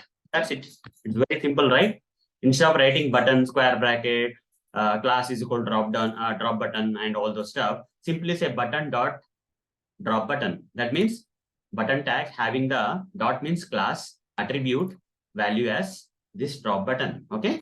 So hope guys you got an idea what exactly is the use of dot symbol in CS selectors. It represents class attribute in CSS selector. In place of class attribute, we can mention the dot, and the CSS selector that which is using the dot looks very simple, right? Compared to the one we have written earlier without dot. So that's all for this session. See you in the next session. Thank you. Bye-bye. Hello all. Welcome to this session. In this session, I'm going to answer one of the Selenium interview questions. That is, using which symbol we can represent ID attribute in CSS selectors. Let me answer. Using hash symbol, okay? There is symbol known as hash, using which we can represent an ID attribute in CS selectors. Let me practically demonstrate this for you so that you will be able to understand this more better way. So for that, I'll open this Chrome browser and take you to one sample application, that is omai.blogspot.com, and I'll just take one button or something. I would like to locate, okay, an element with the help of ID, let's say. Okay, I have to create a CSS selector for that. So I'll right click on this button, inspect this. And when I inspect this button, I'll get the HTML code of this button. By looking at this button, HTML code of the button, I can see there is an ID. Copy this ID and I'll create a CSS selector for this button. So I'll simply say Control F and the tag is button and ID whose value is BUT2. Okay. So if I have to create a CSS selector for locating this, I just copy this value of this ID attribute value and type button. Okay. And here ID is equal to, like this, we have to write the CSS selector. You see, using the CSS selector, we are able to locate this button. Only one element is getting located. But here the question is all about using which symbol we can represent ID attribute in CSS selectors. Okay. Instead of mentioning ID attribute here, okay, can we use a symbol? for ID attribute instead? Yes, there is a shortcut symbol. So for that, we have to write button hash the value of that ID attribute BUT2. Okay. So this is a shortcut symbol which can be used in place of ID attribute in CSS selectors. Okay, to represent the ID attribute. Okay, hash is the symbol. Hope you are able to understand with example. Okay, how hash is being used in place of the ID attribute. This looks very simple, right? I don't have to provide the square brackets inside that. I don't have to mention the ID is equal to BUT2 and all those stuff. Rather simply button hash the ID attribute value just mentioned. Okay, so hash is a symbol which can be used in place of ID attribute in CSS selectors, okay, which can be used to represent ID attribute in CSS selectors. So hope guys you got the answer for this question. So that's all for this session. Thank you. Bye-bye. Hello all. Welcome to this session. In this session, I'm going to answer one of the Selenium interview questions. That is, using which symbol we can represent class attribute in CSS selectors. Let me answer. The symbol is dot symbol. Okay, in CSS selectors, in place of class attribute, we can use a symbol known as dot symbol, which represents the same class attribute in CSS selectors. Let me practically demonstrate this for you so that you will be able to understand in a better way. So for that, I'll open a browser. In that browser, I'll take you to one sample application URL like this. Once you are taken to this sample application URL, I'll just try to locate this drop-down button, okay, with the help of CSS selectors. So for that, I'll right-click on this drop-down button, inspect, and for this button, we'll get the HTML code here. And if I have to create a CSS selector by looking at the HTML code of this particular drop-down button, so what I'll do is I'll just take the class attribute value. And here button tag is there. So I'll select this line and say Control F. We'll get this text box field. Find by string selector. Selector means CS selector or XPath exception. Okay, I'll create the CS selector here to locate button. Class is equal to whatever the value I copied from the class attribute value of this particular button. Okay, I'm giving it here. You can see that this CS selector is able to locate this button, right? Only one element. Fine. Now, in place of this class attribute in CS selector, which symbol we can use to represent the same? We can use dot symbol. So how? Instead of providing this square brackets and mentioning the class attribute and all, simply mention button dot and give this value of the class attribute here. And remaining all, you don't need. This part you don't need. Button dot means class. Okay, button having the class attribute value as drop button. Okay, like that. So this is a shortcut way of writing the CS selector with the help of symbols like dot, which represent the class attribute, and its value is drop button. We have mentioned it here. Okay, tag name dot. The dot stands for class attribute and its value is drop button. So it's still locating, you see, still locating the same drop down button. So hope guys you understood which symbol we can use for representing the class attribute in CS selectors, that is dot symbol, which looks like this, something like this. Okay, so that's all for this session. Thank you. Bye-bye. Hello all. Welcome to this session. In this session, I'm going to answer one of the Selenium interview questions. That is, what is the HTML tag name of list box? Let me answer. The HTML tag name of list box is select tag. Let me practically demonstrate this for you. For that, I'll open a browser. In that, I'll take you to one sample application where this list box web element is available. You see, you can also call the list box as multi-selection box because you can select multiple options, okay, in this list box.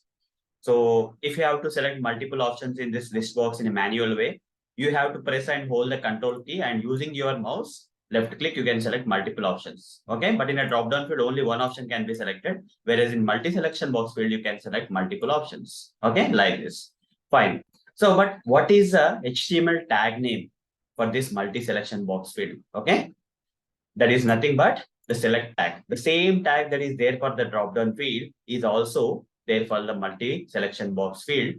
So, but how this drop-down field and multi-selection box field will make a difference, I'll tell you. Even though they have the same tag name, there is one attribute which makes all the difference. Okay, right-click, inspect this, select this multi-selection box and inspect this multi-selection box. You'll get the HTML code. You can see that. What is the tag name for this multi-selection box? Select tag. Okay, select tag is the tag name, HTML tag name of this multi-selection box field. And here there is one attribute known as multiple attribute. If you remove that multiple attribute, this becomes a drop-down field. Okay. Again, if you add the multiple attribute here, sorry, that means like this. And I am doing some temporary changes. Okay, these are not permanent anyhow. Just add multiple attribute here. Again, it got converted into the list box or multi-selection box. But to straightforwardly answer the question, what is the HTML tag name of list box or multi-selection box field? You have to answer that it has select HTML tag. So hope guys, you got the answer for this question with practical demonstration. So that's all for this session. Thank you. Bye-bye. Hello all. Welcome to this session.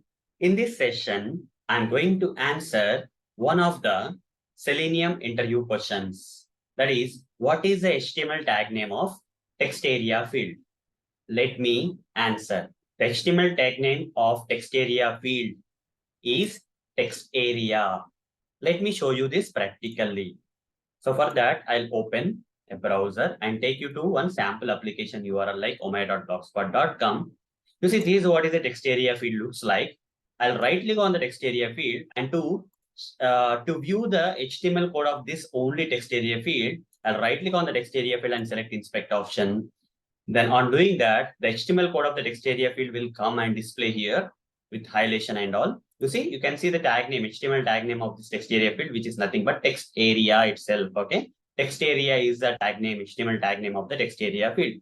So hope guys, you got the answer for this question. That is, text area is the HTML tag name of the text area field. Okay, so that's all for this session. See you in the next session. Thank you. Bye-bye. Hello all. Welcome to this session. In this session, I'm going to answer one of the Selenium interview questions. That is, what is the attribute in which we specify the URL of a hyperlink in HTML?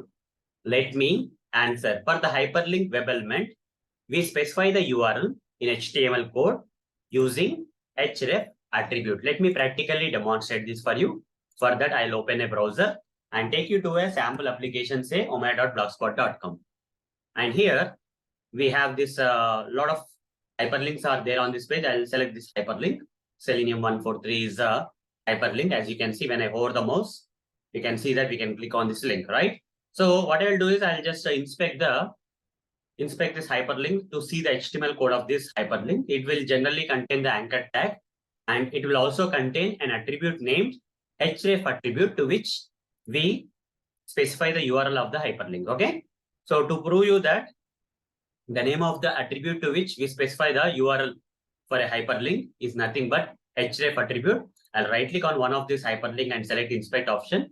Then we'll get the HTML code of this hyperlink. As you can see clearly, so in the HTML code of this hyperlink, as you can see clearly, the name of the attribute to which we specify the URL of the hyperlink is nothing but href. Href is the answer for this question. So hope guys, you got the answer for this question. So that's all for this session. Thank you. Bye-bye. Hello all. Welcome to this session. In this session, I am going to answer one of the Selenium interview questions. That is, how to create a hyperlink using HTML so that it opens in a new tab. Let me answer. In order to create a hyperlink using HTML, to open that in a new tab, we have to use an attribute known as target attribute, and its value should be assigned as _blank.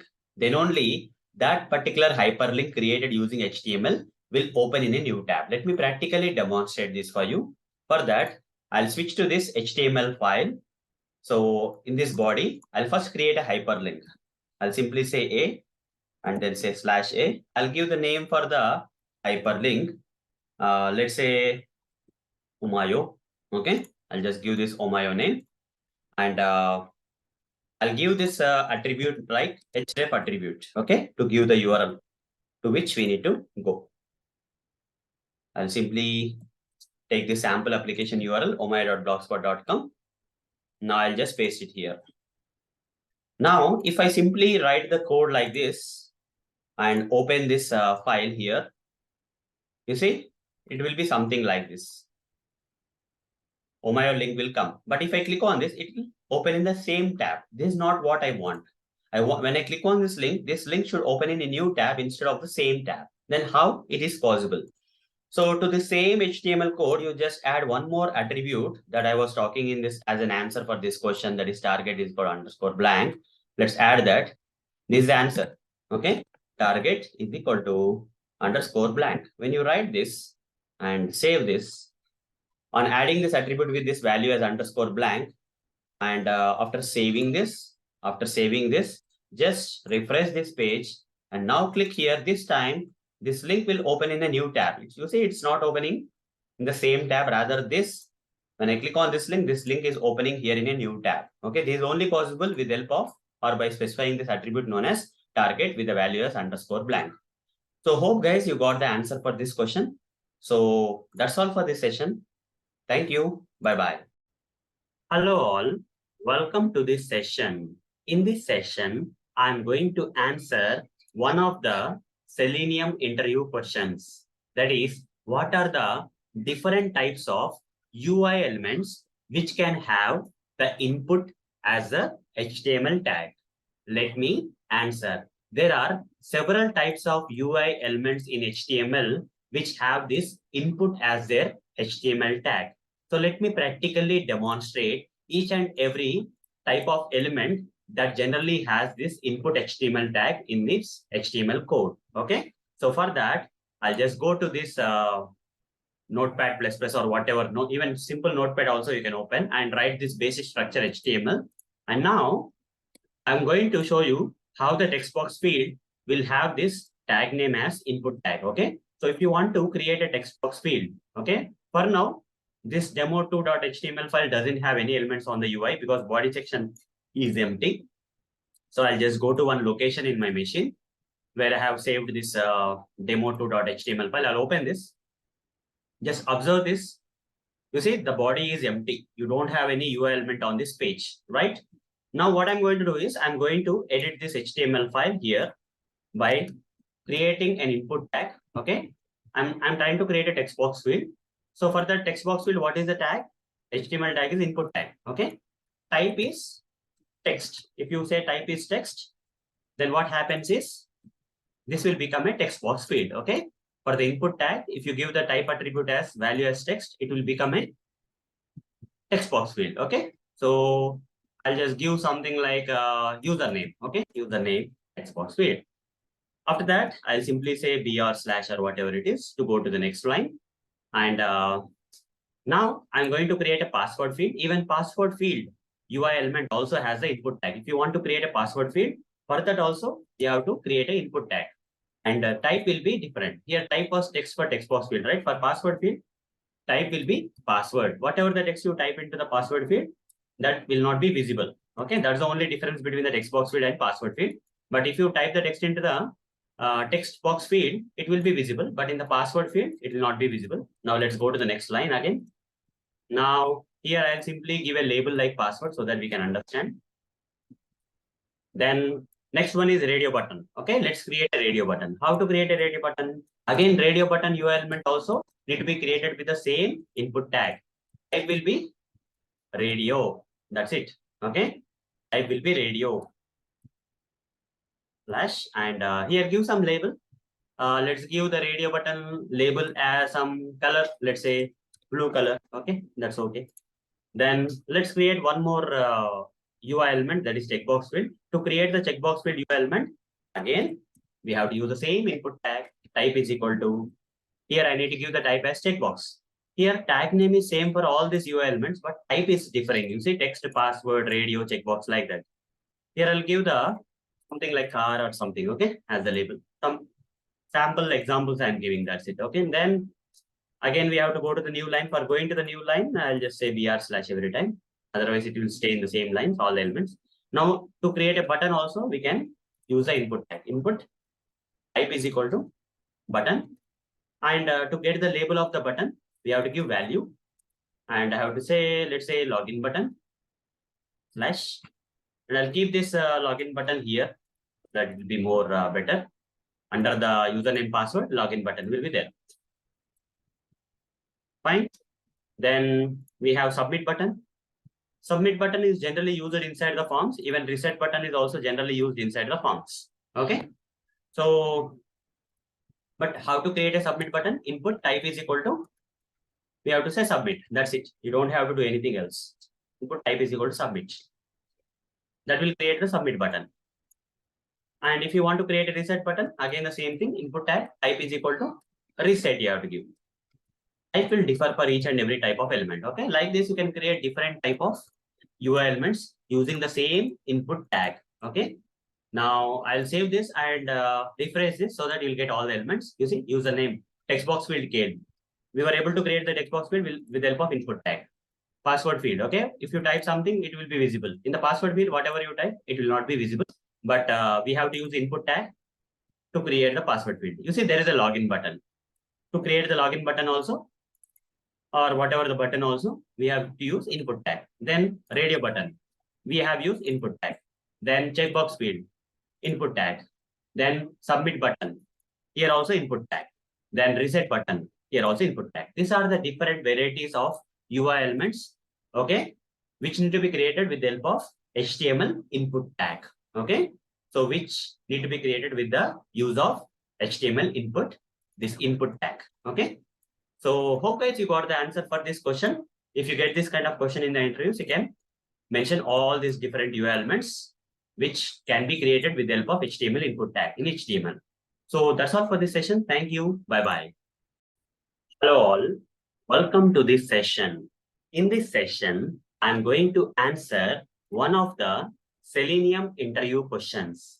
That is, what are absolute XPath expressions? Let me answer. There are two types of XPath expressions. What are these two types of XPath expressions? One is absolute XPath expressions. This is one type. And other type is relative XPath expressions.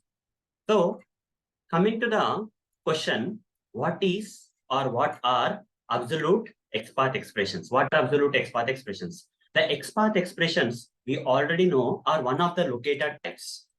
We have different locator types that we can use in Selenium automation. Coming to the different locator types, we have ID, name, class name, link text, CS selectors, XPath expressions, like the different variety of locator types are there. In that, XPath expressions are one of the types. And in that XPath expressions, again, we have two types like absolute and relative.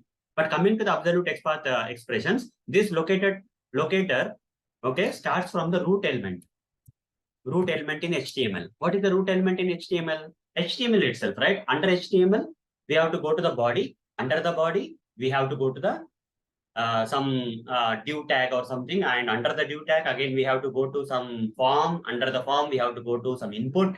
Like that we have to start from the root element. Okay, so let's say if your friend is asking you a route, so what you are giving the route is from here. This is the actual destination your friend has to travel. So instead of directly giving the route, what you are saying is from here you go here, from here you go here, from here you go here, from here you go here. Like that, you are giving some kind of route map like this.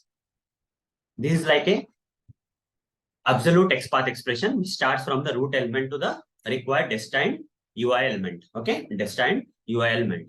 So complete path need to be given. If any of the element in between the path is lost, you will not get to the root. You will not get to the element. You will not be able to locate the element. That's what is absolute XPath expressions are. Okay, I'll show you practically. Coming to the relative XPath expressions. Okay, they don't start from the root. They are like shortcut. Okay, they are like shortcut or direct. Okay, let's not worry about relative XPath expressions, but let me show you the absolute XPath expressions. So I'll open any browser and take you to one sample application URL. In the sample application URL, I would like to create a relative XPath expression for this button. So how to create that? I'll inspect this. As you can see, the button is here. Okay, the button is here. So if you have to create a relative XPath expression for this, I have to start from the HTML tag here. Okay, Control F. It is very difficult. Okay, it is very difficult. Single slash HTML. Under the HTML, we have this body. Under the body, from root element HTML, we have to start. Under the body, we have to find out the div tag under which this button is available. It's kind of confusing also at the same time. So I may use some kind of right click, I think, inspect again. And instead of manually creating, I'll right click here and say copy full XPath. This is absolute XPath. Okay, this is a complete path. You see, starting from HTML body, div4, div2, div2, div2, div2, div2, div2, div4, div2, div aside, div9, div1 button. This is a complete path starting from the root to the required button. If I have to locate this button with the help of absolute XPath expression, I have to write something like this. This is what is absolute XPath expression. There are two types of absolute XPath expression. One is absolute XPath expression, another one is relative. To understand the absolute XPath expression, we have to understand what relative XPath expressions are also. Okay. So if I have to create a relative XPath expression for this button, inspect this again and right click on this HTML code and say copy XPath. You say instead of full XPath, say simply XPath. You see how simple the relative XPath. This is a direct XPath. Okay, it will search for this particular button having the ID is called BUT2 with the help of XPath expression itself. You don't have to give the start from the root element to here, direct here. Okay, and so this absolute XPath expression, do we really use in real time projects in our work as part of automation? Do we use this absolute XPath expressions for locating the elements on the pages? Absolutely no. You should not be using. That's a bad practice. Why? Because tomorrow, if some small changes happens on this application where this button just moves from the left side of the screen to the right side of the screen, this path will change. Somewhere in between, some div2 will become div3. We don't know. Okay. Because of that, this old absolute XPath expression, which is a full path, may not work, and our automation script frequently fails. The moment that this button moves here and there because of the div changes happening on this button, we have to keep on creating and regenerating this absolute XPath expression again and again, which is not a good thing. Okay, so our scripts will not be reliable. Okay, our scripts will not be reliable if we are going to use absolute XPath expressions in our automation code, Selenium automation code, etc. But if you use relative XPath expression, even though these small changes happen, okay, I'm not talking about major changes, but small changes happens where this button moves from here to here or whatever it is, still this relative XPath expression will not change. And if you are going to use this relative XPath expression in your automation code, the scripts will be reliable. Okay, the scripts will be reliable. Hence, in real time, absolute XPath expressions, which are full XPath expressions, are not preferred. Instead, relative XPath expressions are preferred. Okay. So, hope guys you got an idea what exactly are absolute XPath expressions in this session. So that's all for this session. Thank you. Bye-bye. Hello all. Welcome to this session. In this session, I'm going to answer one of the Selenium interview questions. That is, what is Selectors Hub? Let me answer. Selectors Hub is a browser add-on. Okay, it comes in the form of, it's not a tool. Okay, it comes in the form of a browser add-on. You have to install this in the browser as an add-on. Okay, or an extension, you can say. It is supported by all the popular browsers that are there in the market. You can install Selectors Hub in Chrome browser, Firefox browser, Edge browser, and etc. browsers. Okay. And the main purpose of using this Selectors Hub browser add-on is to auto-generate the XPath expressions and CS selectors.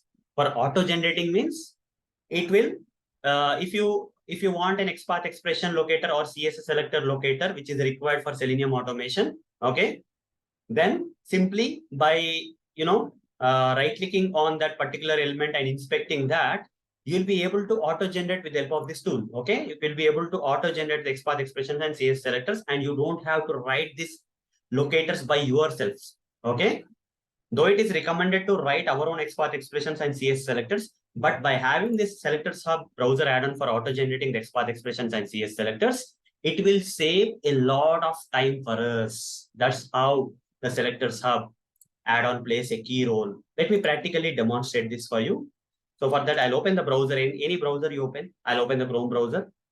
In the Chrome browser, to install the Selectors Hub, I'll just simply say selectorshub.com. Okay, this is the official website of Selectors Hub.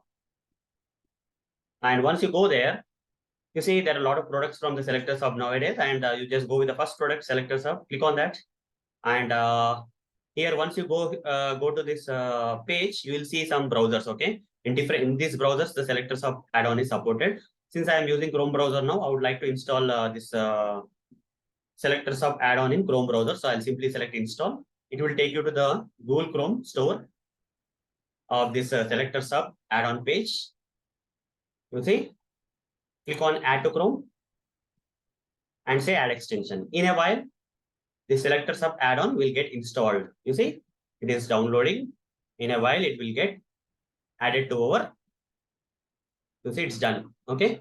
Simply click on this Manage Extensions. Simply click on this Manage Extensions and click on this pin. That's it.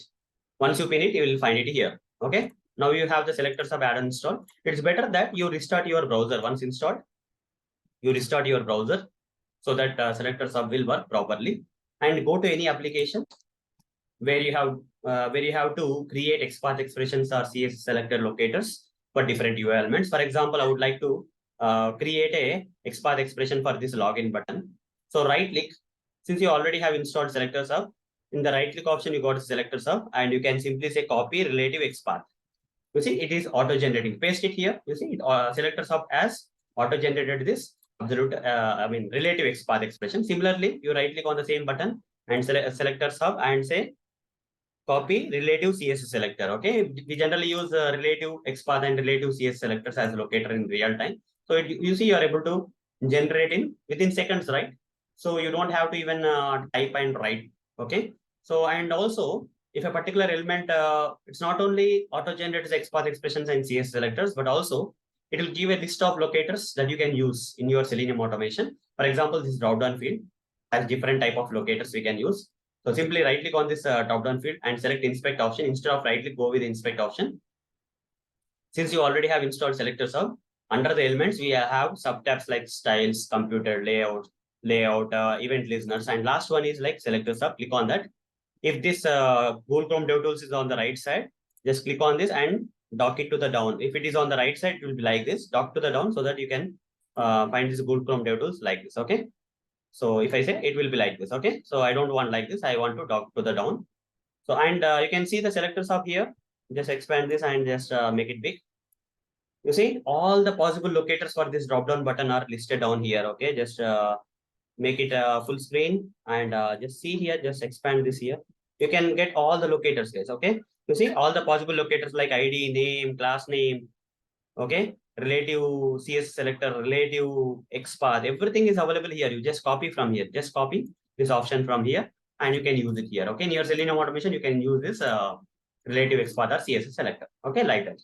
So hope, guys, you got an idea what exactly is Selector Sub. Selector Sub is a browser add-on for auto-generating the XPath expressions and CSS selectors. And even more than that, it also will list you the mainly for auto-generating XPath expressions and CSS selectors. But more than that, it is also useful for listing down all the possible type of locators that you can use for locating the elements on the web pages. Okay. And these locators you can pass to Selenium so that Selenium can locate the elements using these locators. Okay. So it is going to save your time like anything, guys. Okay. Selector Sub tool will save your time like anything. So even though you have the knowledge of creating XPath expressions and CSS selectors on your own, but if you use Selector Sub, okay, it will help you in saving the time still. Okay. So with practical demonstration, I've explained what exactly is Selector Sub in this session. So that's all for this session. Thank you. Bye-bye. Hello all. Welcome to this session. In this session, I'm going to answer one of the Selenium interview questions. That is, are CSS selectors faster than XPath expressions? Let me answer. The answer is yes. CSS selectors are faster than XPath expressions. But that doesn't mean that XPath expressions are slower. Okay? CSS selectors are faster than XPath. Both are faster, but CSS selectors are a bit faster. Okay? A minute difference in speed. Nothing much. XPath expressions are also faster. CSS selectors are also faster. But when you compare CSS selectors with XPath expressions, CSS selectors are a bit faster. Okay, small gap. That's it. So don't think that CSS selectors are way faster than XPath expressions. CSS selectors are a small amount of faster. Okay, a bit faster than XPath expressions. But to answer this question, we have to say yes, because CSS selectors are faster than XPath expressions when compared only. But both are faster, and CSS selectors are a bit faster than XPath expressions. The speed doesn't matter in this case. If you ask me, when if you have to use CSS selectors or XPath expressions by considering the speed, it doesn't matter for me. Okay, whatever I feel convenient. If I feel XPath expressions are convenient in locating the elements, I'll go with the XPath expressions only, because XPath expressions are also faster. Okay, so don't think that just by looking at the speed, CS selectors need to be used. It's not the thing. Okay, the difference, the speed difference between the CS selectors and XPath expressions is very minute. Hence, in real time, when you have to use either CS selectors or XPath expressions, and if you feel that XPath expressions are powerful in this case, in locating this element in some kind of example and all, a situation and all, I'll go with XPath expressions without any doubt. But to answer this question, the answer is yes. So hope guys you got an answer for this question. So that's all for this session. Thank you. Bye-bye. Hello all. Welcome to this session. In this session, I'm going to answer one of the Selenium interview questions. That is, which symbol in XPath expressions is used to locate any tag? Let me answer. The symbol is asterisk symbol. Let me practically demonstrate this for you. For that, I'll open any browser and take you to a sample application. Once you are on the sample application, let's say I would like to locate any tag. Okay, it can be any tag, but it should have, I want to locate an element having any tag, but it should have an ID as BUT2. Okay, that's what is the thing. How to write the XPath expression? Right click somewhere and inspect on the blank area, and you'll get this elements tab with the HTML code highlighted. Okay, and now select one of the line and say Control F. You will get this text box field here, find by string selector or XPath kind of thing. Now, to create a relative XPath expression, it will start with // After that, we don't know the tag. Okay, the question is given that it can be any tag. So in XPath expression, to represent any tag, what is the symbol we have to use? Hashtag symbol. Okay, if you know the tag like anchor tag, you can give A. If you know the tag like img, you can give img. If you know the tag like input, you can give input, but we don't know the tag. It can be any tag. It can be anchor tag, it can be image tag, it can be button tag, it can be input tag, it can be any tag. So in case of any tag, if you don't know the tag, you have to put a symbol known as which symbol? Asterisk symbol. That's what is the question all about. So now the remaining portion is very simple. And ID is equal to, @ID is equal to, the value is BUT2. Okay, but we don't know the tag. Like this, we can create an XPath expression. So here we don't know the tag. It can be anything. It can be any tag, but the element should have the ID attribute value as BUT2. You see, this is a button. So hashtag here, we don't know the tag, but here tag name is button. Okay, only one element got located, button, which is having the ID as BUT2. With the help of ID BUT2, we have located it, but we don't know the tag. Okay, so if you get a question like which symbol in XPath expressions to be used to locate any tag, then we have to answer that as asterisk symbol. For any tag, we have to specify the asterisk symbol. Okay, so hope guys you got the answer for this question. So that's all for this session. Thank you. Bye-bye. Hello all. Welcome to this session. In this session, I am going to answer one of the Selenium interview questions. That is, write XPath expression by using starts with function. Let me answer. So this is the syntax we have to follow to use or write XPath expression with starts with function. // it is a relative XPath expression. This is one of the example, guys. I'm going to practically demonstrate though. And here we have to give the tag name of the web element, and we have to start the square brackets. Inside the square brackets, we have to mention this starts with function. Inside the starts with function, we have to provide the attribute name preceded by this @ symbol, and after that comma, we have to provide the value of this ID attribute, which is constant. Okay, starting value of the ID attribute, which is constant, we have to provide. Okay, so I'll explain more about this starts with function. For now, let me practically demonstrate the situation and all where we have to use starts with function in XPath expressions and all. So for that, I'll open a browser and take you to one sample application. Let's go to facebook.com. Okay, when you go to the facebook.com and it will ask you to log in, right? So there is a login button here. Inspect this login button. I'll show you one example, okay, where there is a problem. So when I inspect this login button, I got the HTML code for this login button, which has an ID attribute value. You see u_0_5_ is there. Okay, this value is there. I'll copy and paste somewhere here so that we can have it for reference, or I will copy it here otherwise. Okay, this is the value we got for the ID. Now what I'm going to do is I'm going to simply refresh this page and right click again on the login button and inspect this. This time also, this is the HTML code for this login button. We got this ID attribute values like this. Copy this and paste it here. Do you think both are same? Earlier, the ID attribute value was different. The last two letters got changed. LU was there. Now ZS came. Okay, this part is constant. The starting value of this particular ID attribute value is constant, but remaining portion is not constant. Okay, now again, refresh it here and copy this ID attribute value and paste it here. You see, last two letters are changing, but this from U to underscore here, which is constant. So what I'm going to do here is, okay, I should not be considering these values because these are changing. Okay, every time I refresh the page, these things are changing. Only this starting part is constant. So what if I use the entire value? If I use the entire ID attribute value to locate this login button with the help of XPath expression, what is going to happen? Let's see. I'll copy this ID attribute value in which the last two letters are changing for every refresh. Control F. And here I'll simply say // this is a button tag having the ID attribute, right? Button. I'll simply give @ID is equal to and give the entire value of the ID. Okay. Last two letters which are changing also I'm giving. For now it's locating. Okay. For a while it is locating. You see only one element, that is login button, is getting located. Simply refresh the page.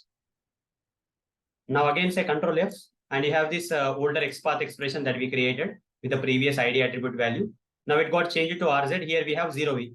So when I press enter, it's not locating. You see, it's not locating. This particular XPath expression is not locating. Why? Because here 0V got updated with RZ here. Again, if you update here with RZ, it will locate. Again, if you refresh, again it will not locate. Control F, it's not locating. That is a problem. So this part is not constant. It is changing. So I want to give only this constant part, which is not changing. So for that to happen, inside the square bracket, you have to use a function in XPath expression known as starts with. Surround this with circular brackets and change this is equal to with comma. That's it. Now you see it's locating with partial starts with value. It's locating. This kind of situations we have to use starts with constant value of any attribute value. We can use Control F. After refreshing, the ID attribute value got changed, but still this XPath expression is going to locate because the constant starting part is still there, which is able to locate this button. So hope guys you understood what is the purpose of using starts with function in XPath expressions and how to write the XPath expressions using starts with function. In this session with practical demonstration I have covered in this session. So that's all for this session. Thank you. Bye-bye. Hello all. Welcome to this session. In this session, I'm going to answer one of the Selenium interview questions. That is, what are relative XPath expressions? Let me answer. First of all, in XPath expressions, there are two types. One is absolute XPath expressions. Okay, first one is absolute XPath expressions, and the other type is relative XPath expressions. Relative XPath expressions. There are two types of XPath expressions which can be used by Selenium for locating the elements. Okay, one is absolute XPath expressions, other one is relative XPath expressions. So coming to the absolute XPath expressions, so we have to write these XPath expressions from the root element. Okay, starts from the root element.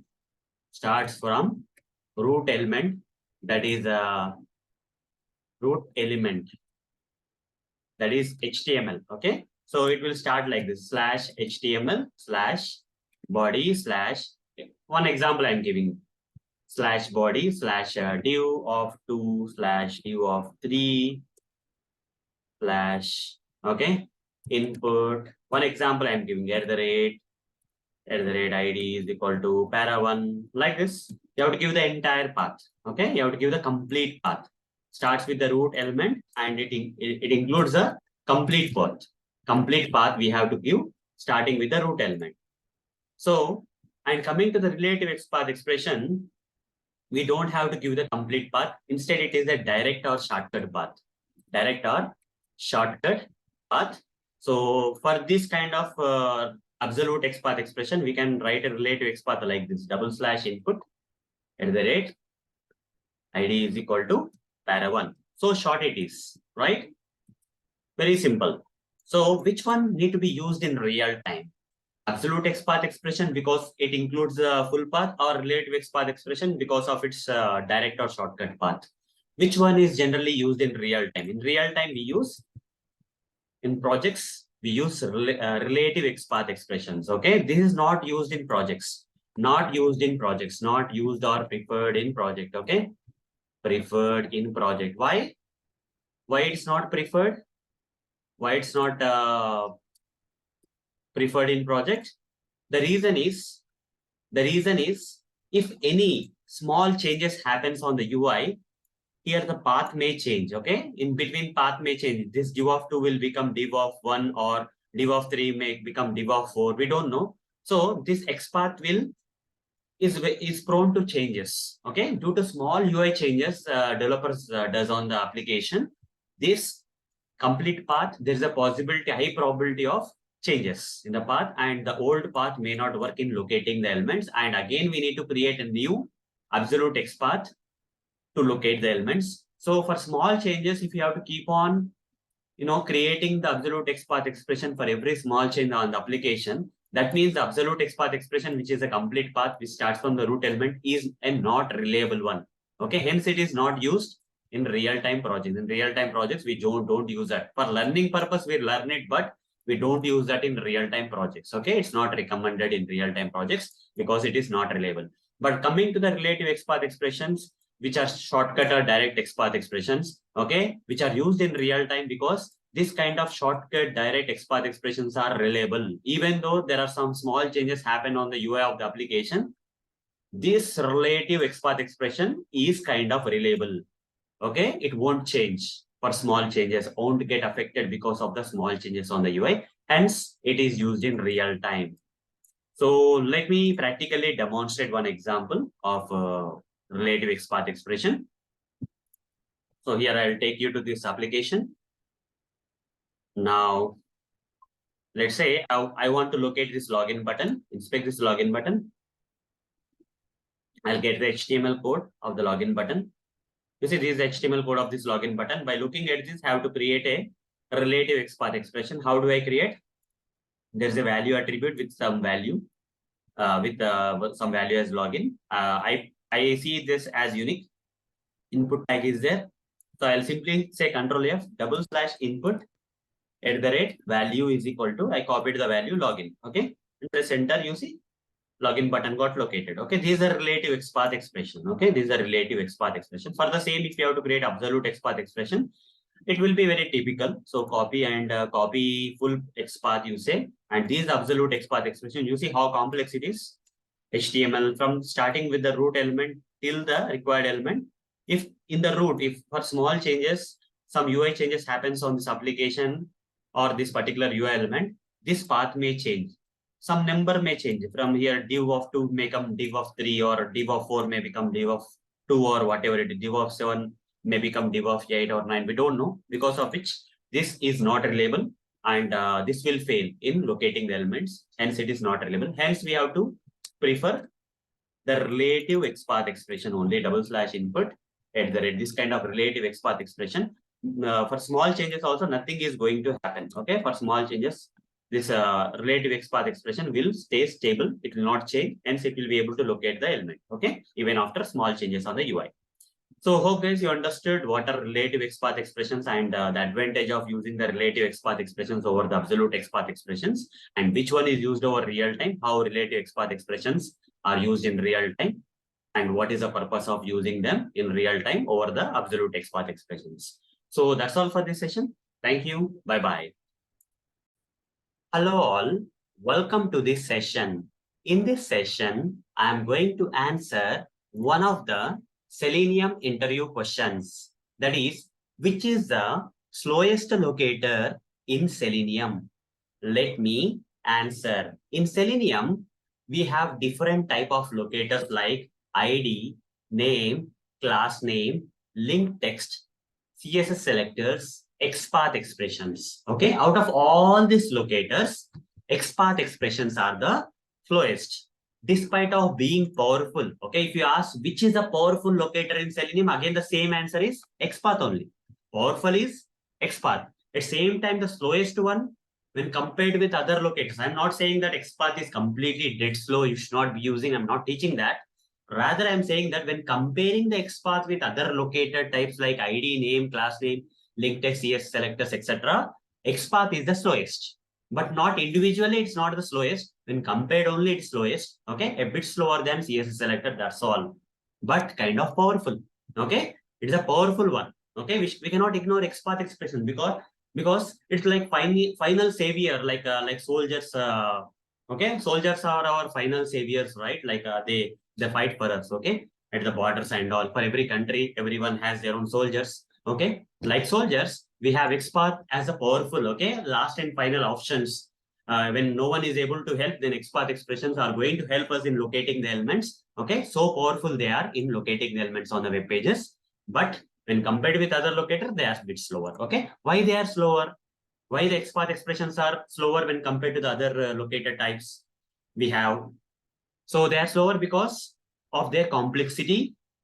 Okay, due to its complexity, and they need to evaluate the page DOM. Okay, so the process of evaluating the page DOM, okay, document object model, HTML will be converted to the DOM before the browser renders onto the browser page, right? So the XPath is kind of have a complex mechanism for evaluating the page DOM to locate the element. That's why it will take some processing time for the XPath to locate the elements, but they are very powerful, guys. Okay, we cannot ignore. So when you ask me like what is the major locator type that most of the people use in their real-time projects that are going this, most percentage of locators will be XPath expressions only, even though they are slower, but they are powerful. Okay, even though they are slower when compared to other locators, they are very powerful, guys. So most of the people, 70% of their locators are like XPath expressions, and there are some projects where only XPath expressions will be used. Okay, blindly they will use XPath expressions. They will not use any other locator types. Okay, don't think that they are slower and I'm not going to use. That's not the correct thing. So despite of being slow, they are very powerful. But slow is in the terms of when comparing with other locators. But individually they are not slow. They are good only. They generally take time to process because of their complexity in finding the elements. Okay. So hope guys you got the answer for this question. So that's all for this session. Thank you. Bye bye. Hello all. Welcome to this session. In this session, I'm going to answer one of the Selenium interview questions. That is, do we need to use asterisk symbol for any value in XPath expressions? The answer is no. We can use asterisk symbol for any tag, any attribute, but for value, we cannot use asterisk symbol. So what we have to use in place of asterisk symbol? If you don't provide any value to the attribute, that itself means that it is any value. Let me practically demonstrate this for you. For that, I'll open the browser and open a sample application. And I'll locate something. For example, this orange checkbox field I would like to locate. When I inspect that orange checkbox field, it has input. Okay. And value is equal to orange is there. Okay. Input value orange. So what I will do is, I would like to locate this. Control F. I would like to locate this input tag having value attributes value of anything. Okay, or name as anything. Okay, /input @ name. Its value can be anything. Here is equal to asterisk is not supported. Okay, in XPath expression we cannot use asterisk symbol if you want to mention or specify that any value. Okay, so if you don't provide any value, directly mention like this /input @ name, and if you don't specify the value, that means it will locate all the elements which have the input tag, which have the name attribute, and the value can be anything. You see, one of the elements value is user ID, one of the, you can see here, is password, one of the value can be anything, but tag name is input, attribute name is name, but its value can be anything. First name is value. So that's what. If it is any value, we should not be using the asterisk symbol. Rather, we should not assign any value in the XPath expression. That itself means that, okay, that itself means that any value. Okay, asterisk symbol is not generally used for any value purpose in XPath expressions or while building the XPath expressions. So hope guys, you got the answer for this question with practical demonstration in this session. So that's all for this session. Thank you. Bye-bye. Hello all. Welcome to this session. In this session, I'm going to answer one of the Selenium interview questions. That is, which symbol in XPath to be used to locate any attribute? Let me answer. We have to use asterisk symbol. Okay, the symbol is known as asterisk symbol. Need to be used to locate any attribute. If you don't know which attribute, okay, so in that case, in the XPath expressions, we have to specify asterisk symbol. If you don't know whether it is an ID attribute or name attribute or value attribute or any other attribute, we don't know in the XPath expression, then the symbol need to be used. Let me practically demonstrate this for you so that it will become more understandable for you. For that, I'll open the browser and take you to one sample application, umai.blogspot.com. So what I will do here is, I would like to locate this button. Let's say I don't know the attribute name. Okay, so this has mostly input tag, I feel. Okay, it has an button tag, sorry. So fine, I know the value of that attribute. I'll simply right click somewhere and inspect. Okay, I would like to locate this button. I don't know which attribute it has, but I know the value. Okay, I know the value. So what I will do here is, I'll select one of the line and say Control F, and here I'll write down /button. I know the tag name. I know the tag name of this element. This button has a button tag, but I don't know the attribute. Okay, I'll simply say asterisk, but here I cannot say ID or name. I don't know which attribute. So in place of the attribute, if I don't know, to represent any attribute, okay, to represent any attribute, we have to use a symbol known as asterisk symbol, okay, which looks like a star symbol, okay, and in the single quotes, give the value. If you know the value, you can give the value is, okay, what is the value? For example, BUT2 is a value. Now, is it locating? Yes, it is locating this button, you see. So here, in place of any attribute, ID is taken into picture. Here, this particular button tag element has not only ID, but also has type, but also has content editable. Many other attributes are there, but here the value should be what? BUT2. Only this attribute value matches. So any attribute having the BUT2 value with the tag name button need to be located, got located. So in place of specifying, okay, if you don't know which tag, which attribute name to be specified in the XPath expressions, and it can be any attribute we don't know, but the value need to be like this. In that case, we need to provide asterisk symbol. So hope guys, you got an idea of which symbol in XPath expressions need to be used to locate any attribute or to specify any attribute. That is nothing but asterisk symbol, which looks like a star.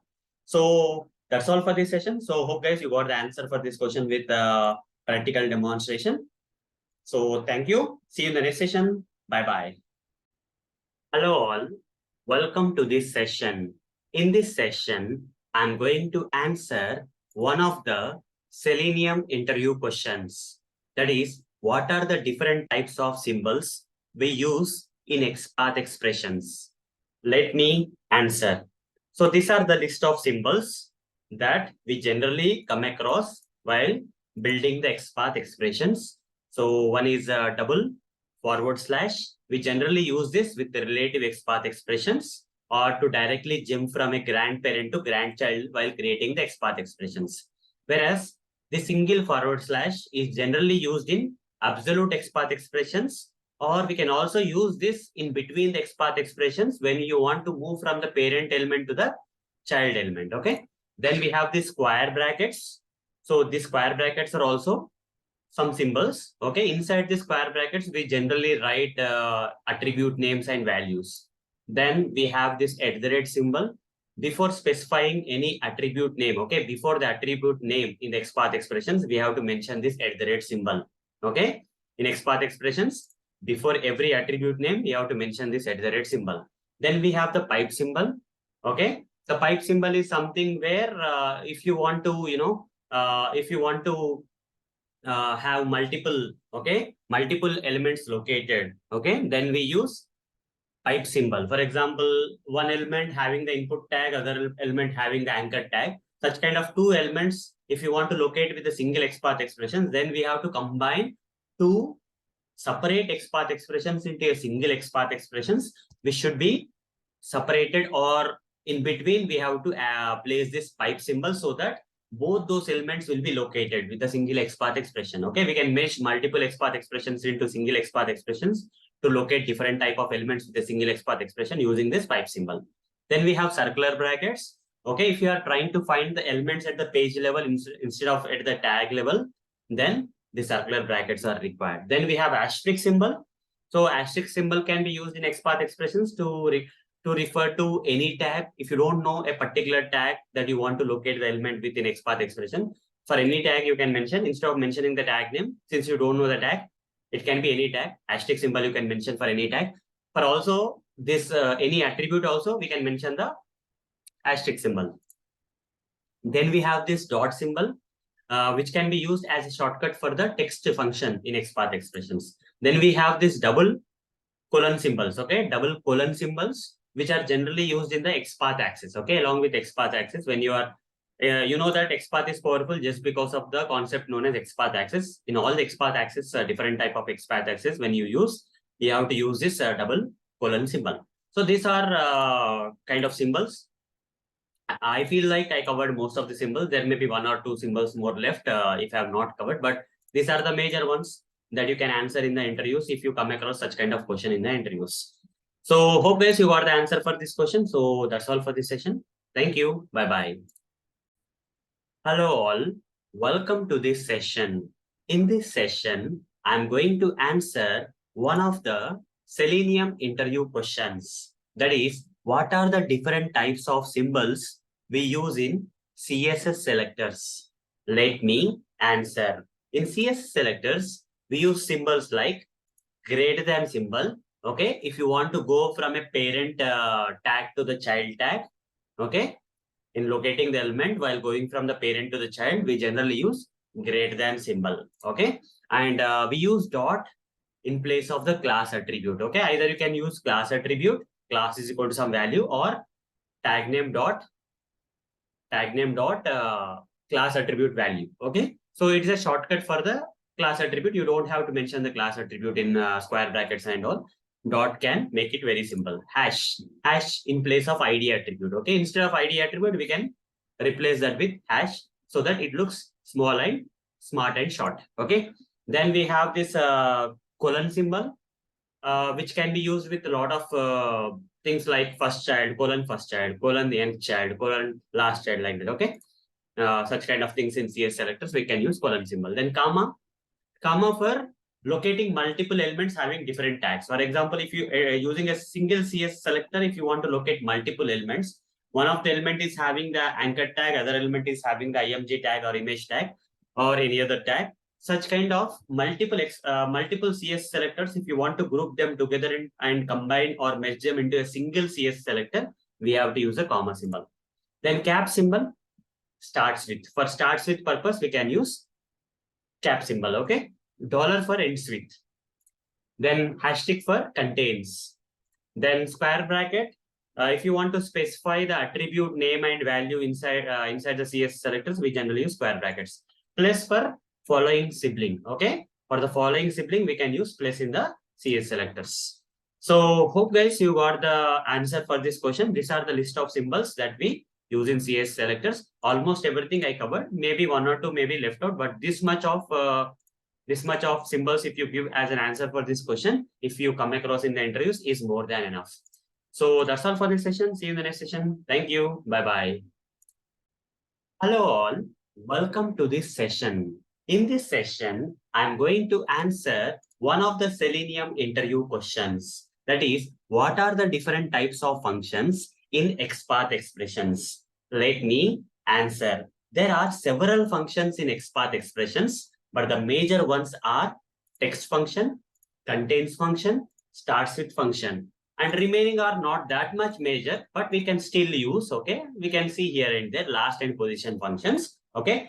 And apart from these 5 functions, I don't recommend anyone to go behind these functions, okay? Whatever the 5 functions I listed down, those functions you can learn, okay? And also if you want to answer such kind of questions, okay, interview questions when you come across in the interviews, if you specify this 5 functions, that is more than enough, okay? The XPath expressions have a lot of functions, but these 5, when you mention in the interviews as part of the answer for that question, that will be more than enough. Out of these 5 functions, the first 3 are famous. Okay, text, contains, and starts with, which are used in most of the cases. Okay, last and position are not that much used, but there may be some situations where you may have to use last. Okay, for position, there is an alternative way to directly give the number without giving the position, which is optional.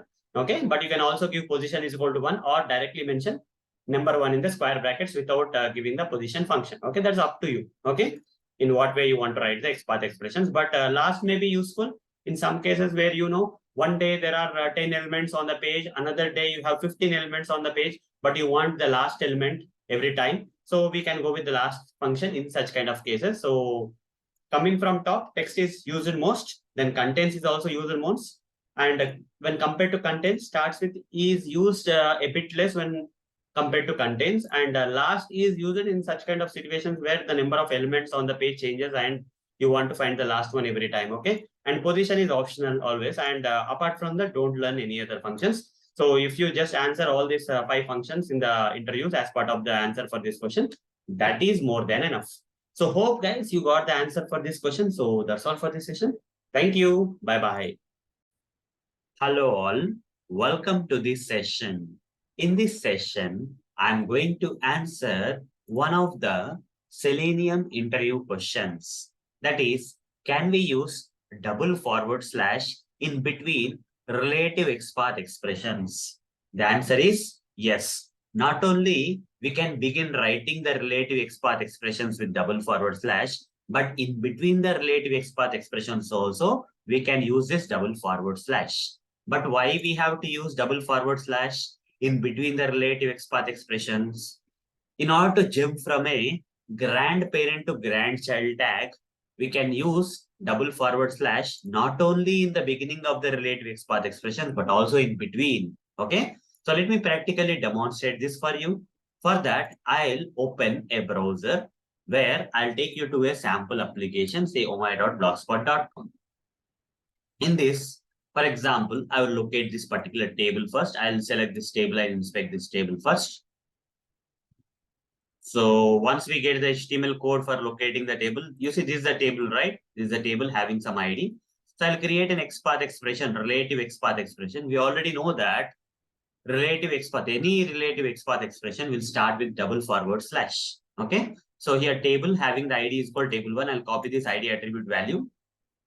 And I'll simply say Control F, double / table having @ID is equal to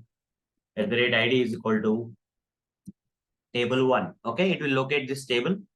And in the table, I want to locate this 29, let's say. This 29 I want to locate. So if I'm not using double / here, then the procedure here is I have to go from this tag to its child tag. So this 29 is there under the T body. Under the table, we have T head, T body in this example. First, we have to go to the T body. And under the T body, we have the TR. Then we have to say TR. Under the TR, we have Under the tier, we have this TD. Okay. Then we have to say TD. And under the TD, so how many TDs are coming? 12 TDs are coming.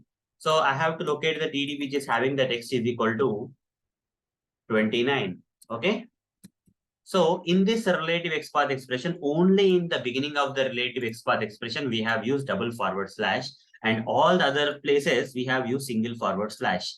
So here we are going from this particular tag to its immediate child, from this tag to its immediate child, from this tr tag to the immediate child, and so on. Okay. So instead of providing all this path, what I can do is I can directly provide double forward slash here to jump from this table tag, from the table tag, grandparent tag, to one of the grandchild tag like TD, I can directly jump from table to TD tag. I don't have to give the entire path in between. So in between the relative XPath expression also, we can use double forward slash to directly jump to the grandchild tags. This is still it is locating the same 29. Okay.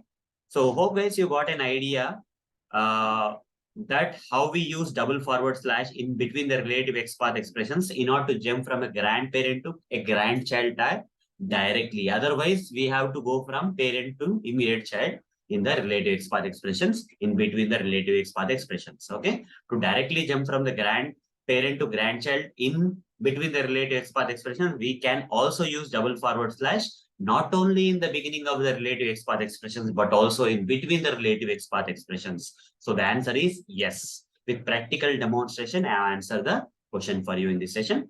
So that's all for this session. See you in the next session. Thank you. Bye-bye. Hello all. Welcome to this session.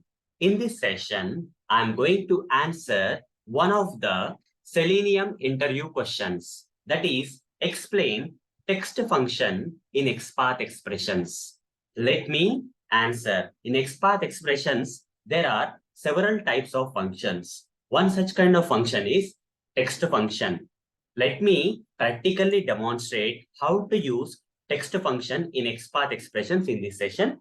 So the main purpose of using the text function in XPath expressions is to locate the element with the help of its text. For example, there is a button.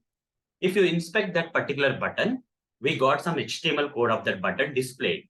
If you see some text between the tags, HTML tags of that particular button, that particular text can be used to locate the element. Okay, with the help of text function, by passing the text between the HTML starting and ending HTML tags of that element, we can locate the element, guys. Let me practically demonstrate this for you. For that, I'll open the browser, take you to one sample application.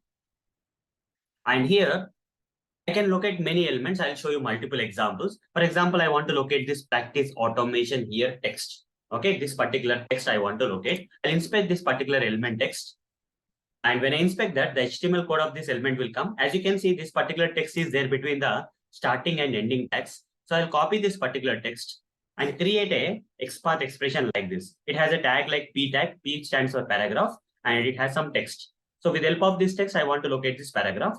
So Control F, /P, and inside the square bracket, you have to give the text function is equal to the text between the starting and ending tags of that particular element. And press enter. You see this particular text element got located, paragraph element got located, only one element. With the help of text, we located it. Not only that, you can go for other elements. For example, we can go with this, there are some buttons here, somewhere here and there.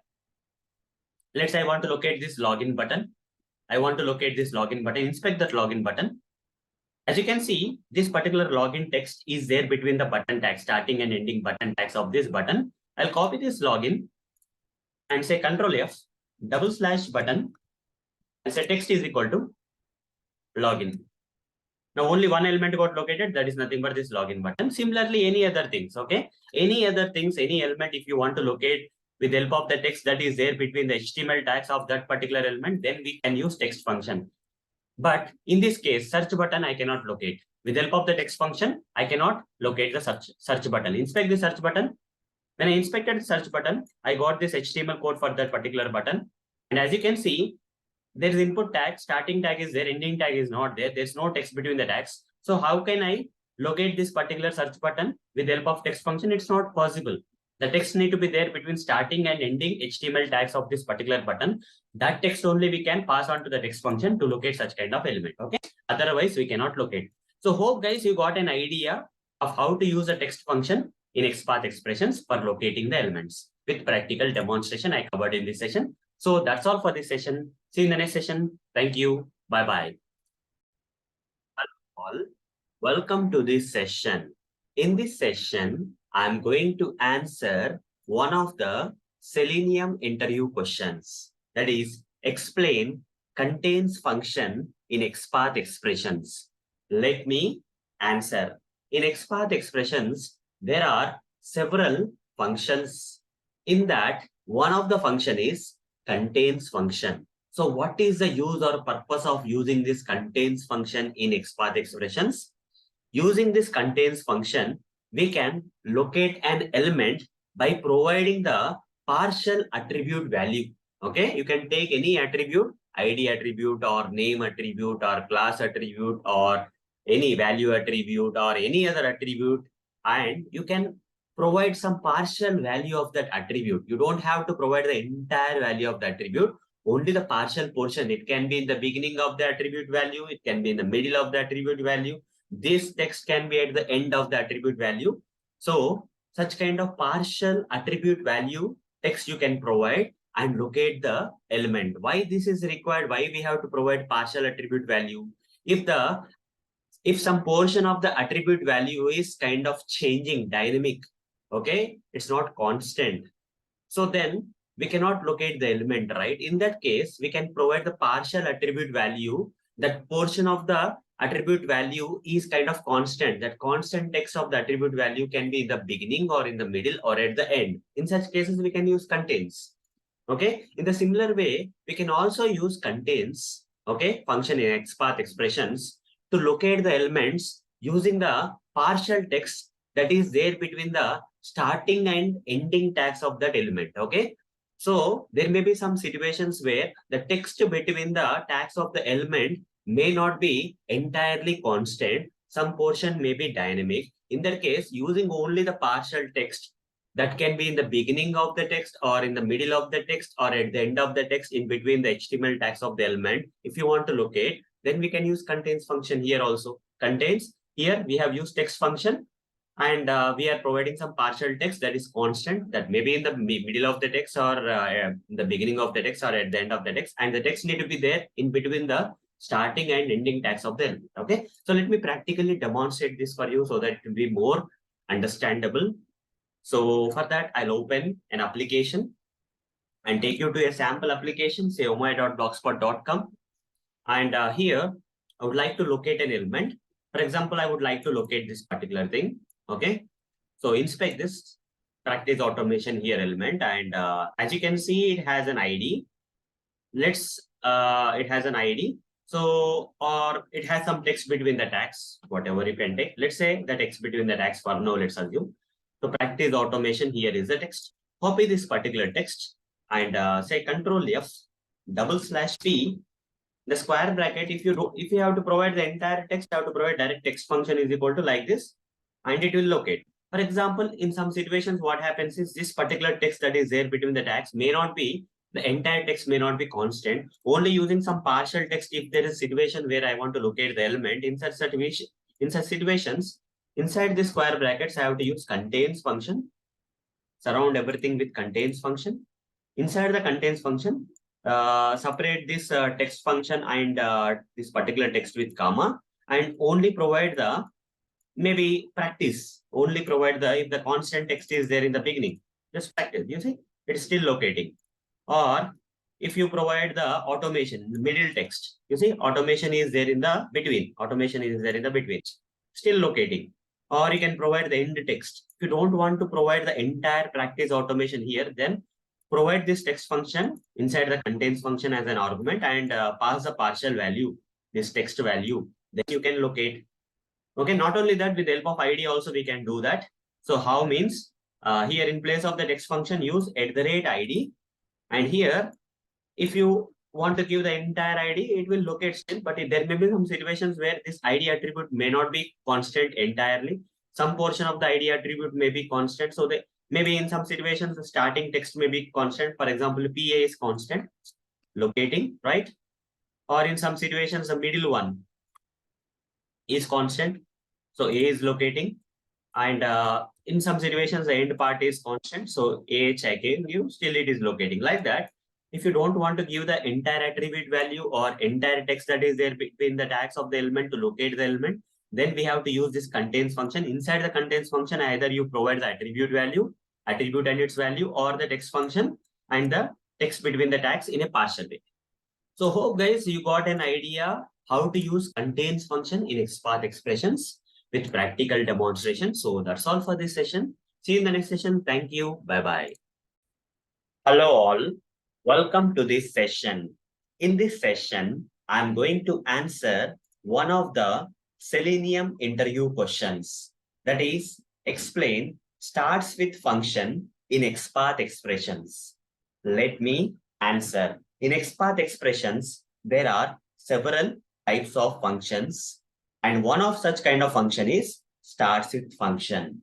So what is the purpose of using this starts with function in XPath expressions? You can use starts with function in XPath expressions like this or like this. There are two ways. In one of the way, you can provide the attribute name, okay, and the starting constant value of that attribute. In the beginning, okay, you cannot provide the constant value that is there in the middle or at the end, which starts with, that you can provide with contains, but with starts with function, you have to provide the starting value, which is constant for that attribute, okay? You are not providing the entire attribute value here, only the starting portion of the attribute value, which is kind of constant you are giving here. Similarly, you can also locate the element by providing the constant text or constant starting text that is there in between the starting and ending tags of the element that you are locating, okay, using the text function and followed by the text between the tags, and that should be partial text which is there in the beginning of the text, okay, not in the middle or at the end. So let me practically demonstrate this with you so that you can understand it in a better way. For that, I'll open the application like a sample application, omai.blogspot.com in one of the browsers, and let's say Chrome browser. And here we have the text. Let me right click on this text and inspect. The moment I inspect, I'll get the HTML code. So now it has an ID and some text between the text. I'll first start with the ID. You see the entire text is PH. Copy this and say Ctrl+F, /P, and in the square bracket, you can directly provide @ID is equal to the entire ID attribute value you can provide. What if this entire attribute value is not constant? Only the starting text is constant in this ID attribute value. This starting text PA is constant and H is changing every time. So in that case, you cannot use the entire text, right, to locate the, in such kind of cases, if you are sure that the starting text of this particular ID attribute value is constant, you can provide the constant, but it will not locate. You see, only the partial text, if I give, it is not locating. So what I will do is I will say starts with, I will say, and I'll surround this inside the circular bracket, and I'll replace this is equal to with comma. Now it will locate, okay? Even though you provide the partial starting text of this ID attribute value, that is starting, PA is a starting of this ID attribute value, it will locate, okay? So not only that, we can also use text function in place of the attribute. So if you want to locate this particular element with the help of the partial text, that is starting partial text, which is constant if you feel in real time, instead of providing the entire text here, okay, if you provide the entire text, it will work. But in real-time situations, you may get a situation where the entire text may not be constant. Instead of practice automation here, tomorrow it will become practice something, or okay, practice here, like that. And something, things are changing, let's say. Only this practice starting text is constant, which is not changing every day. In that case, you can only provide the starting constant text like this, okay, which starts with the constant text, which is not changing, should be in the beginning of the text, not in the middle or at the end, like this, okay? You cannot give automation here, okay? The partial text cannot be automation here, it will not locate, because automation is not there in the beginning, it's at the middle. Here text is also there, which is at the end. You cannot locate the here, okay? Only the starting context text, constant text you can give, locate, okay? Practice, PRACT. What is this? Let me practice. Only this starting constant text I will give. Comma is missing actually. Yeah, it's locating. You see? So like this, guys. So hope guys you understood how to use starts with function in XPath expressions to locate the elements with the help of the starting constant text of the attribute value or the text between the starting and ending tags of the elements in order to locate the element. With practical demonstration, I have answered this question for you. So that's all for this session. See you in the next session. Thank you. Bye-bye. Hello all. Welcome to this session. In this session, I'm going to answer one of the Selenium interview questions. That is, explain last function in XPath expressions. Let me answer. In XPath expressions, there are several functions. In that, last function is one of them. Using this last function in XPath expressions, we can locate the last element. Okay. So in place of this index, if you provide the last, you don't have to provide a particular index value here.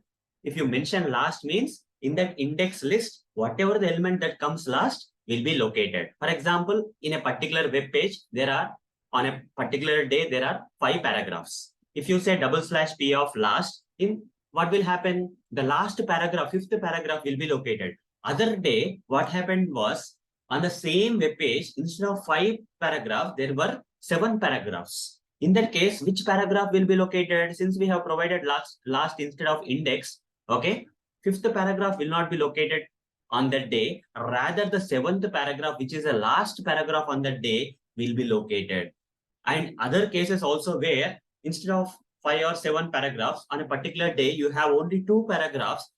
So with the last mentioned inside this square brackets in place of the index, which paragraph will be located? First, that is, if 2 paragraphs are there, last means second paragraph will be located. Okay. So in this example, I'm taking paragraph, but it can be anything. It can be input tag. It can be hyperlinks, multiple hyperlinks. Whatever the last one you want to locate, that can be located, okay, with the help of last. Okay. So even though the element count is changing on the web page, using this last, we can find the last one. Okay. So I'll go to this web page to demonstrate this. Here only 2 paragraphs are there. Right click somewhere and select inspect. We'll get the HTML code displayed here. So if I expand this body section, there are 2 paragraphs here. So in this, what is the last paragraph? This is the first one. This is the second one, right? So what I will do here is I'll simply select one of the line and say Control F and say /p of, if I say 1 means first paragraph will be located, we already know. If I give 2 means the second paragraph will be located. Okay, that's good. But we don't know. Okay, today there are 2 paragraphs. Tomorrow there will be 3 paragraphs. Day after tomorrow there may be 4 or 5 paragraphs. Whatever the number of paragraphs may be, I want to locate the last one. In that case, if I give 2, tomorrow 3 paragraphs come, the second paragraph will be located instead of the last paragraph. I have to again tomorrow change this thing to P of 3. Okay. Instead of that, if I simply say last means, it will take whatever the paragraph that is at the last. Okay. This is the first paragraph. This is the last paragraph. So I'll show you. Okay. Now 2 paragraphs are there. Second one is getting located with the last. So what I will do is right click. I'll simply say edit at HTML and I'll copy and create one more paragraph for a temporary purpose. Para 3, I'll say. Para 3, sub 3. Different values I'll give. This is third para, I'll say. Now, if I press enter, you see which paragraph is getting located with the help of this last function. In place of the index, I gave the last function. This is locating the third paragraph this time.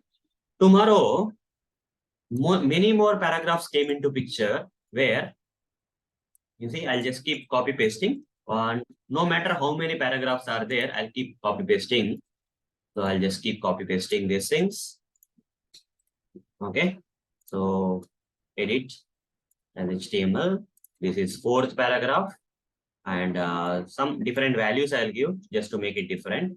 And this is the 5th paragraph. I'll make it this one, 5th one. No matter how many paragraphs are there, it doesn't matter. In this example, we'll take the last element. Okay. Last one, last position 1. 6, here also 6, I'll say. Now tell me guys, if I press enter with this XPath expression having this last function mentioned inside this square brackets, which paragraph will be located? Now there are 6 paragraphs here. So 6th paragraph needs to be located. You see 6th paragraph, which is the last one, got located. And reversely, what may happen is the number of paragraphs may also get reduced on a particular day. In that case, also whatever the last paragraph is there, that will get located. So hope guys you got an idea what is the purpose of using the last function and how to use the last function in XPath expressions with practical demonstration in this session. So that's all for this session. See you in the next session. Thank you. Bye-bye. Hello all. Welcome to this session. In this session, I'm going to answer one of the Selenium interview questions. That is, explain position function in XPath expressions. Let me answer. There are several functions in XPath expressions. One of such kind of function is position function. So what is the use of this function or how to use this function? I'm going to cover in this session. So you can see one example here, /p, position is equal to 1. Whether you give the position function here or without position function in the square bracket, if you directly give the number 1, both are same. Okay. Position is an optional function which you can include in the XPath expressions for readability purpose. But without this position function also, we can manage. Okay. /p of 1 if you give, it will locate the first paragraph. /p of 2 if you give, it locate the second paragraph. Optionally, you can also give /p square bracket position is equal to 1, position is equal to 2, like that and so on. Okay. Let me practically demonstrate this optional function for you so that you will understand it in a better way. For that, I'll open the browser and take you to the sample application. So here in this example page, there are 5 paragraphs. I'll inspect this and I'll locate one of the paragraphs. I'll just select one of the line and say control F and say /p. It will locate 5 paragraphs. If I give p of 1, it will locate the first paragraph. You see first paragraph got located. If I give in place of 1, if I give 2, it will locate the second paragraph. In place of 2, if I give 3, it will locate the third paragraph. In place of 3, if I give 4, it will locate the fourth paragraph. In place of 4, if I give 5, it will locate the fifth paragraph. Okay. Now, if I say, instead of giving directly numbers for readability purpose, I can give this optional function known as position is equal to 1. It will locate the first paragraph. Position is equal to 2 to locate the second paragraph. Position is equal to 3 to locate the third paragraph. 4, fourth paragraph. 5, fifth paragraph. Okay. So hope guys you got an idea how to use this optional function in XPath expression known as position function. Whether you give this position function or directly specify the number, both are same guys. They will get you the same result. Position function optionally you can give for for more readability of this XPath expressions. Okay. So that's all for this session. Thank you. Bye-bye. Hello all. Welcome to this session. In this session, I'm going to answer one of the Selenium interview questions. That is, what is the HTML tag name of options in drop-down field? Let me answer. The answer is option tag. Each and every option in the drop-down field has an HTML tag known as option tag. Let me practically demonstrate this for you. For that, I'll open this browser and take you to one sample application URL, say omai.blogspot.com. Once you are taken to this omai.blogspot.com, here you will see a drop-down field and it contains a lot of options. Like one of the option is older newsletters, other option is doc1, doc2, doc3, doc4. Let's right click on any of these options. You select any of these options, whatever doesn't matter. Let me select this doc3 option and right click and inspect. And we'll get the HTML code, okay, of this drop-down field. Expand this drop-down field.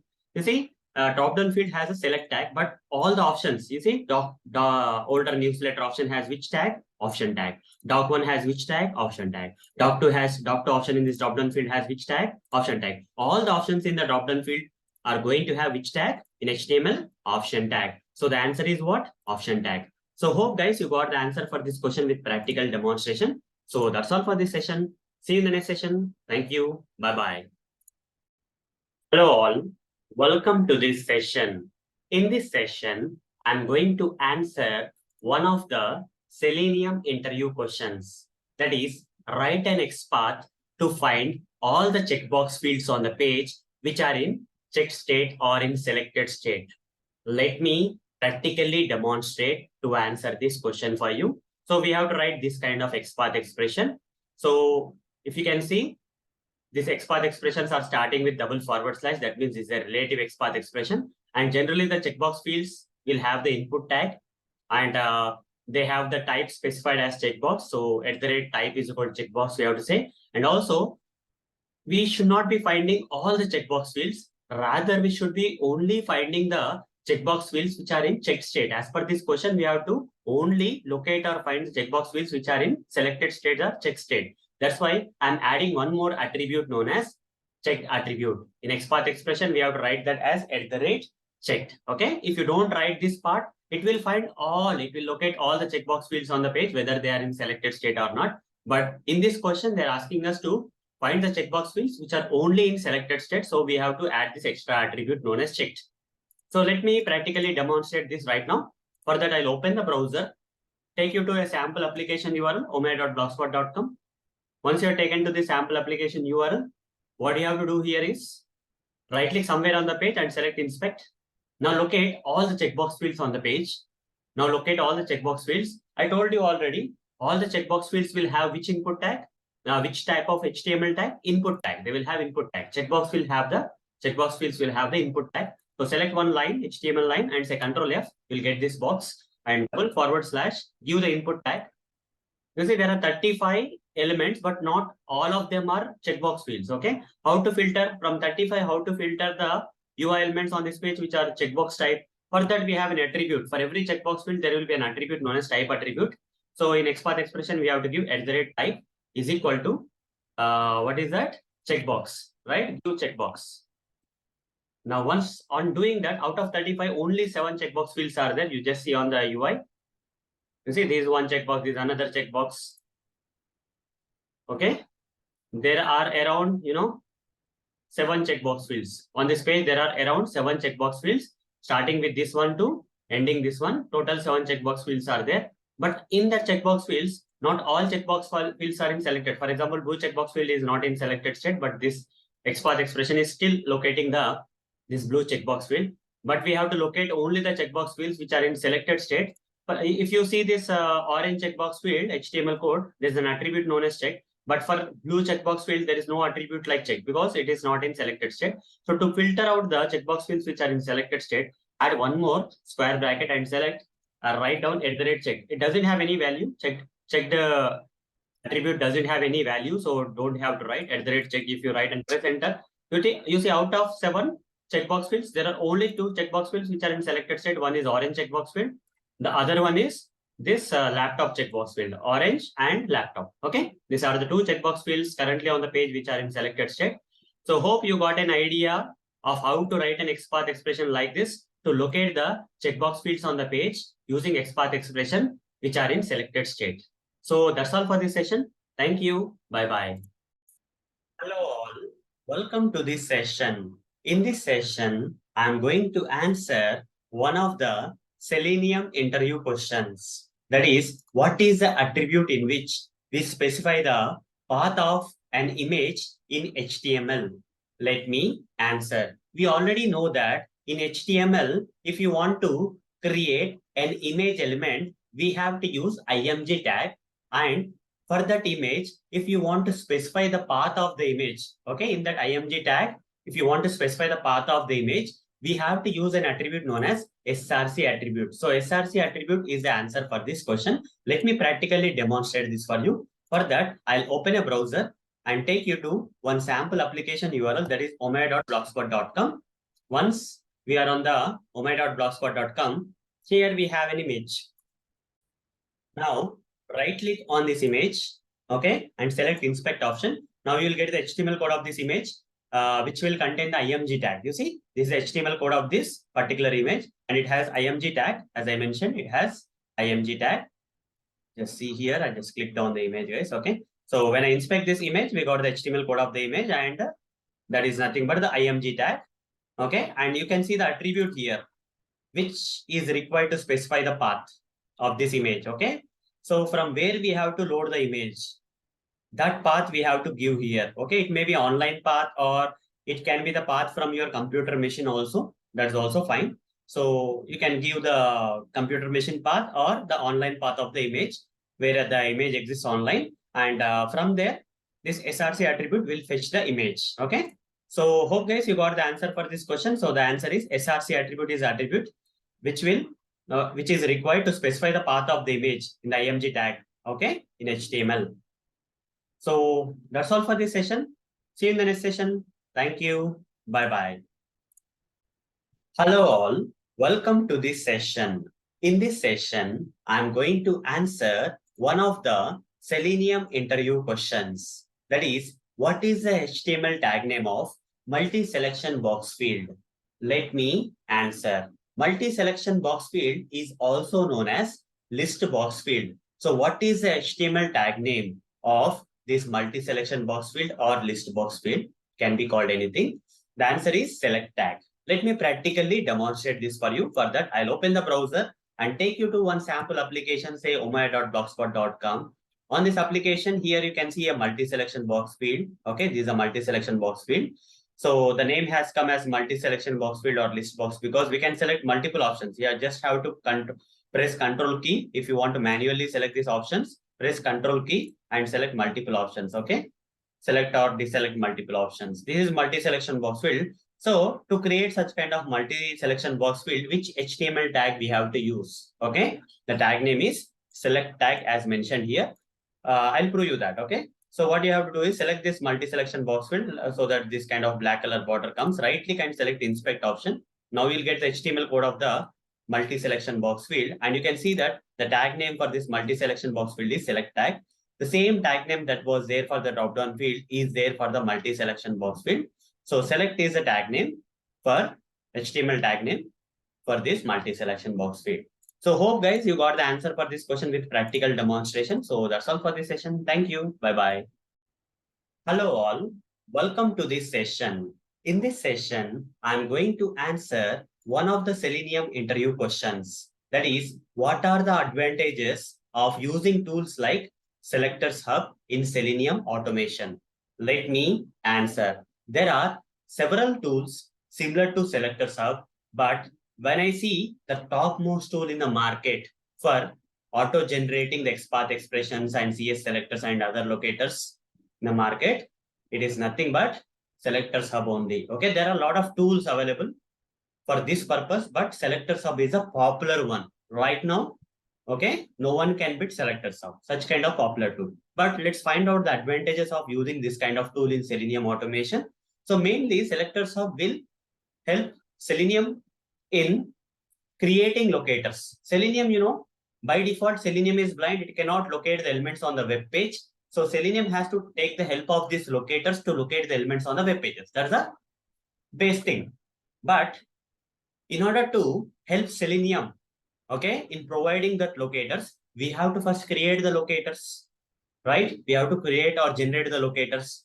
So SelectorHub is such kind of tool which can generate the locators and give it to Selenium so that Selenium can locate this elements on the web page with the help of this locators generated by SelectorHub. Okay, simple terms. So what are the advantages of such kind of SelectorHub tool, which is kind right now popular among all the other tools available in the market for this purpose? First thing is it will save a lot of time, whether you know, okay, even after you know how to create your own XPath expressions and CS selectors, but still people tend to use SelectorHub just to save their time. If I create the XPath expression by myself by looking an element, it may take some time for me, right? I need to put my brain and, you know, I need to remember all the XPath concept. That's good. Even still, if I remember and I'm very good at creating XPath expression also, it may take time. Okay.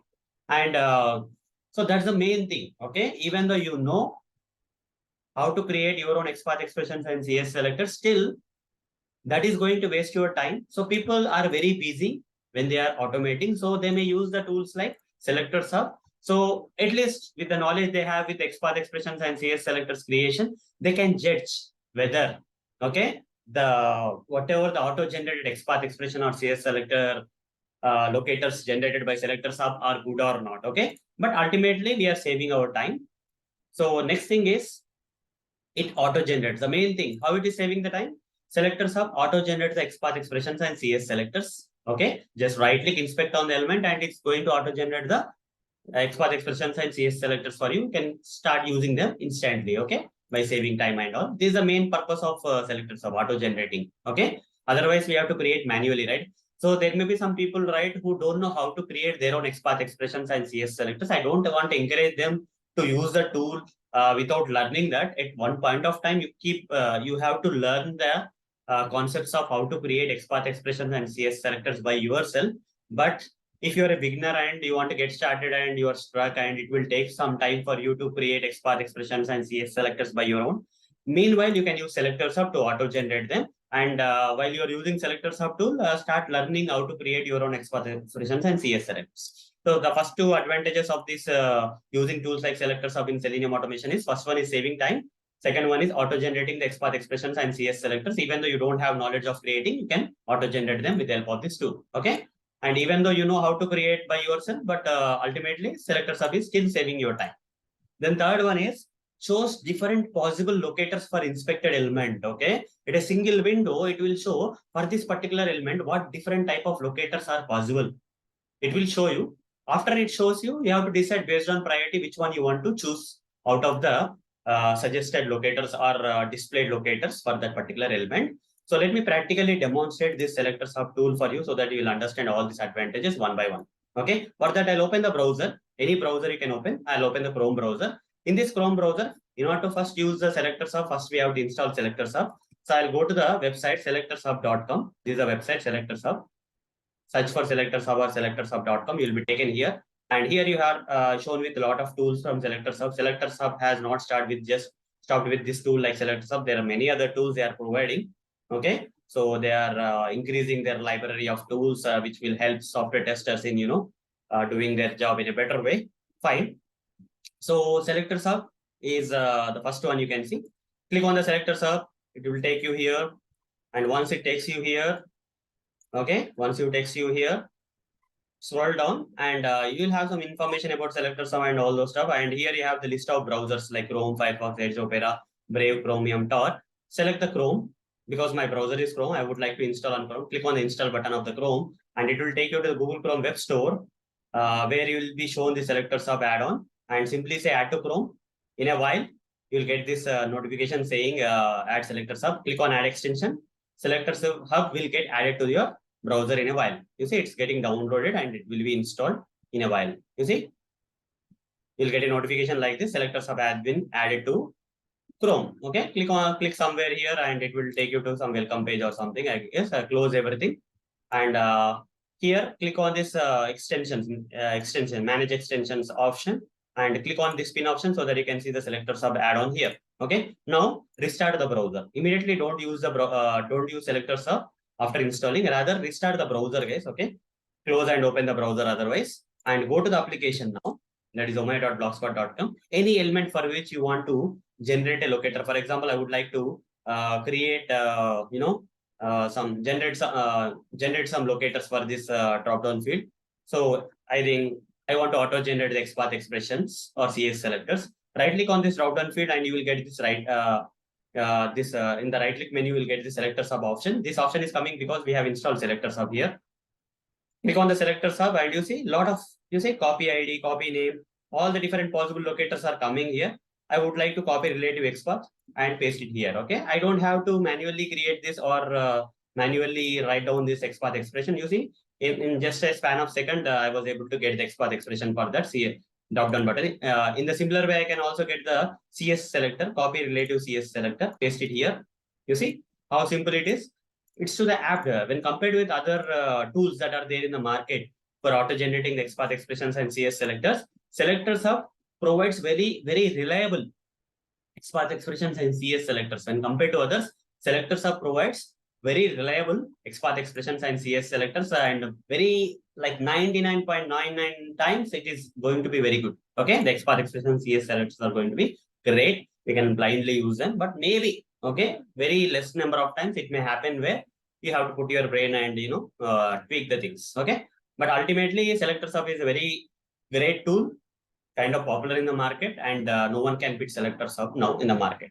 Okay, fine. Anyhow, so apart from that, I'll show you. Right click on the drop down field and select inspect option. Apart from the right click option, you can also select inspect option and you'll get the HTML code of this drop down field. And under the elements, you have the sub elements like under the elements tab, you have sub tabs like styles computed. Just drag this here. If this Google Chrome DevTools is not coming in the bottom, You can dock to the bottom by just selecting this option. Otherwise, it will be by default in this dock to right thing. Dock down so that you can access it here. Now under elements, there are subtags like styles, computed, layout, event, listeners, and click on this and you'll get the selector sub. Click on the selector sub. You'll get the interface of the selector sub. Everything is not coming. You have to select this option like click to expand selectors block, this option. Okay, click on this and now you'll get all the stuff. Okay, all the possible locators for locating this drop-down field are provided here. Like ID is there, name is there, any other stuff are there. Like just you see class name is also there. Okay, ID is there, name is there, class name is there, relative XPath is there, relative CSS is there. Okay, as per the priority, I will generally choose ID. Okay, I'll copy the ID and choose it. Okay, and generally, you see here one means only there are no duplicate elements being located with this locator, so I can happily use. So copy this option. Okay.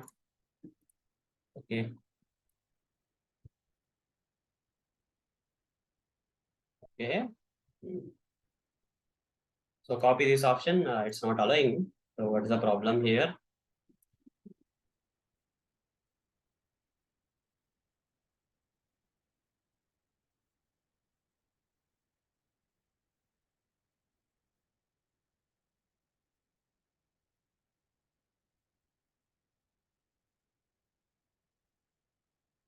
Okay.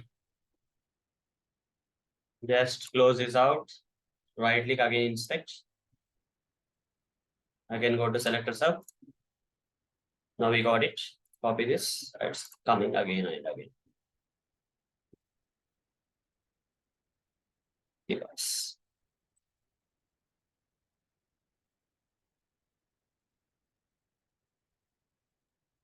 Okay, something got changed in the latest version of the selector sub.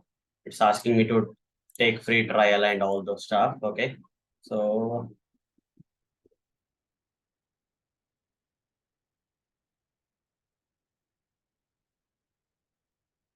okay, this one. Okay, page. Okay, they are linked to rice and this. Fine. Have to give the details.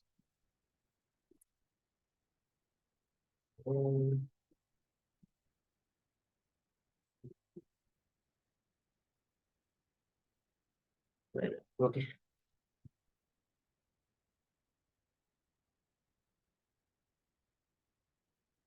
Okay, they are asking for business email address. I'll give my.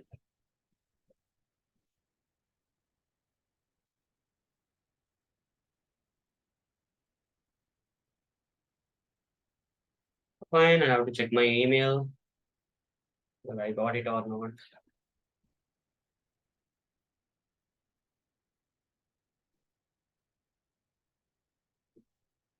Okay, it may take some time, I guess. That's okay. Still, I'm not able to copy this directly. You can copy like this otherwise. For now. Okay, you are getting it right. Just copy manually. This direct copy options are restricting us. But ultimately, it's giving you a list of locators, that are possible for this drop-down field. By looking at this list of locators, you can decide which priority you can go in. Okay, what is the best priority you can go in? Fine, done. So, hope guys, you got the idea. Like, what are the different advantages of using tools like selector sub? First of all, it's going to save time because it auto-generates XPath expressions and CS selectors in less than a second, you can say. It auto-generates. For the people who are novice and they don't know how to create XPath expressions in CS selectors, they can use tool to auto-generate. Okay. And third thing is that shows possible, not only just XPath expressions and CS selectors, it also shows us different possible locators like ID, class, name, and all those stuff. In that, if duplicate things are not there, we can go with the ID also as per the priorities. And if ID is not there, we'll go with the name. If name is not there, we'll go with the class name. Class name is not there, we'll go to the link text. Then if link text is also not there, we'll go with the XPath or CSS. Okay. So hope guys you got the answer for this question. So that's all for this session. Thank you. Bye-bye. Hello friends. Welcome to this session. In this session, I'm going to answer one of the Selenium interview questions. That is how to use pipe operator in XPath expressions. Let me answer. So if you have multiple XPath expressions and each and every of that XPath expressions are individually locating different elements, in such cases, if you want to combine all these XPath expressions so that the single XPath expression will locate all the different elements. In such cases, we can use this pipe operator. I'll show you practically how to use a pipe operator in XPath expressions. For that, I'll open this browser and take you to the sample application, omai.blogspot.com. Now, first I would like to create an XPath expression for this text area field, okay? For locating this text area field, right-click, inspect this. Let's create individual, XPath expressions. So text area with ID, I'll copy this ID. And here I'll say Control-F, / text area tag, @ID is equal to, in the single quotes, I'll give TA1, okay? Now, using this XPath expression, let me drag it down. Using this XPath expression, we are able to locate only one element. That element is nothing but this text area field. You can see on the UI, text area field is getting located, okay? This is one XPath expression. So I'll copy this and just save it somewhere in the notepad.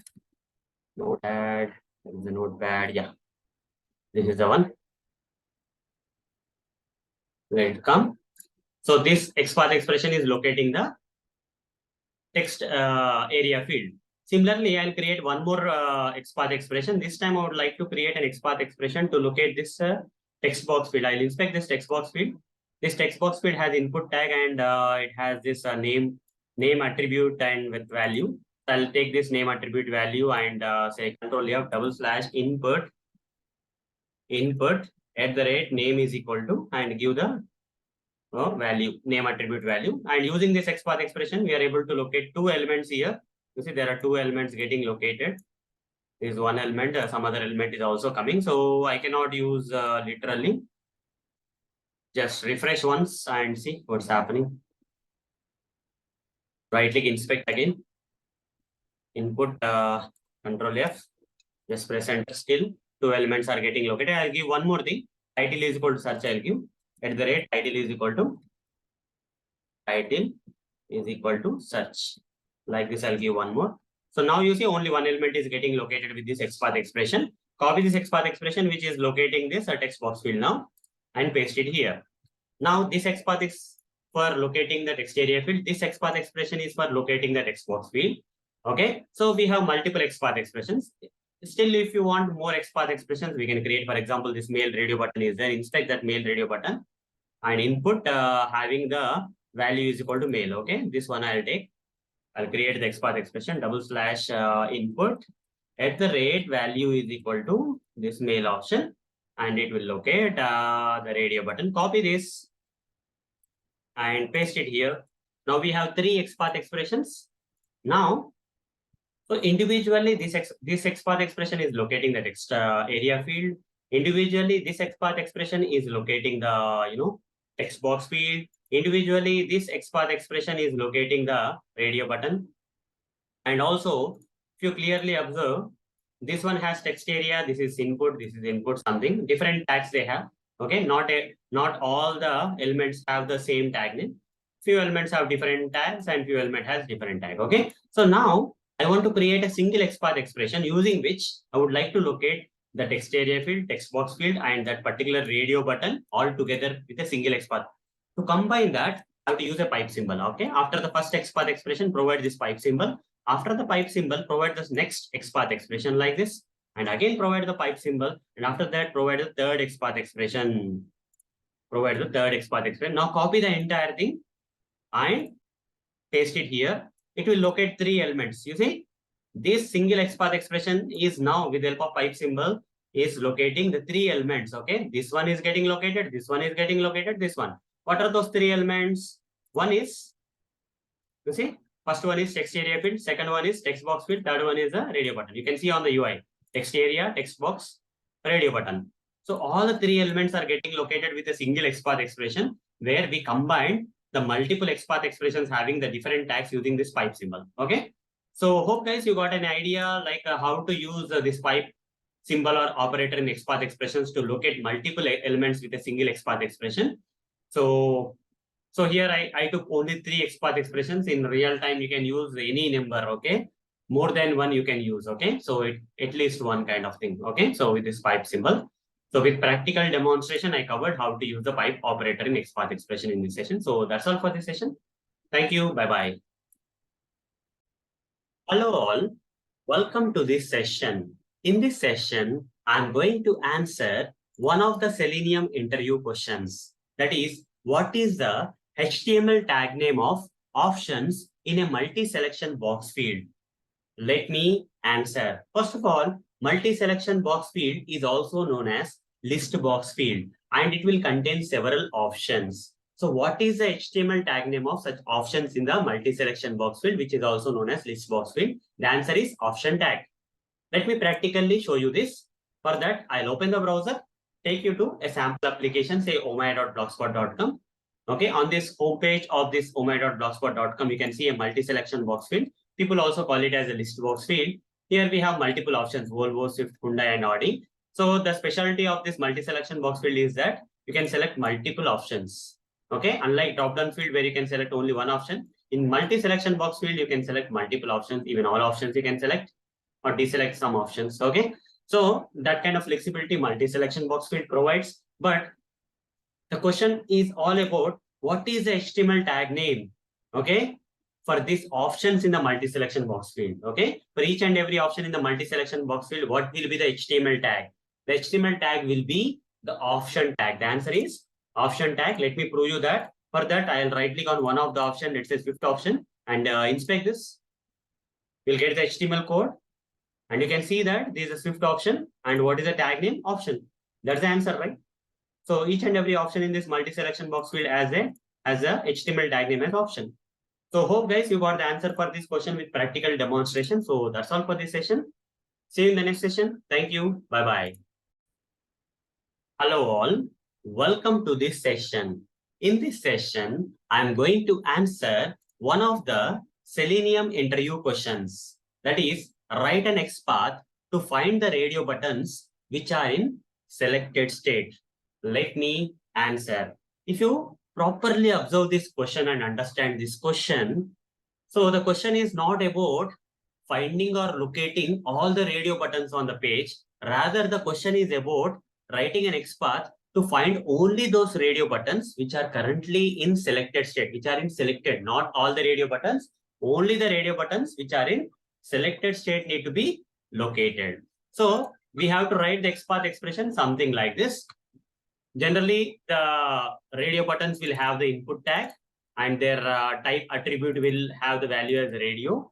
Okay. So, but till here it will locate all the radio buttons, not only the radio buttons which are in selected state, but all the radio buttons if you only write the XPath expressions up to here. But if you want to locate the radio buttons which are in selected state only, then extra attribute you have to add to this XPath expression, that is @checked. Okay, they will have an attribute like checked, because of which they will be in selected state. So let me practically demonstrate this for you.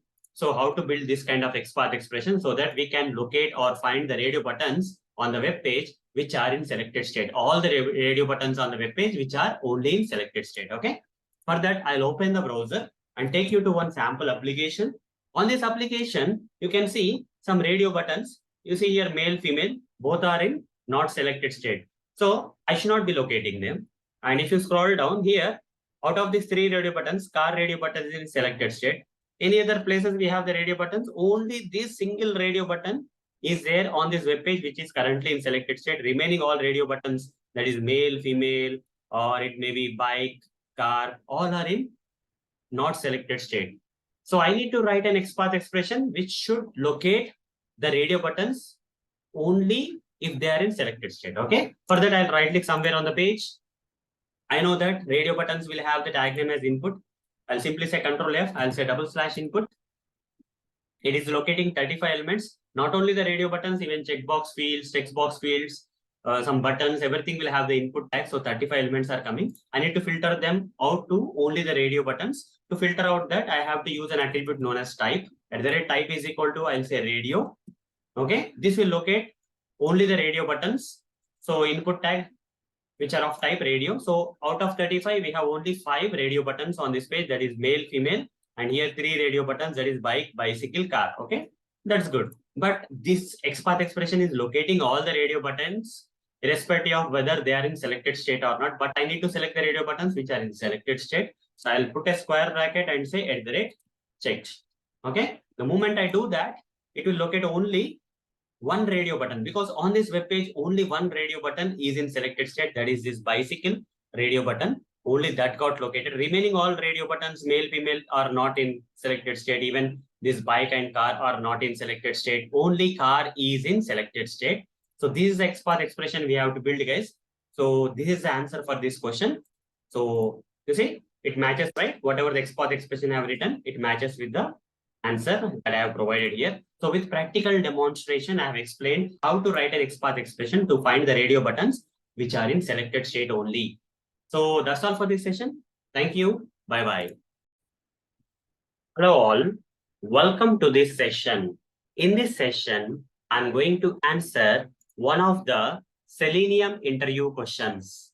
That is, write an XPath expression to find two different elements having different tags. Let me explain this with practical demonstration. So we need to find two different elements using a single XPath expression. And the catch here is these two elements have different tags, different HTML tags. One may have input tag, other may have anchor tag, something like that. Okay. And you need to create a single XPath expression to find these two elements. In such kind of cases, what we have to do? We have to use this pipe operator where the first XPath expression, okay, will locate one element having some tag, and after the pipe symbol on the right side, we have another XPath expression in syntax, which will locate the another element having a different tag. Okay, so together, okay, they will be merged using this pipe symbol to locate two different elements having different tags. Okay, different HTML tags. Let me practically demonstrate this for you.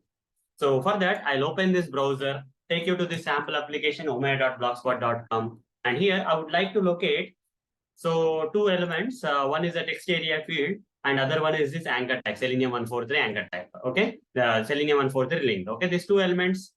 When I inspect this text area field, I'll first create an XPath expression, and you can see the tag name. It has a text area tag. Okay, I'll create an XPath expression, Control F, and just copy this ID attribute value. And here in the results, I'll say text area @ID is equal to, and give that value.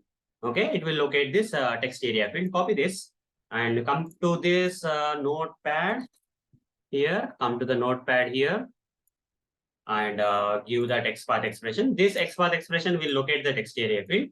As you can see here, it's already locating one element, which is nothing but the text area field on the UI. You can see when I hover the mouse here. Okay. Similarly, I would like to locate this hyperlink. Okay, inspect this hyperlink.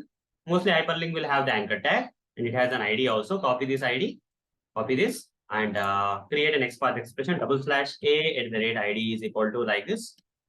Now, this one is also locating one element, which is nothing but the Selenium 143 link.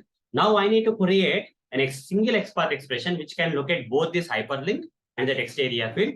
Text area field has one HTML tag, that is a text area tag, whereas Selenium 143 has one HTML tag, that is anchor tag. So they have different tags. So I'll copy this XPath expression into my notepad first. Okay, this is the XPath expression for that hyperlink, whereas the first XPath expression is for the text area field. So if I have to use a single XPath expression to locate both this hyperlink and the text area field, I have to use a pipe symbol here, followed by the second XPath expression. Here you see the first XPath expression is using the text area tag name. The second XPath expression is using the anchor tag. So this should work. Copy this XPath expression, having two XPath expressions combined with this pipe symbol. Now press enter, and you can see two elements are getting located. One is text area field. You see, out of these two elements, one of two is the text area field, and the other one is the Selenium 143 link. Okay. So at a time, two elements are getting located. Okay. So this is the XPath expression. Where it is a combination of two XPath expressions using different HTML tags and combined with the help of the pipe symbol. Okay, so hope guys you got an idea, okay, with this practical demonstration, and you got the answer for this question on how to write an XPath expression to find two different elements having different tags. So that's all for this session. Thank you. Bye-bye. Hello all. Welcome to this session. In this session, I'm going to answer one of the Selenium interview questions. That is, explain a program which is resulting in an arithmetic exception. Let me answer with practical demonstration. If you write a Java program and if you try to divide a number by 0 in this Java program, you are going to get this runtime error known as arithmetic exception. Let me answer this question with practical demonstration. So for that, I'll launch Eclipse IDE. Let's wait for the Eclipse IDE to launch. So the Eclipse IDE has been launched. Now here I'm going to write some Java program. So I'll first create a variable and just assign some value to it, say 9 or whatever the value you feel. And I'm going to create another variable and I'm going to divide this a by 0. So what happens? You are not going to get any error here. You see, the program is not giving you any compiler error, but okay. So let me write some statements here, print statements, okay, followed by this this division of number by 0. In mathematics also, you cannot divide a number by 0, right? So they say infinite and all. In Java, it's not possible, okay? When you try to divide a number by 0, automatically you're going to get a runtime error. While running this code, you are going to get an error known as arithmetic exception that I'm going to show you practically. So what is the problem with the exception also, I'm going to tell you. So like this, I would like to print the values of A and B. So I'll run this. And at the line 8 itself, we are going to get a runtime error. At the line 8 itself, we are going to get a runtime error. That is an exception because of which the remaining code will not run. Okay. After this line 8, whatever the code that is there is not going to run. Let the program run. So let's wait for the Eclipse IDE to run our program. And you are going to get an exception known as, what is the exception you got? Arithmetic exception. Why you got this exception? This is the reason. You are trying to divide a number by 0 because of which you got an arithmetic exception. And in which line you got the exception? In the 8th line you got the exception. Okay. So what about the other two lines of printing A and B? Have you seen them being printed A and B values? No. The reason is we got the exception in the before line, that is 8. So whatever the code that comes after this line, which has given a runtime exception, that is during runtime or during the program is running, you got an error, right? Such kind of error is called as arithmetic exception. After that line 8, nothing got executed. No code has been executed and nothing got printed. So that's the problem with the exception. But as per the answer for this question, I have to write a program or explain a program which will result in an arithmetic exception. I have done that and shown you. Okay. If you change this number from 0 to 1 or something, you will not get any exception. You will get everything working fine. You will not get any exception. Only when you try to divide a number by 0, you are going to get an exception. So hope guys you got an answer for this question with practical demonstration in this session. So that's all for this session. Thank you. Bye-bye. Hello all. Welcome to this session. In this session, I'm going to answer one of the Selenium interview questions. That is, explain a program which results in ArrayIndexOutOfBoundsException. Let me answer. So in Java program, we get this ArrayIndexOutOfBoundsException when we try to store the values which are more than the size of the given array. Let me practically demonstrate this for you. For that, I'll open this Eclipse IDE where we have this main method. Inside this main method, I'm going to write some code where I'm going to create an array of size 3. You can see here, new, I'm creating an array object with the size 3. So let me give an object reference and declare this with the integer array type. Okay, whatever the array type you can declare, that's okay. But here, the main thing that you have to focus is the size is given as 3. That means into this array, how many elements you can store? Only 3. So first element will be there at the index 0. So I'll say AR of 0 is equal to 9. Second element will be at the index 1. I'll say I'll store 5 into the 1. AR of 2 index, this is the third element.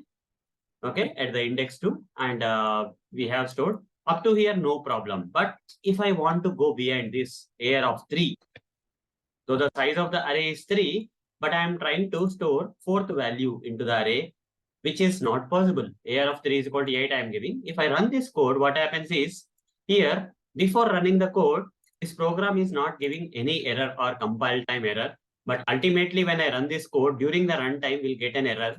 Okay, such kind of runtime errors are known as exceptions. Which type of runtime error or exception will get? ArrayIndexOutOfBoundsException, because of the array size is 3, but you are given four values. Okay, you're storing 4 values, even though the size of the array is 3, because of which, at which line you will get the exception? This 12th line. Up to here, no problem. It will try to store 3 values only, right? So size is matching, so it will store. But when I say error of 3 of 8, it will give you an exception. That is runtime error. When I run the program, I'll get that error. Okay, let's wait for the program to run, and let's see the error in the output console. So in a while, the program will run, and you can see that you got an exception at, as I mentioned, line 12 itself. Error of 3 is equal to 8. What is the exception or runtime error you got? You got the exception as ArrayIndexOutOfBoundsException, as I mentioned. So what's the reason behind getting this exception? Length is 3. The size of the array is 3, but index 3 you are giving. Index 3 means 4th element, okay? Out of bounds for the length 3. That's what it is trying to communicate. So we should not exceed the size of the array. If you give only 3 values, if you store only 3 values into this array, if the size is 3, no exception, okay? No exception, no, just try to give a normal print statement saying, end of the program or something, so that you can understand that in the output, no exception has come, okay? End of this program. Now run the code. This time you'll not get any runtime error or exception because the size is 3 and you have stored only 3 values into the array. So you see end of this program, no error has come, no runtime error or exception has come. So hope guys you understood this program, which is resulting in ArrayIndexOutOfBoundsException. With practical demonstration, I have answered this question for you. So that's all for this session. Thank you. Bye-bye. Hello all. Welcome to this session. In this session, I'm going to answer one of the Selenium interview questions. That is, explain a program which results in NullPointerException. Let me answer. In Java program, when you try to print the length of a string which is assigned with null value, you are going to get this exception known as NullPointerException. Okay, you can print the string which is assigned with null.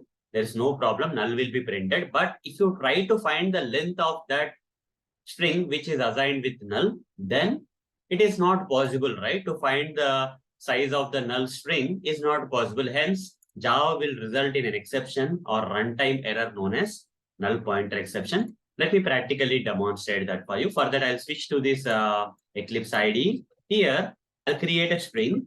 String str is equal to, if I give a proper string, Arun, okay?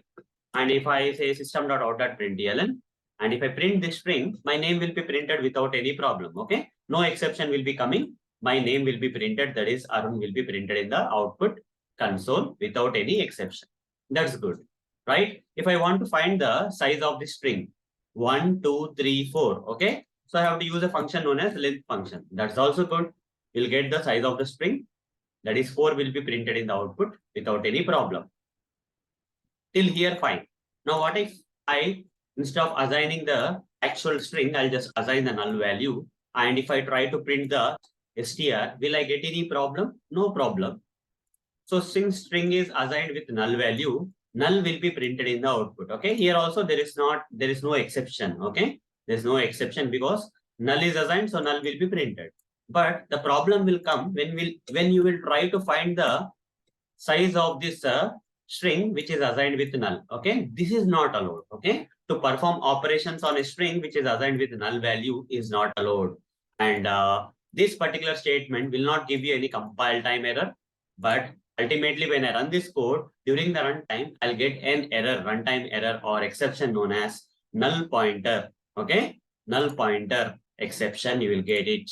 So run this. Since the string is assigned with null, I should not be able to perform any operation. If I try to perform any operation, I'll get an exception known as NullPointerException. So here you can see the reason. Can't invoke string.length because string is str is null. Okay, you're trying to find the size of the string which is assigned with null, which is not possible in Java. So at line 9, you got an runtime error or exception known as NullPointerException. So hope guys you got an answer for this question. That is to write a program which results in NullPointerException. You can write this sample program where you are trying to print the size of the null string or length of the null string. So then you will get this NullPointerException in Java. Okay. So with practical demonstration, I have answered this question. So that's all for this session. Thank you. Bye-bye. Hello all. Welcome to this session. In this session, I'm going to answer one of the Selenium interview questions. That is, explain a program which results in class cast exception. Let me answer with practical demonstration. So, when do you get this class cast exception? In Java programs, when you try to cast an object to a type that is not compatible with its original type or actual type, then you are going to get this class cast exception. Let me practically demonstrate so that you will understand it in a better way. For that, I'll switch to this Eclipse ID. Inside the main method, first I'll create integer class, okay, object. That is, I'll say a is equal to integer a is equal to, I'll give some value like 9, okay, that's okay. Then I'll create an object for object class.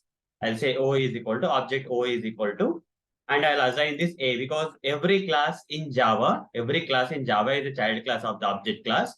So hence you can assign the value of any class to the object reference of object class, okay, fine. Now original type is what? Integer. Okay, original type of this a is integer that I converted to object. Now from object I can convert back to integer without any problem. Original type is integer, so I can convert it back to the integer without any problem. For example, integer, if I say b is equal to, here I can say integer of b. You see, there is no problem. Okay, so integer of, sorry, o. Okay, I have to give o, right? So first integer got converted to object type. From object type, again, we are casting that object type back to the integer. There is no problem. Okay. To the original type, we casted it. So there is no problem in this example, and you will not get any exception or anything else. If I print B here, you see, it will be successfully printed. Integer value 9 will be successfully printed without any problems. This program is all good. Okay. Without any exceptions, you will get the output like 9 in the output console. But what if I don't typecast it to the original type? Rather, I'll typecast it to the string type or whatever the unsupported type. Here I'll say string B. In this case, you're not getting any compiler error.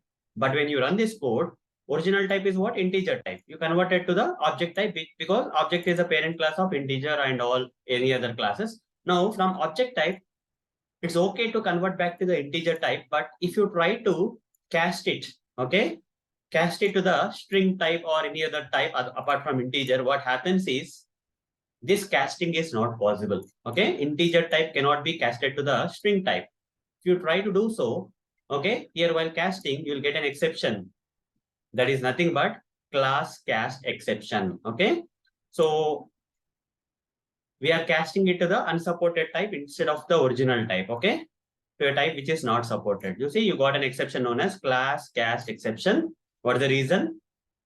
Integer cannot be casted to the class, that is string class. Okay, you cannot cast the integer to the string type. Okay, because of which you got this exception. At which line you got the exception? Line 9, when you are trying to cast the integer compatible value to the string type value. Okay, then you got the exception. Okay, that is class cast exception. So hope guys you got an answer for this question with practical demonstration. So that's all for this session. Thank you. Bye-bye. Hello all. Welcome to this session. In this session, I'm going to answer one of the Selenium interview questions. That is, explain a program which results in FileNotFoundException in Java. Let me answer. So in Java programs, one of the way to get this kind of file not found exception is by specifying the wrong file path. Okay, a file path where file doesn't exist to this file reader class. Let me practically demonstrate this for you so that you will get more clarity on this. For that, I'll switch to this Eclipse ID, and here I'll just create an object, okay, for the file reader class. This is one of the way, guys. There may be many ways to get this file not found exception, but I'm using one of the predefined class in Java known as file reader class. Import this file reader class, override import this file reader class from java.io package. So after importing, this constructor cannot be empty. You have to pass the path of the file. Okay, here we need to pass the path of the file. In double quotes, I need to specify the path. So directly under this project, there is a file name abcd.txt, which is existing. So .txt, this is a correct path of the file. Okay, this is a correct path of the file. I'll create an object reference fr is equal to, and I'll declare this with the file reader class again. Done. But still you are getting error because this is part of the checked exception. Okay, so compiler is checking the exception in advance. There is a possibility that this file path may not exist, and because of which you may get an exception. Compiler is recommending us to use try catch blocks to handle this exception in advance if there is a possibility. So there are two options for us in this case. Hover the mouse on this, and you can either ignore the exception. Okay, whatever the compiler is saying about the runtime exception that may occur, you can ignore the exception and mute the compiler voice. Okay, make the compiler silent by not recommending us to let us know the possibility of the exception. That is one way, or we can handle the exception in advance using the try catch block. So I'll go with the first way, that is I'll ignore the exception. I'll mute I'll silence the voice of the compiler. So once I say throws file not found exception here, compiler will not suggest us any possibility of the exception here. And when I run this code, nothing is going to happen, guys. Okay, nothing is going to happen. I'll just simply write down a statement here. So that end of the program kind of statement I'll write to see whether if exception doesn't come, the execution will continue and the statement will be printed. End of the program will be printed in the output. So in this case, exception is not going to come because abcd.txt file exists under the project, okay, and directly under the project. So we gave the correct path only. So if I run this code, will not get any exception. Instead, in the output, we'll get end of the program printed without any exception. You see, things are working fine. What if I give some ABCDEF? Do we have a file like ABCDEF under the project? This file doesn't exist at the provided path that is under the project. It's not there. So in this case, since we have muted the voice of the compiler, what will happen? Compiler will ignore and it will stop saying there's a possibility of exception. But still, if you are running and the path doesn't exist, then exception, runtime exception or runtime error will occur here. That is file not found exception will occur in the line 10, and because of it, the next line, 12th line will not be executed. Okay, just run this code, right click run as Java application. You'll see that file not found exception will come. Okay, at which line? 10th line. Okay, at this line itself, because this file doesn't exist at the provided path. So we got this file not found exception. It's clearly giving the message abcdef.txt file. System cannot find this file specified, because of which we got file not found exception. So hope guys you got an idea of how to write a Java program which will result in file not found exception. Okay, this is only one way. There may be other ways in Java to get this same exception, but if you get this kind of question in the interview, you can answer this as a you can answer whatever I have given as an example. Okay, so that's all for this session. Thank you. Bye bye. Hello all, welcome to this session. In this session, I'm going to answer one of the Selenium interview questions. That is, explain a program which results in IOException in Java programming. Let me answer this question with practical demonstration. So in order to get this exception, IOException, so we have to close the buffer reader class and then try to read the line. Okay, so you may not understand by this whatever I have read here. You'll not be able to understand how to get this IOException just by reading this line. If I demonstrate this practically for you, you will understand this particular statement or line. For that, I'll switch to this Eclipse IDE, and I'll just remove all this stuff freshly. Inside the main method, I'll write or create an object for the buffer reader class. New buffer reader class. Okay, buffer reader class. Over the mouse and import this buffered reader class from java.io package. Create an object reference br, let's say. Over the mouse and say create local variable. The same class will be declared for this variable. And here inside this constructor, you have to say new string reader. Okay, just create an object for the string reader. And here inside the string reader, just type some text like hello. I think that is string reader. New string reader, hello world. Hello world. Okay. Pour the mouse on this. Okay. Import the string reader from java.io package. Once that is done, good.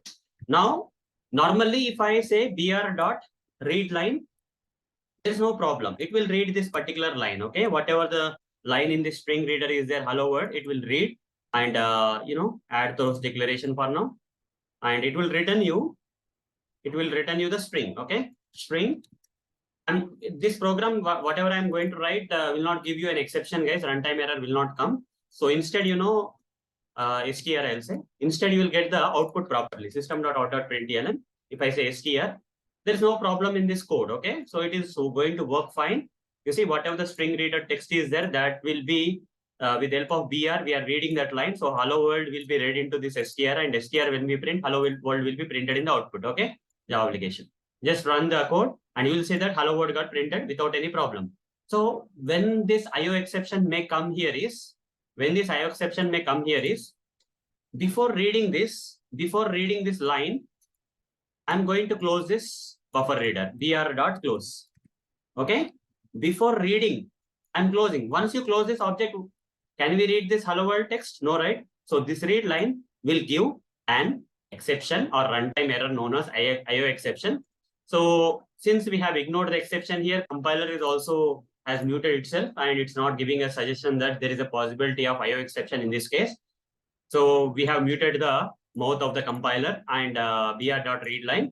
Run this code, right click, run as Java application, and you will get IOException. Okay, IOException. Stream close, because you have closed the buffer reader class and you are trying to read the line after closing the buffer reader, because of which you are getting this IOException. At line 13, you got the exception when you are trying to read the line for the closed object of the BR. Okay, BR closed object. You are reading the line, which is not possible. Otherwise, if you have not closed the buffer reader and try to read the line, it has already read the hello word and has printed. I have shown you already. Okay, so this is one of the way to write a program, okay, to generate or to get this IOException in Java programming. So hope guys you got an answer for this question. Now you will be able to understand this line. Close the buffer reader class and close the object of the buffer reader class and then try to read the line.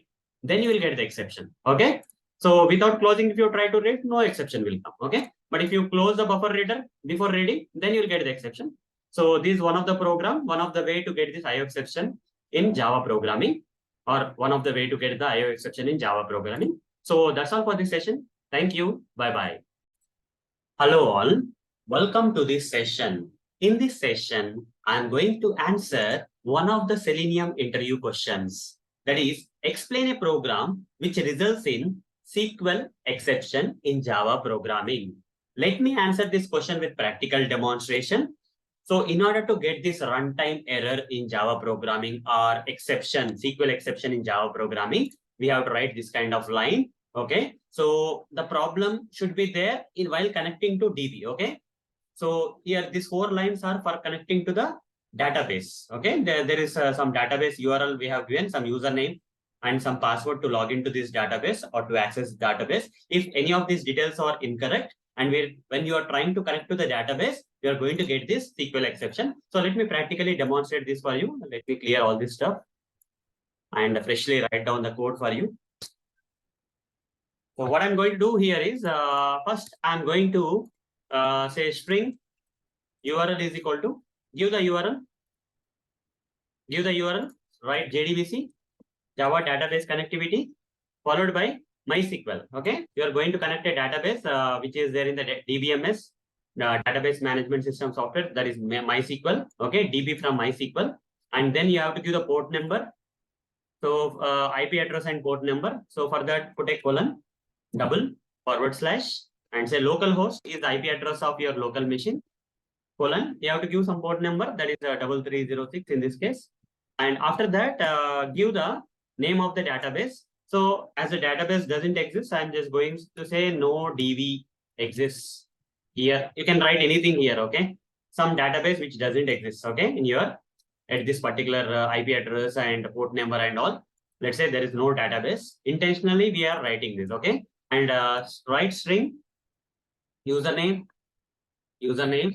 I'll say wrong username, okay? Wrong user. Okay, like this, I'm giving some wrong details. Everything is wrong in this case. Password, right?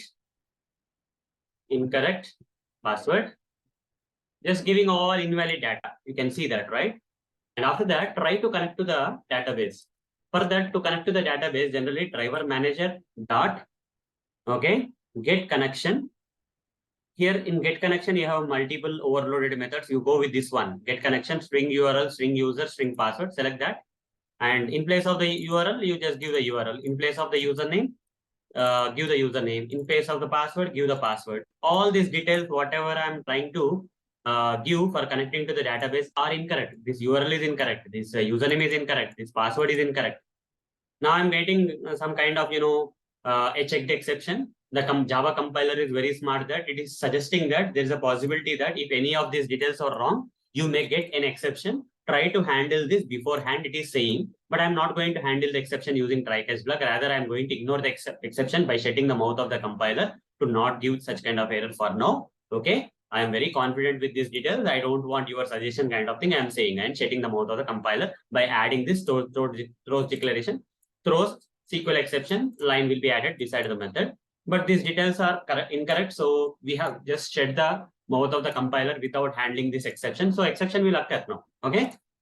We are going to get the exception. Get connection is going to return the object of the connection. So connection is equal to, and hover the mouse on this connection and say create local variable. 1 minute. Hover the mouse on this connection and say create local variable. The return type of the get connection, that is connection class, will be added here.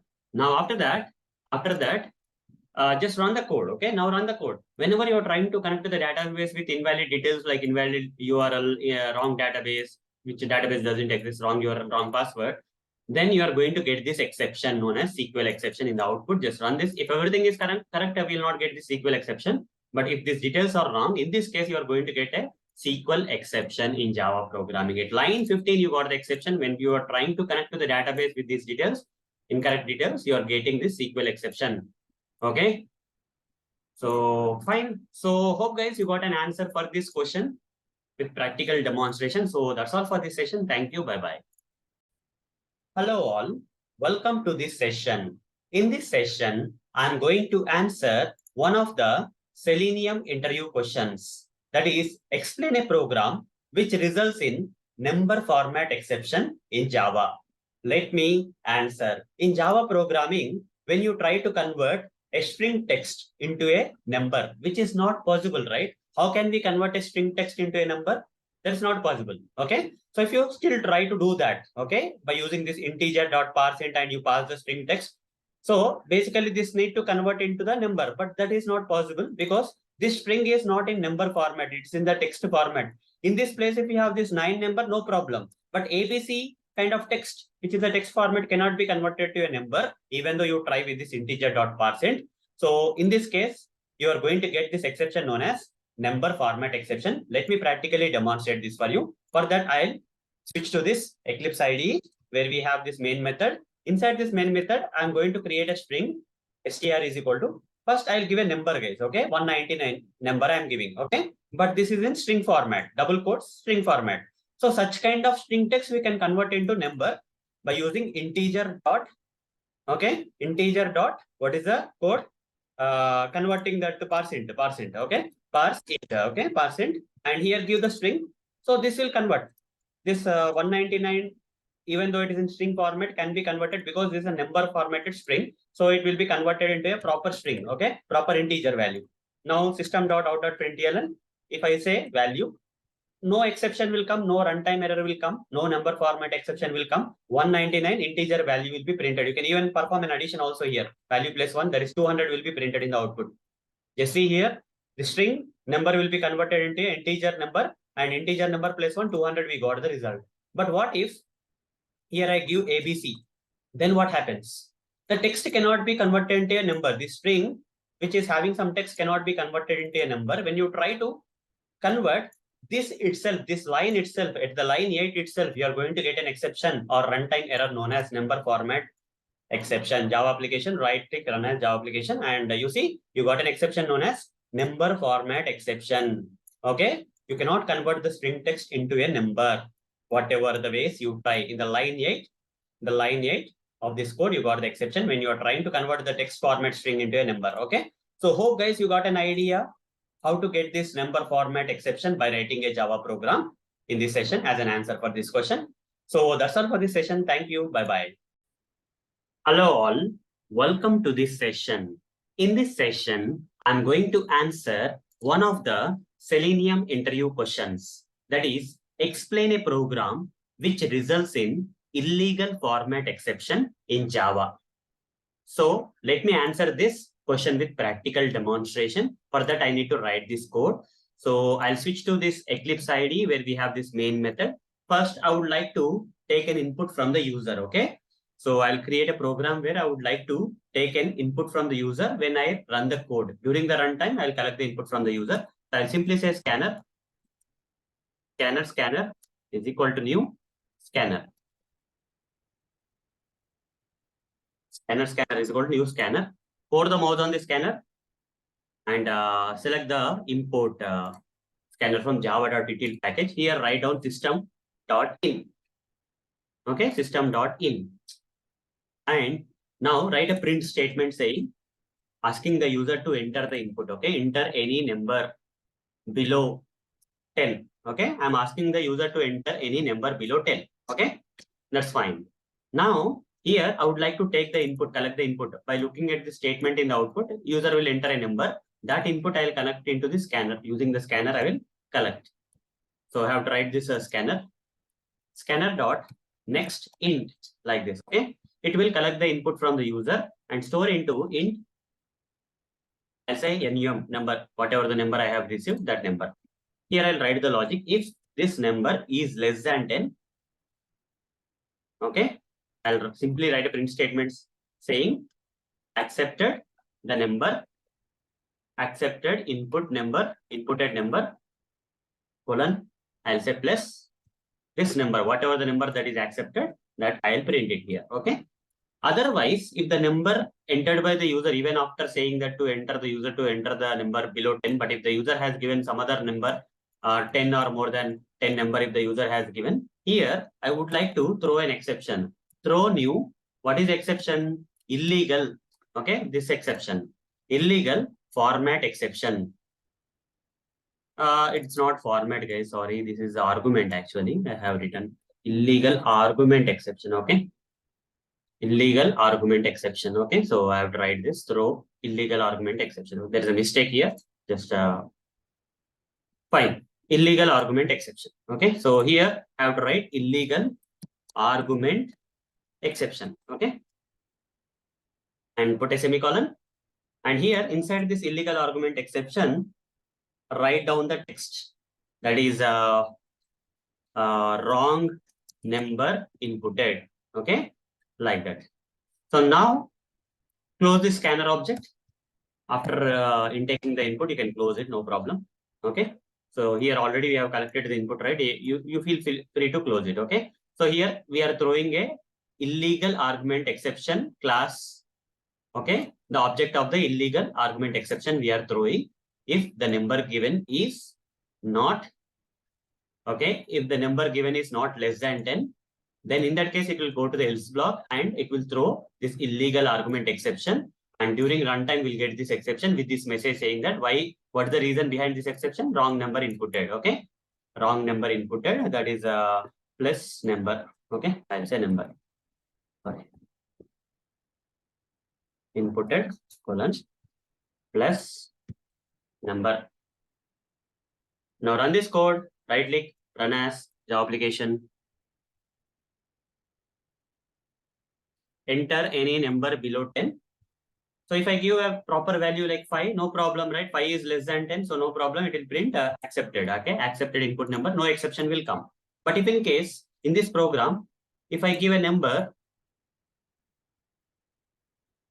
which is like 15 or something, you see, you will get an exception. Runtime error, that is a runtime exception known as illegal argument exception. You are going to get. The reason for the exception is whatever the message we gave while throwing that exception, right? Wrong number inputted. At line 20, we got the exception. Whatever the number that got inputted is 15. Number 15 got inputted.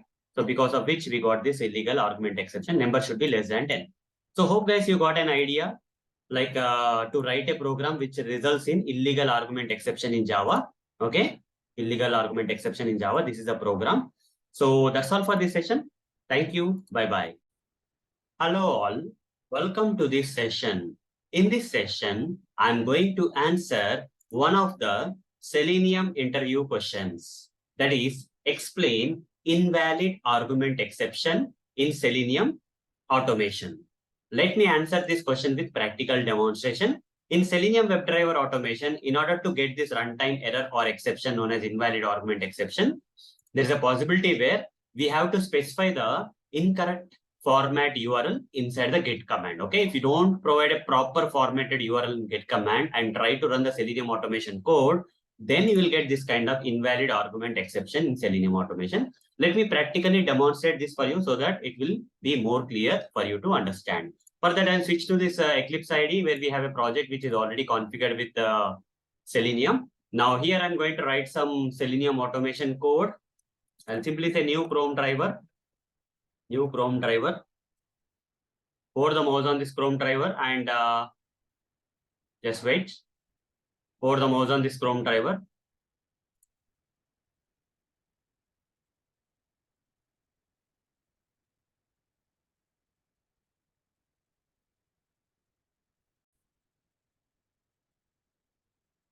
So I'm not getting this option here. So you can do one more thing when you are not getting this kind of option. Then you can click on this error link where you will get options. Okay, if you're not getting direct options, you can click on this error so that you will get the options. So simply say import Chrome driver class from Selenium library and create an object reference like driver and declare that with WebDriver interface. Okay, over the mouse on this. So some kind of problems are coming. When you, if you're not getting any problem, no problem. Otherwise, simply select fix project settings. Say okay, and the error will be resolved. Okay. Driver dot manage dot window dot maximize. This will maximize the browser window. Then driver dot get.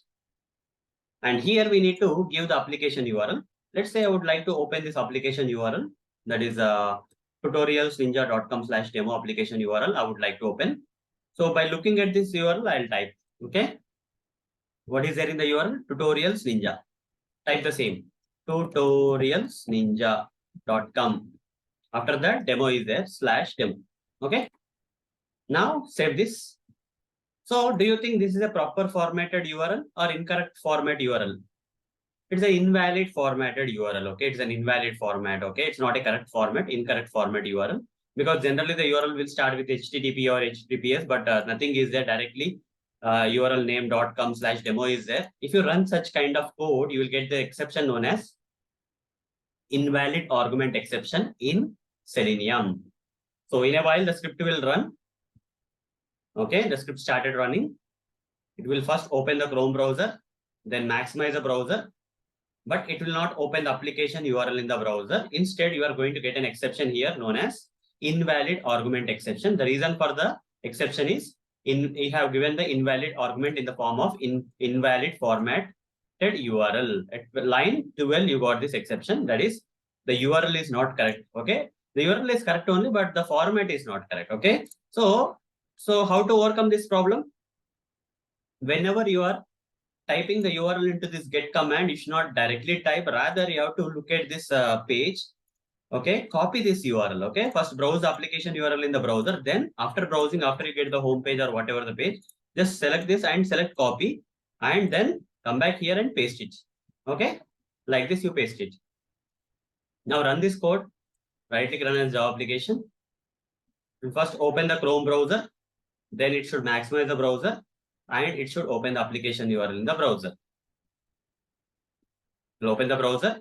It will maximize the browser. It will open the application. This time you will not get any runtime error or exception like invalid argument exception because we gave a correct formatted URL. So you see no exceptions, nothing. Okay. Script is working fine. Script is working fine. So hope guys you got an idea.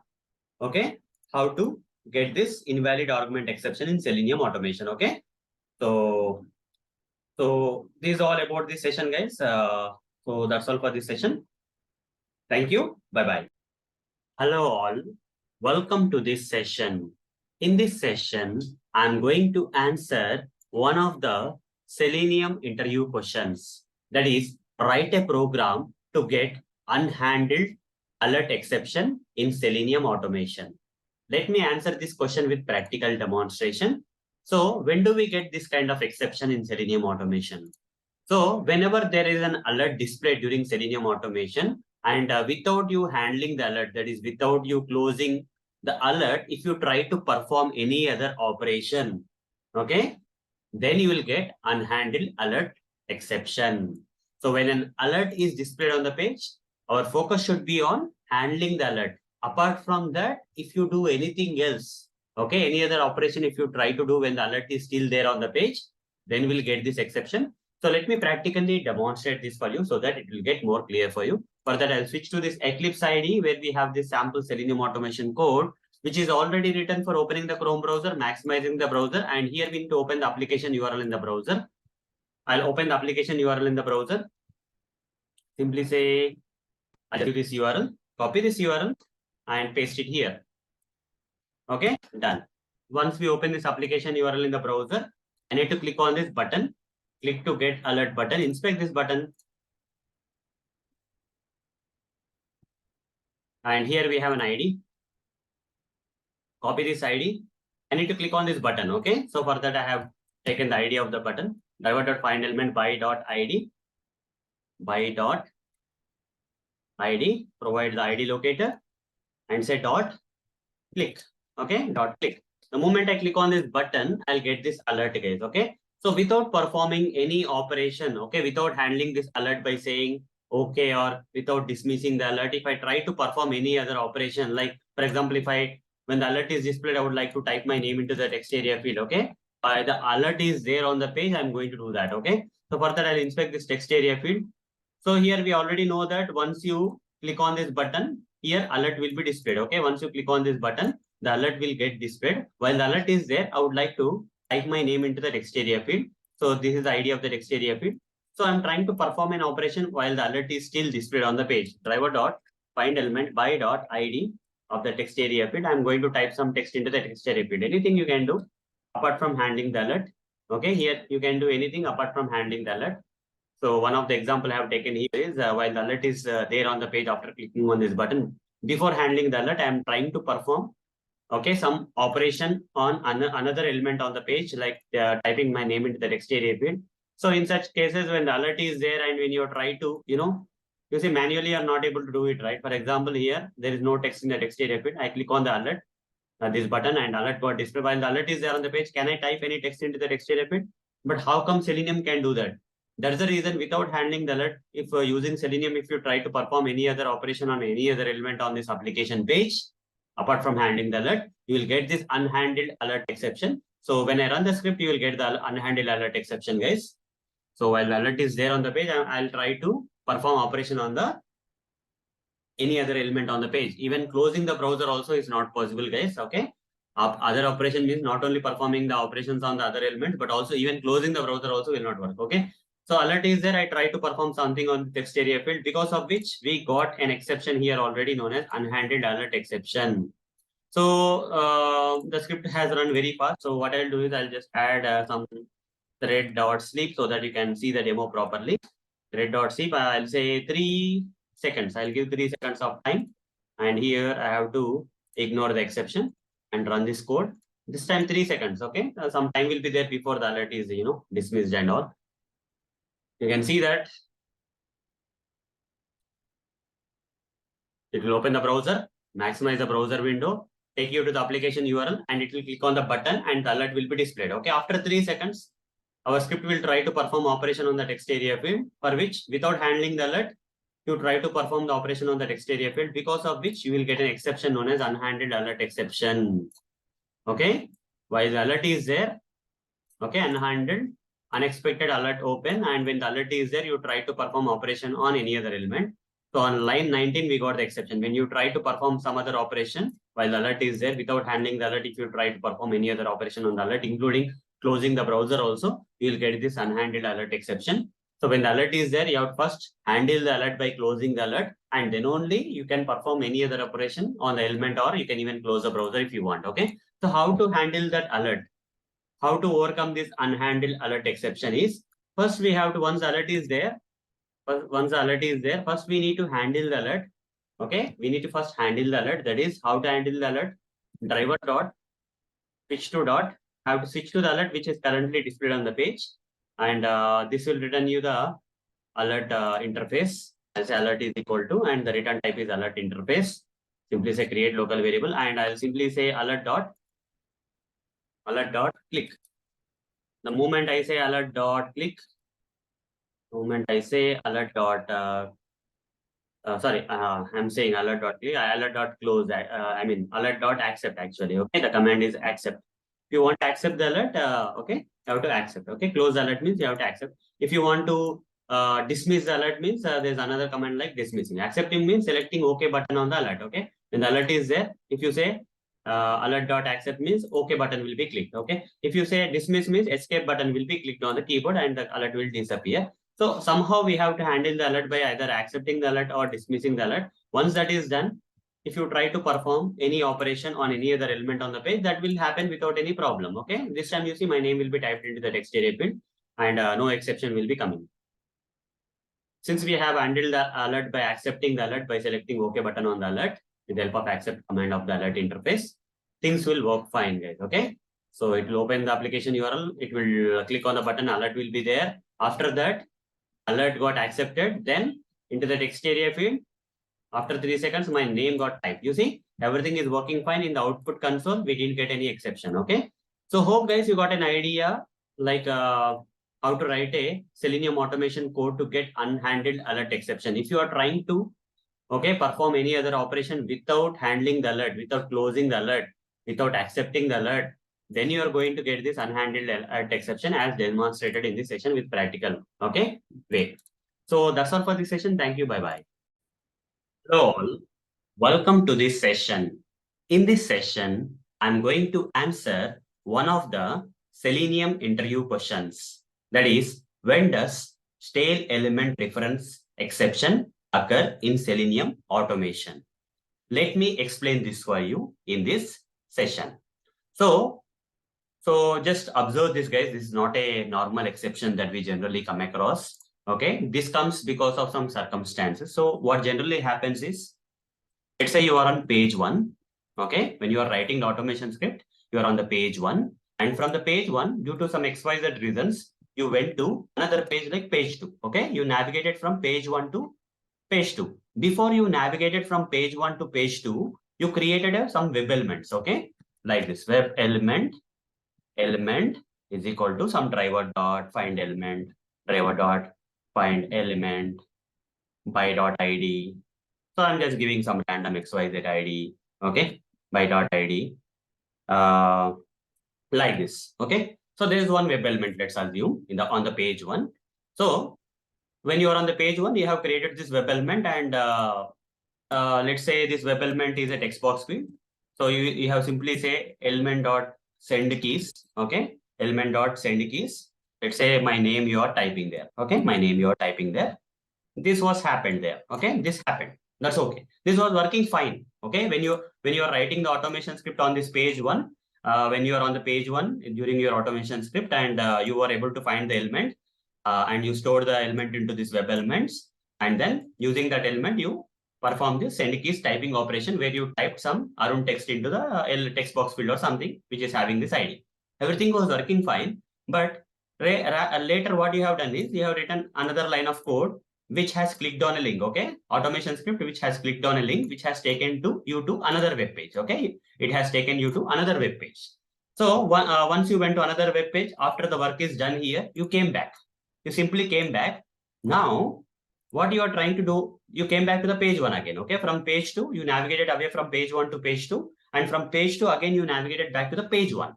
When you are on the page 1, you try to perform something again, element dot send keys. Okay, in the same text box field, again you are performing some operation, like you are entering my last name here, let's say Motori here. Okay, so during this process what happens is this line will give you a runtime error. Okay, this particular line, earlier element dot send keys was working fine before you navigated away, right, from this page 1 to page 2. But once you navigated away and came back, this, okay, once you came back, so what happened is this element dot send keys is giving you a runtime error known as stale element reference exception this exception you are getting, which is nothing but a runtime exception, which generally occurs during the runtime. Okay, why this is happening? Why this tail element reference exception come? Okay, the question is the same, right? When does this exception occur during Selenium automation? The answer for this question is when you navigate away from the page to a different page and come back to this page. By that time, okay, when you navigate away and come back, so the original connection between this driver.findElement part and this web element part will be lost. This connection will be lost, is equal to will be lost. Okay. So this connection between driver.findElement and web element will be lost. Now element will have the null kind of thing, and when you try to perform the operation, you will get stale element reference exception. This connection between driver.findElement, which is assigned to this element of this web element interface, is lost. So what we have to do again? So if there is a situation, how to resolve this problem? You understood when does you get stale element reference exception in this example, but how to resolve this problem? Even after you navigate away and come back, still if you want this end case to work, what you have to do is again you have to reinitialize. That means already you created the web element, right? You have to simply say element is equal to, again you have to write driver.findElement. Okay, driver.findElement. You have to write all this code. So here you will be writing driver.findElement and then say by dot same ID XYZ only, right? That XYZ you will give here. Okay, XYZ. So you have to reinitialize. Okay, you have to reinitialize this driver.findElement for this element again. Okay, though you have declared it and initialized it already, but since you have navigated to another page and came back, this connection between this element and this particular thing will be lost, and because of which you will get stale element reference exception if you don't reinitialize this thing. If you don't write this line before performing this element.send case, you will get stale element reference exception. So theoretically, I am explaining this okay, in this question. So in the next session, we have another interview question on the same stale element reference exception. Okay, on the same stale element reference, this is a class, guys, so it will be in capital letter, stale element reference exception. So next session, where I'm going to answer another question for you on stale element reference exception, I'm going to demonstrate this practically. Whatever I covered in a theoretical way, I'll cover it again and then explain you in a practical way in the next video. Okay. So for this video, only theoretical explanation I want to give, because the question is all about when does tail element reference exception occur. It occurs when you navigate away from the page and come back to the same original page. And if you don't reinitialize the element that was there created before you navigated away from the page, and if you are trying to perform the operation on the element, then you will get tail element reference exception. So hope you got the answer for this question. So that's all for this session. Thank you. Bye-bye. Hello all. Welcome to this session. In this session, I'm going to answer one of the Selenium interview questions. That is, write Selenium automation code for producing stale element reference exception. Let me answer this question with practical demonstration in Selenium code, how to generate or how to produce this stale element reference exception. First, let's understand theoretically, when does this stale element reference exception generally occurs? Okay. So it occurs like this, okay? Let's say there is one page. This is one page, okay? And this is another web page, okay? So now you're on this page one. Let's say you're on this page one. When you're on the page one, okay, you have written some Selenium automation code like web element, web element is equal to, let's drag this like this, is equal to driver.findElement. For example, by.id, some ID, okay, like this. One web element you created. And after that, you perform the operation on this element. Whatever the element is there, on that element, you perform some operation like let's say send keys, whatever the operation, okay? Let's say send keys command, you already know, right? For typing we use. Let's say I'm typing my name into the, first name into the, some text box field, this element. For that, we created the web element first on this web page and then perform the element. Perform the typing operation on that particular element. Now, what happened next was there was a hyperlink on this page. For that, you have written some Selenium automation code to click on this hyperlink, because of which you have navigated away from page one to another web page. Okay. So during the automation, after creating this web element and typing and performing some operation on the element, you have clicked on a link. You have written some Selenium automation code for clicking on a link, which has taken you to another web page, that is page 2, which is different from page 1. Okay. After the activities are done here, you came back again. You came back. So things are good so far. But what happened was, after you came back, again, you try to do some operation here like element dot gain send keys. Same element, right? Earlier, the same element was working fine. This IDX element, for example, was working fine where this Arun text has been typed properly. Now, I have given Moturi element. I mean, my last name I have given like Moturi. But this time what happens is when automation script try to perform this operation on the same element, which earlier it was working fine before navigating away to another web page, element.sendKeys command was working fine for this element. But after you navigate away and come back and you perform element.same operation on the same element, which you have created earlier on the page 1, here, this line is not going to work. This is going to give you a runtime error or exception known as stale element reference exception. Why this exception will occur, I will tell you. Okay. Now you understood the reason why the exception occurs. When you navigate away from a page to another page and come back, then you will get this exception when you are trying to perform operations on the previous created elements.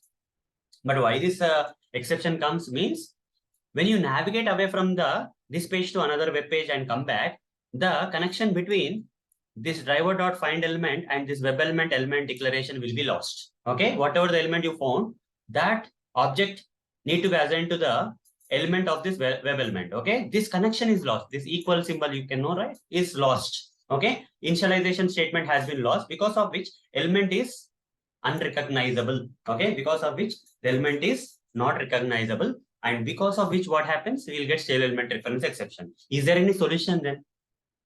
So generally we navigate away to another page and come back and generally perform operations on this element. That should not be a problem, right? But you are getting stale element reference exception here. Is there any possibility where we can overcome this problem? Yes, there is a possibility where earlier you have initialized, right? Web element is equal to driver.find element. You have initialized before navigate away from page to another page. And once you come back, what you have to do next is you have to reinitialize.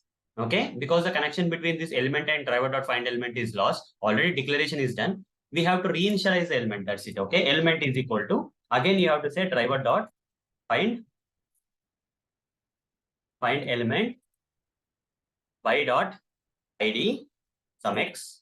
Okay, and like that you have to again reinitialize, because the connection is lost. When you navigate away from this page to another page, the connection between web element and driver.find element is lost, because of which, okay, this statement element.sendKeys is giving you an exception known as stale element reference exception. To overcome this exception, before you perform any operation after coming back, after navigating away, navigating back to the same original page, since the connection is lost, again you have to reinitialize saying element is called driver.find element by dot something something x, and then perform the operation. You will not get the exception. Okay, theoretically this is the thing, guys. So I'll show you practically so that it will be more clear for you.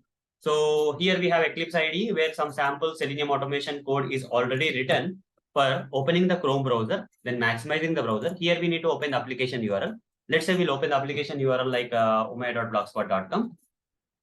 Okay, we'll open the application like omaya.blogspot.com like this. Once we open the application URL, here, then what we'll do next is once we go to this application URL, here I'll click on a link, compendium dev link, okay, or other link, any other link. For example, Selenium 143 link, let's see. Before performing any operation, what I will do here, just see here, once I'm on this page, before I navigate away to the Selenium 143 page, I'll type my text into the text area field here. I'll type my name Arun into the text area field. I'll right click inspect this and create a web element for this text area field. You see it has an ID. Copy this ID. You can have any other locator also. I'm just giving the ID. Driver.find element by dot ID. Give the ID of that text area field. Give the ID of the text area field. Simply say DA1 is equal to create the return type, that is web element. So here we created the web element again. Okay.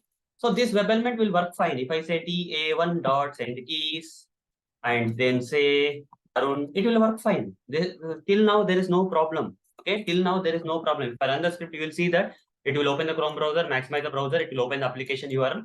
Then into this text area field, it will type my name Arun, because the connection is intact, right? This driver.find element is connected with this web element, okay, declaration.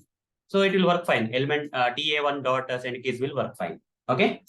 text area field dot send keys will work fine without any problem. My name will be typed into the text area field. I've run the script. Okay, you will see the Chrome browser launching. After that, it will get maximized.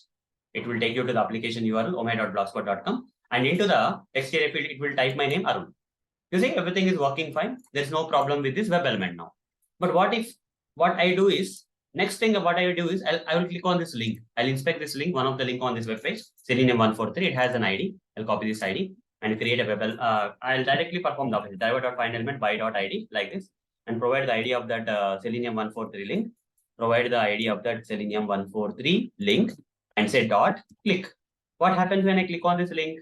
When I click on this link, it will take you to another web page. Now, have you navigated from this page to this page? Yes, that happened. And now, after navigating away, I would like to navigate back to the original page.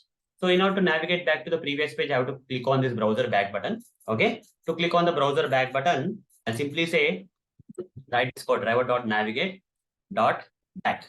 When I say driver.navigate.back, it will click on the back button and you will come back to this page. Now you have navigated back from this page to this page. And let's see whether if I write element dot, okay, this time if I write the same thing, text area 1, okay, dot, text area field dot, send keys. After navigating back to the original page, previous page where this web element was created.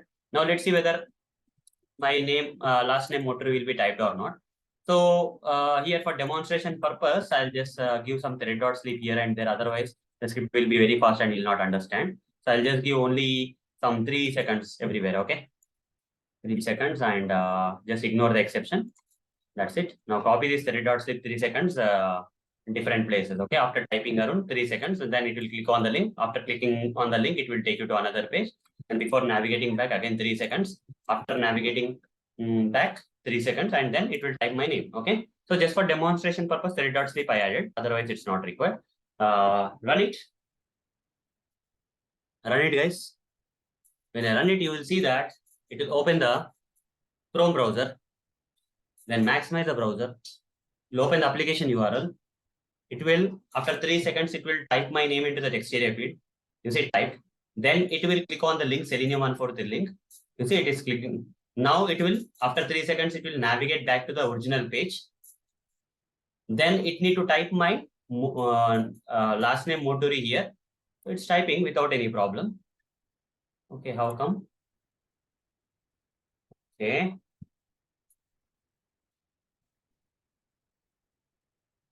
A1 dot send keys. We should get stale element reference exception actually, but here things are maybe browser back. It's remembering. So instead of this, I'll do one thing. Instead of clicking on this link and all, I'll simply say one thing. That is here. Let's manually navigate. Okay. Driver dot navigate dot to, and I'll give the URL of that Selenium 143. Like this, we'll navigate instead of browser back. May not be working, so we may not be able to produce. I'll just make it manual, where this navigate.to command will directly take you to it navigate away from this page to this page. And after that, again, after going there, again, I have to navigate back. Again, driver.navigate to, and I'll give this URL. Okay. I'll use this driver.navigate commands for this purpose. Let's see what will happen in this case. And then try to perform the here. Let me copy this URL again. After navigating away, again coming back here. And then performing the operation. Just give some 3 seconds here. Let's see now. Browser back button, things are not working. So let's go with this approach.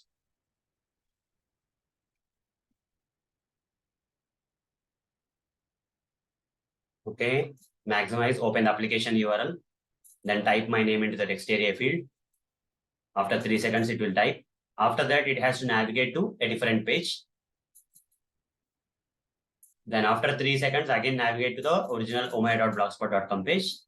Then it has to type my name, Motori, into the text area field. Is it happening? No, right? You see, we got an exception known as stale element reference exception. Okay, this is a code case. Okay, so If you navigate back and forth, right, it's not working. So you want to really generate the exception. This is the case where you have to use driver.navigate to navigate. Okay. And then you should not navigate back directly. Okay. So things are not working sometimes. If you want to see this exception, you just go with this process. Okay. From this, you're on this web page, you created the web element, and after that you navigated to this page, and then you navigated back again by using this navigate to command. So now to overcome this problem, to overcome this tail element reference exception which occurred at the line 31, when you're trying to type my name Muturi, because the connection between this part and this part is lost. Okay, the connection between this part and this part is lost. So what I will do here is to overcome this problem, I'll just to this same web element. To the same web element, I'll add is equal to like this. Okay, is equal to, and run this code. Right click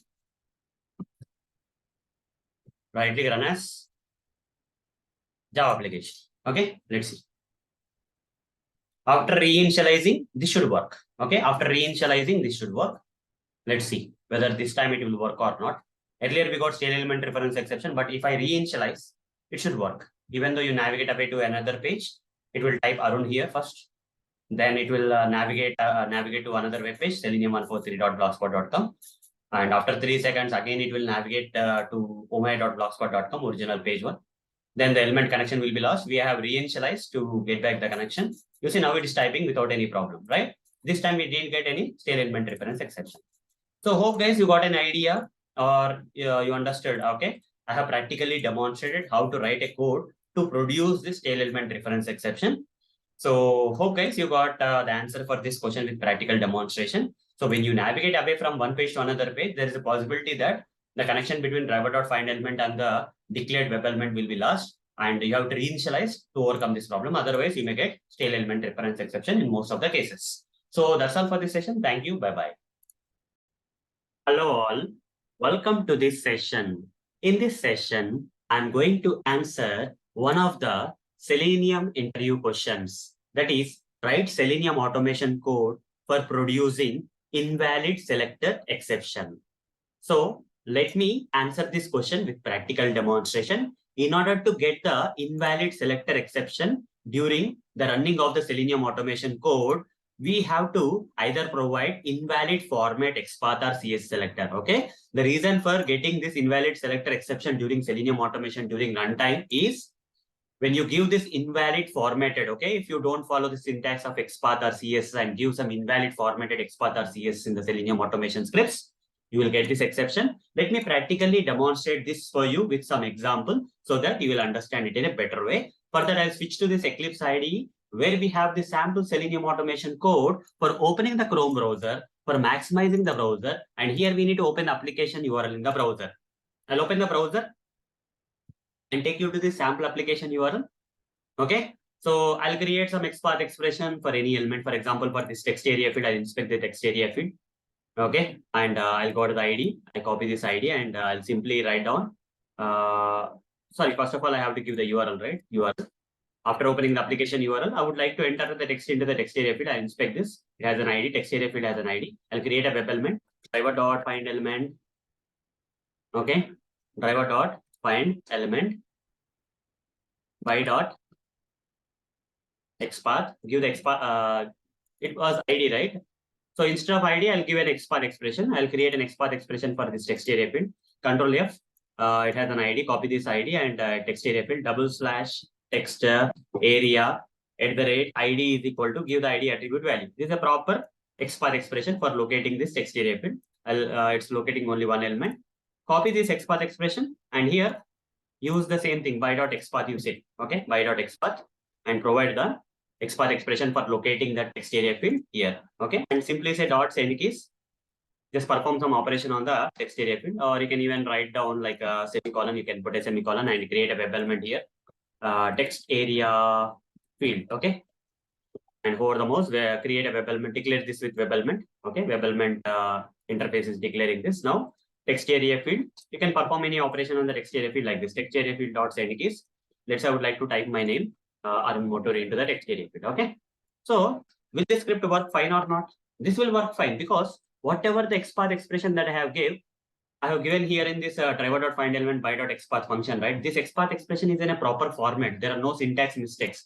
The script is going to work fine. So once it is working fine, I'll just make the syntax, wrong, invalid, and I'll show you the exception. But for now, when I'm running the script, you see the script started running. Okay, the progress is started. It will open the Chrome browser, maximize the browser. It will open the application URL. Here, correct format XPath is there. So it's going to type my name into the text area field without any problem in the script for now. So my name will be typed into the text area field. You can see that my name got typed into the text area field. That's good. But what if I give some extra square bracket here? Only one square bracket is required. I'm giving 2 square brackets to make this XPath expression kind of invalid. Okay, invalid format. Now, just see guys, okay, I'm providing this invalid formatted XPath expression, which is having 2 closing square brackets, which is invalid format. Run this. This time, you are going to get that invalid selector exception in the line 16 because of this invalid XPath expression format given to that driver.findElement by.xpath function. This time, my name will not be typed into the text area field because I gave an invalid XPath expression of the text area field, so it's not typing. Rather, if you go into the output console and see, you got the exception that I had described, that is runtime error or exception, invalid selector exception. So it's clearly saying invalid is unable to locate an element with XPath having this XPath expression because here an extra square bracket is there. If you remove that, it will work fine, okay? Because of that, we got in the line 16 where this XPath expression is provided, we got the we got this runtime error or exception, okay? So hope guys you got an idea how to write a Selenium automation code for producing invalid selector exception. To resolve this problem, we have to provide the proper formatted XPath expression or CS selectors so that the script will run smoothly without any problems. So that's all for this session. Thank you. Bye-bye. Hello all. Welcome to this session. In this session, I'm going to answer one of the Selenium interview questions. That is, write Selenium automation code for producing JavaScript exception. Let me answer this question with practical demonstration. So, first of all, when do we get this JavaScript exception in Selenium automation? When we run some JavaScript code which is of invalid syntax or format in Selenium automation, okay, when you are running some JavaScript code in Selenium automation and that particular JavaScript code format has some invalid syntax, then on running such kind of JavaScript code in Selenium automation, such kind of invalid syntax format code, we get this JavaScript exception. Let me practically demonstrate. For that, I will switch to this Eclipse IDE. So here, what I want to do is I would like to write some code. Okay, so already some code exists here for Selenium automation where we are opening the Chrome browser, maximizing the browser. And here we need to open an application URL. So which application URL you need to open using this get command? Let's say we'll open the same application URL, that is omai.blogspot.com. So copy this and paste it here. Fine. So far so good. Now, what next?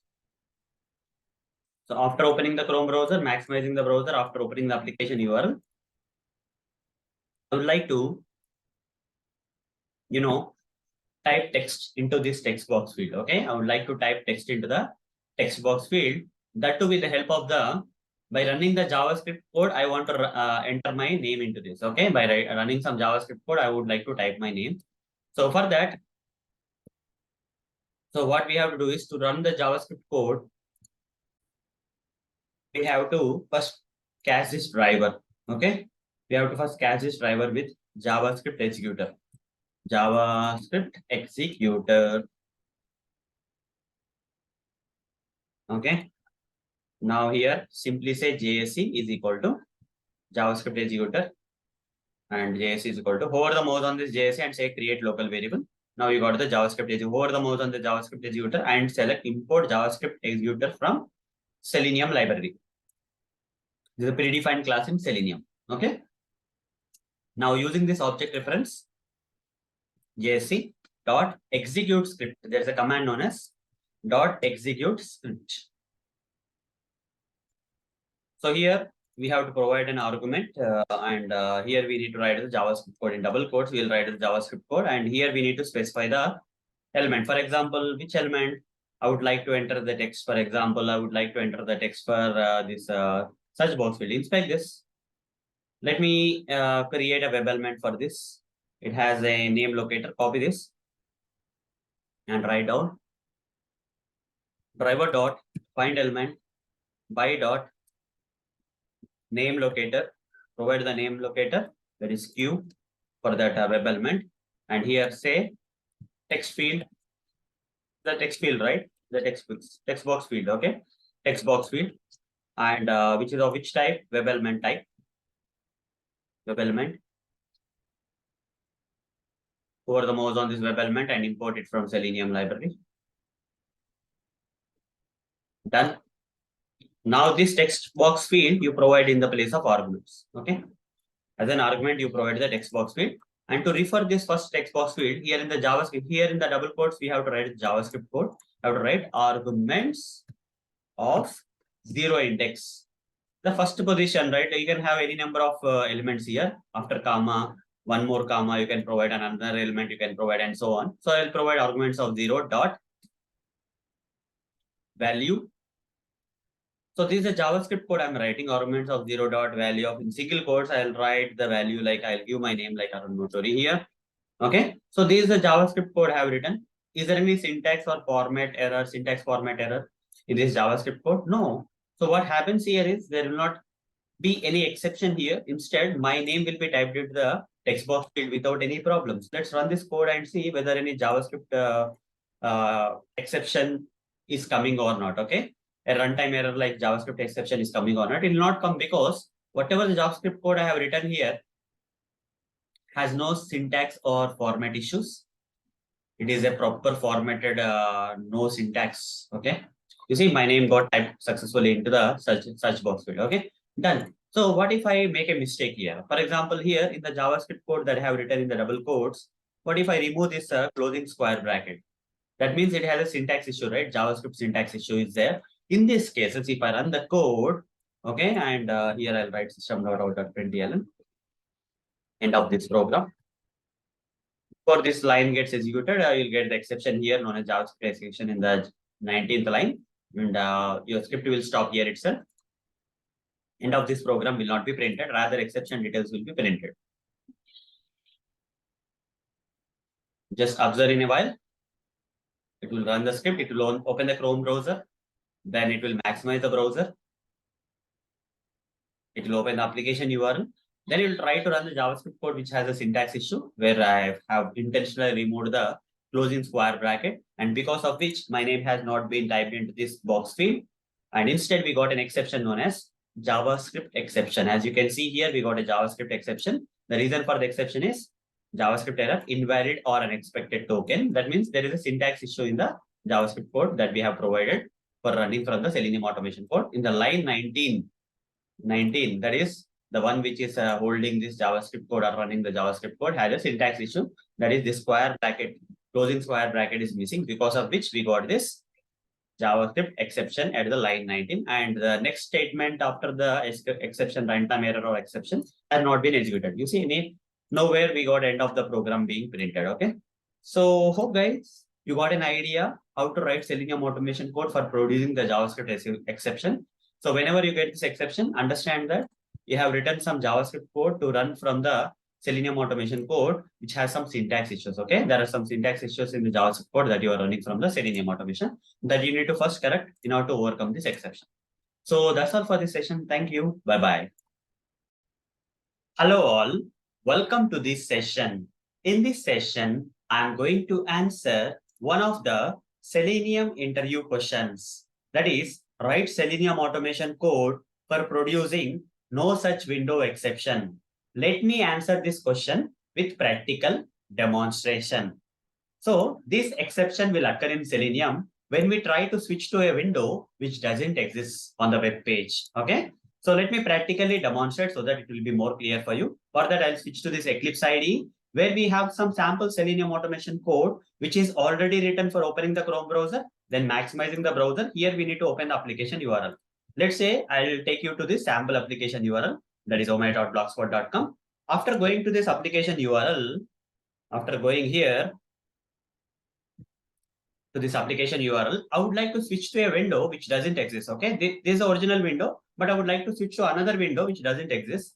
So what is the command for switching to the window in Selenium? Driver.switch to .window command. Okay, so here inside this window, I need to either provide the ID or name of the window or web element of the window or index of the window, etc., etc.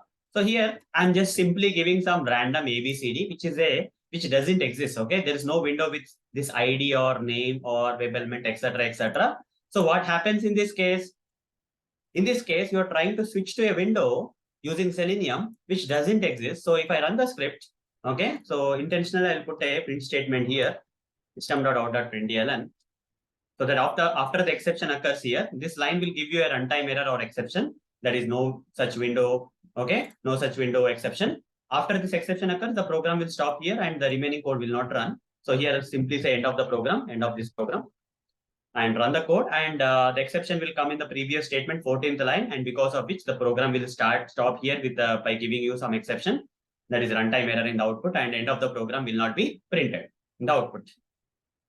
So it will open the browser, maximize the browser, take you to the application URL. Now it will try to switch to the window which doesn't exist. Okay, and because of which we'll get an exception known as which exception?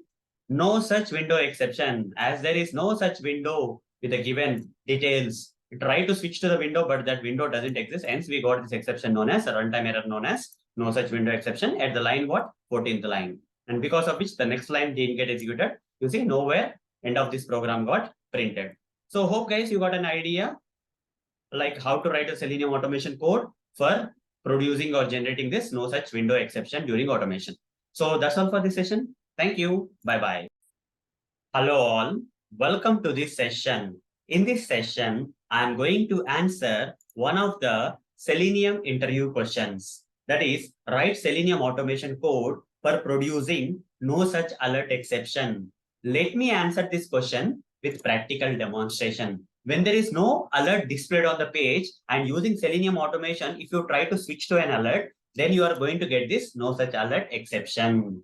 Let me practically demonstrate this for you so that you will understand it in a better way. For that, I'll switch to this Eclipse IDE, where we have some sample Selenium automation code, which is already written for opening the Chrome browser, for maximizing the browser. Here we need to open the application URL. I'll take one sample application URL like omaya.blogspot.com. Okay, I'll copy this URL and paste into this git command. We'll open the application URL. So at this moment, do you see any alert displayed on the page? I just opened the application URL. Do you see any alert on the page? No. But intentionally I'll try to switch to the alert, even though there is no alert there, but I am trying to switch to the alert. Okay. So in that case, we'll get that exception, guys. Driver.switch to I would simply say alert. So this statement will try to switch to an alert which actually doesn't exist on the page, because of which the statement will result in a runtime error or exception known as no such alert exception. So I'm going to write some statement like end of this program. This will not be printed. Why? Because in the 14th line itself, you got a runtime error or exception, because of which the program execution will stop, and because of which the next code, whatever the code that is there after this line, which is giving an exception, will not be executed. Okay. So just run this code where you are trying to switch to an alert which is not there on the page, because of which you are going to get an exception known as runtime error or exception known as no such alert exception. Okay. It has opened the browser, maximize the browser. It will open the application URL. There is no alert, but you are trying to switch to the alert, which doesn't exist, because of which Selenium is going to give you an exception known as no alert present exception. It's no such, no, it's not no such, it's no alert. Sorry for the mistake. No alert present exception. Okay. This is no alert present exception. No alert present exception, guys. Okay. This exception occurs when you try to switch to an alert which doesn't exist. Okay. So hope guys you got an answer for this question. So that's all for this session. Thank you. Bye-bye. Hello all. Welcome to this session. In this session, I'm going to answer one of the Selenium interview questions. That is, write Selenium automation code for producing no such frame exception. Let me answer this question with practical demonstration. So when does this exception generally occur? When you try to switch to a frame which is not present on the page, then you will get this no such frame exception in Selenium. Let me practically demonstrate so that you will get more clarity on this. For that, I'll switch to Eclipse IDE, where we have the sample Selenium automation code, which is already written for opening the Chrome browser, then maximizing the browser. And here we need to open the application URL. For sample, I'll take this application URL, say tutorialsninja.com/demo. Okay, let's access this application. On this application, there is no frame available. There is no iframe or frame available. Now, what I'm going to do is, even though there is no frame available on the web page, I'm trying to switch to a frame which doesn't exist on the page. Okay, driver.switch2.frame of, either you can give index here or ID here, name here, or web element of the frame here. But nothing exists here. You just give double quotes and give some XYZ, which doesn't exist. There is no frame with this XYZ as ID as XYZ as ID or name or element or whatever it is. Okay, so if you try to do so, this particular statement will give you an exception or runtime error known as no such frame exception. Okay, so finally, after you get the exception, you already know, right? When there is an exception, the code which is followed by the exception will not be executed. Just to prove that, I am writing this print statement. So I'll simply say end of this program. This statement will not be printed because in the before statement 14th line itself, you will get an exception, because of which the execution will stop here and the remaining code will not be executed. Okay, just save this and run this code. Right click, run as Java application.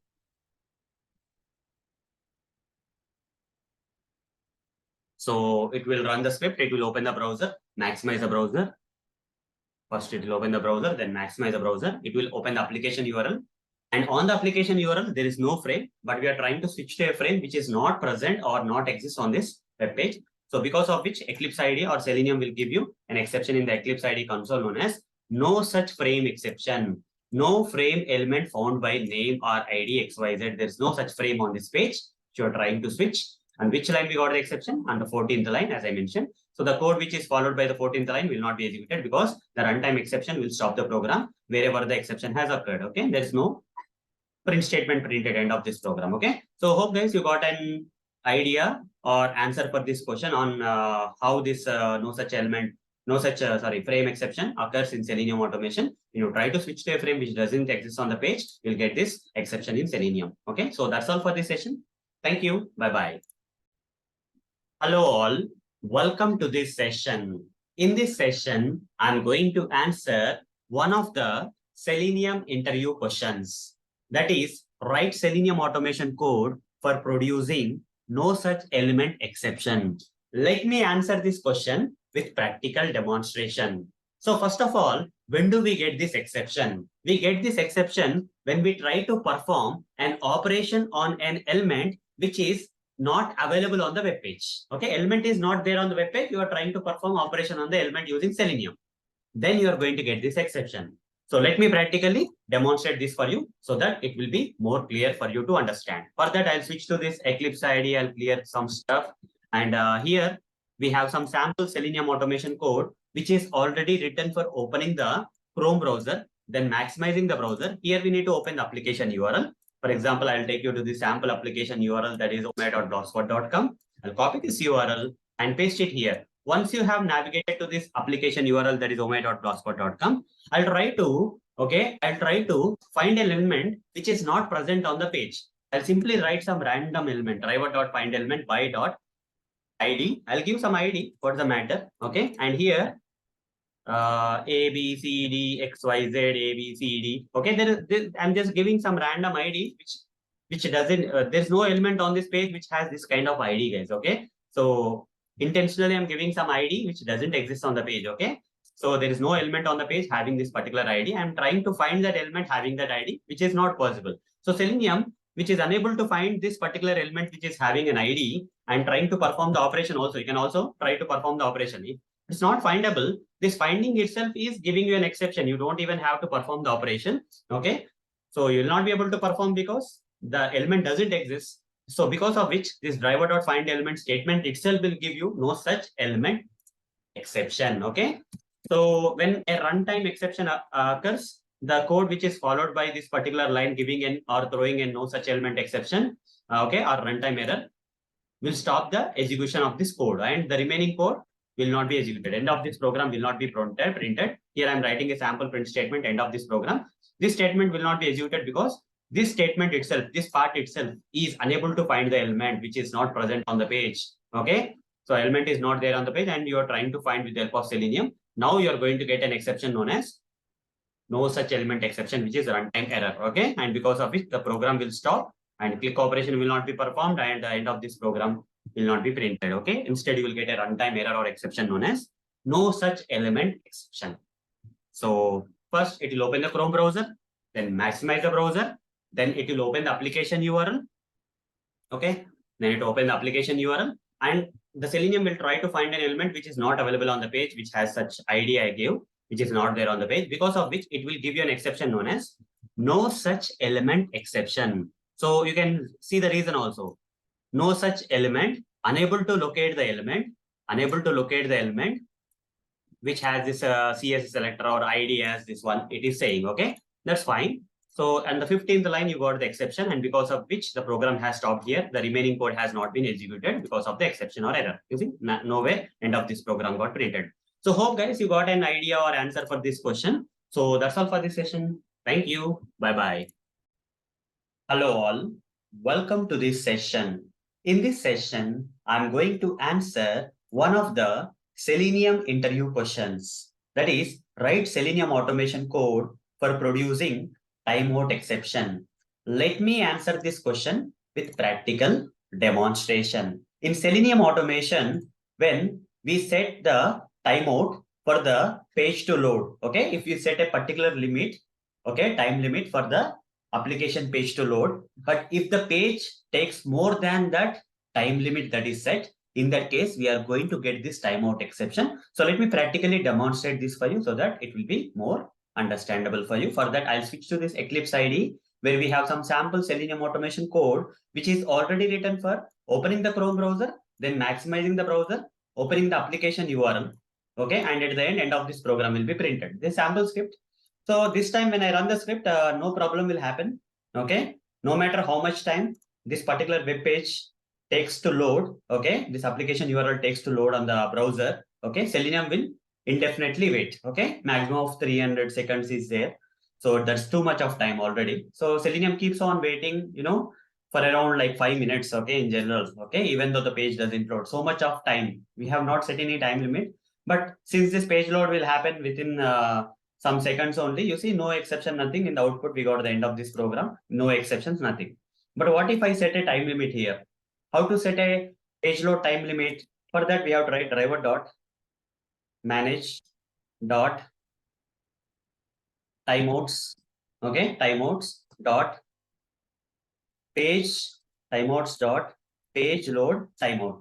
Okay, in this we have to give duration dot of seconds. Let's say I'll give only 1 second. Within 1 second, the page application URL should load. If the application URL page doesn't load within 1 second, earlier there was no time limit, but intentionally I'm setting a particular time limit so that this page will not load within 1 second, and because of which we'll get a timeout exception in the output. End of this program also will not be printed. Run this. Here in the line 15, we are going to get the exception because this application page may take more than 1 second. In such cases, you will get an exception, runtime error or exception known as timeout exception. So let's wait for this to happen. Don't know whether it happened or not. You see, we got an exception. End of this program has not been printed. In the line 15 itself, we got the exception. You see, by loading this application URL, it has taken more than 1 second. So we got the exception, that is timeout exception. Okay, timeout exception. So this is a program. Okay, so timeout receiving message from rendered 0.5 something is happening. Okay, don't have to worry much.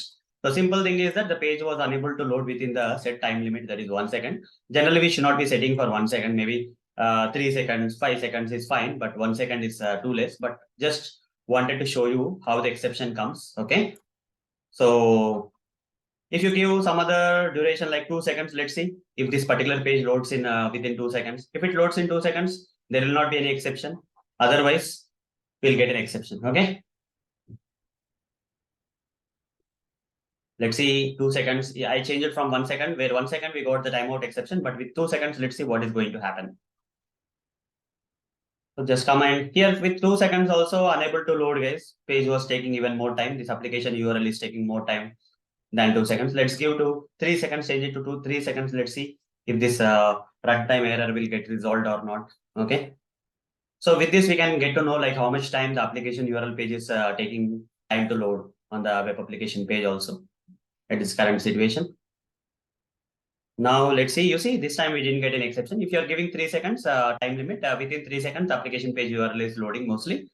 But for 1 or 2 seconds, we are getting timeout exception. So hope guys, you got an idea or answer for this question. That is write Selenium automation code for producing timeout exception. This is a program that you have to write. And set the time limit to 1 or 2 or whatever the seconds in which the page will take more than the set limit, and because of which you'll get the timeout exception as explained in this session. So that's all for this session. Thank you. Bye-bye. Hello all. Welcome to this session. In this session, I'm going to answer one of the Selenium interview questions. That is, write Selenium automation code for producing element not interactable exception. Let me answer this question with practical demonstration. First of all, when do we get this kind of exception? We get this exception when we try to perform operations on an element on the page, okay, which doesn't support such kind of operations. For example, if you want to type text into a paragraph, that's not possible, right? Or if you want to type text into a label, that's not possible, okay?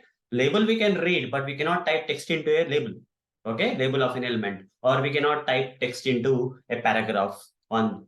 Instead, we can type text into a text box field or text area field, that's okay. But if you try to perform operations on a particular element which are not supported by that element, then we get this kind of element not interactable exception. Example is typing text into a paragraph text, okay? So, for example, I'll take you to this sample application, omai.blogspot.com. On this application page,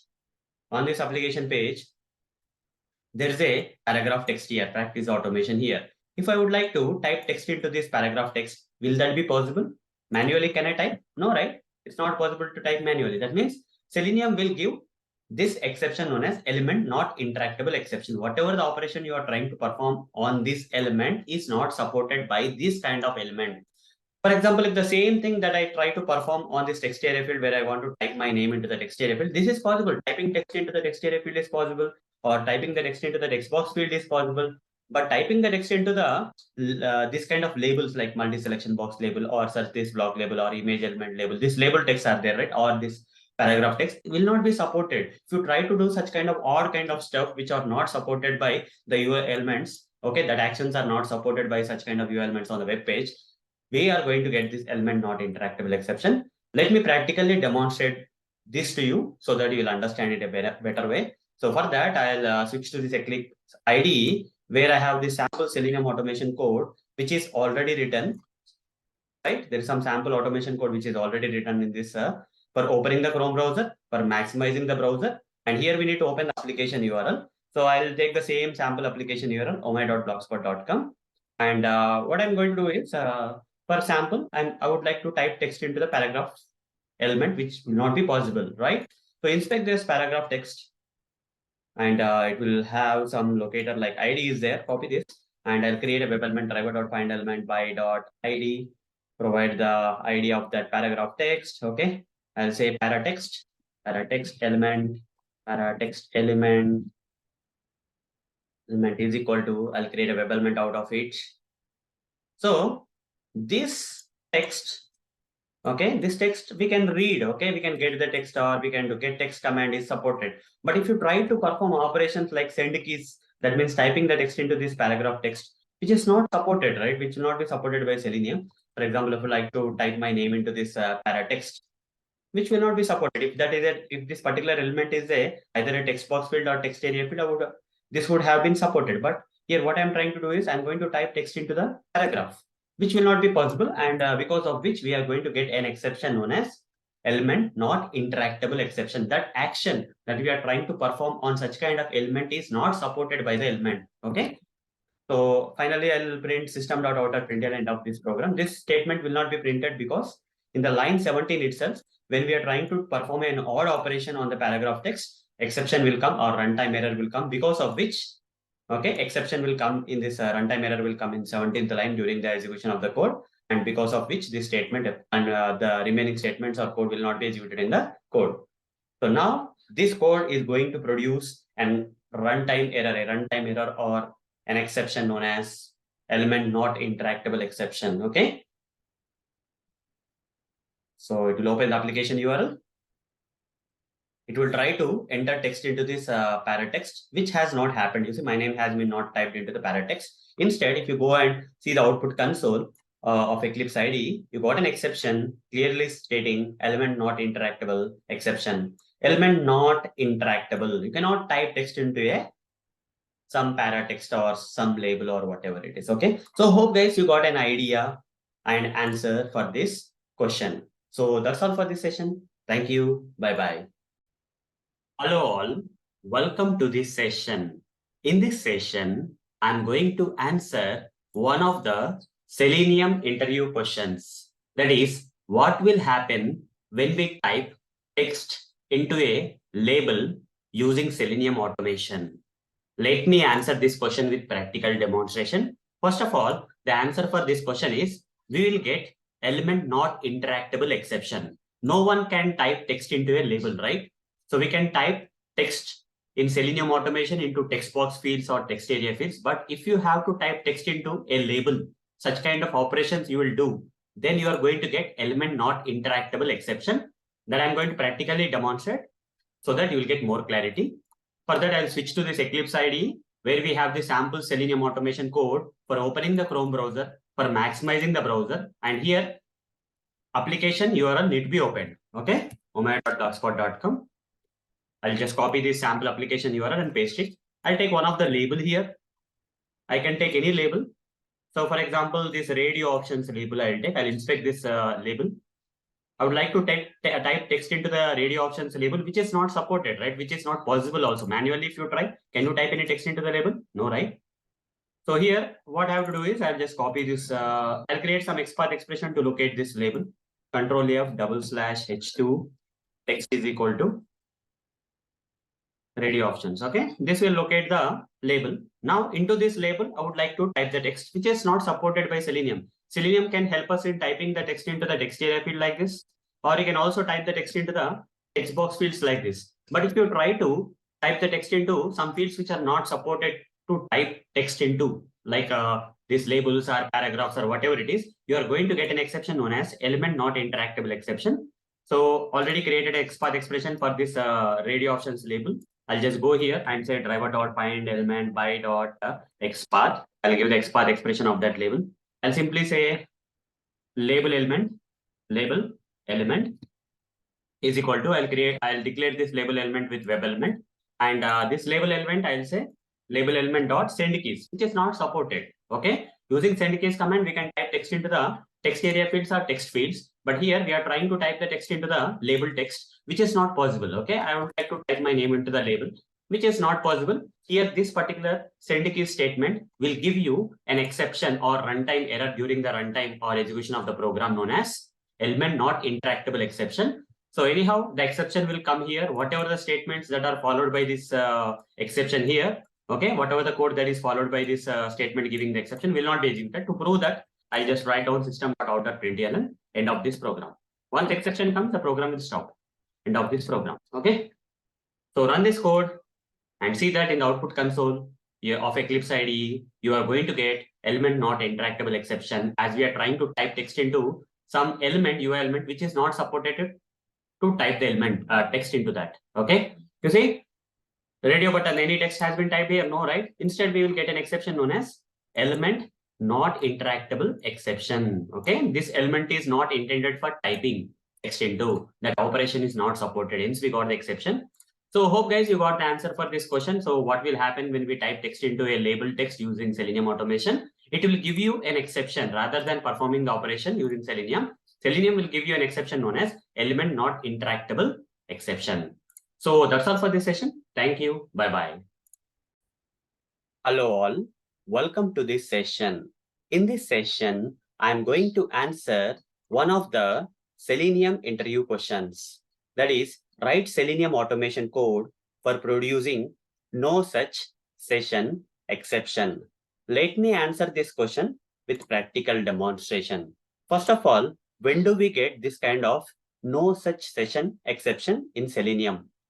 We get this exception when we try to perform operations, okay, using Selenium after closing the browser. When the browser is open, when you perform the operation, you will not get this exception. But once the browser is closed as part of the automation script, and still, if you are trying to perform some operations like click, entering the text, etc., on the application, or even after the browser is closed, then you are going to get this no such session exception.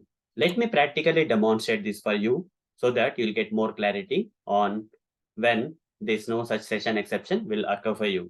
For that, I'll switch to this Eclipse IDE, where we have the sample Selenium automation code, which is already written for opening the Chrome browser, for maximizing the browser, and it will open this application URL. Okay, this omega.blogspot.com sample application URL, it is going to open. So let me show you manually after opening the application. Now, at this point, what I'm going to do is I'm going to close the browser. Either you can use driver.close or driver.quit, whatever is feasible for you. I'm using driver.close. It will close the browser. After you close the browser, the session is done, right? The automation session is done when you close the browser. But now, even though the browser is closed, after the browser is closed, you will try to perform some operations on this application. After you close the browser, does the application exist on the screen? No, right? But still you're trying to perform the operation. Let's say I would like to type some text into the text area field, okay, when the browser is closed, which is not possible, right?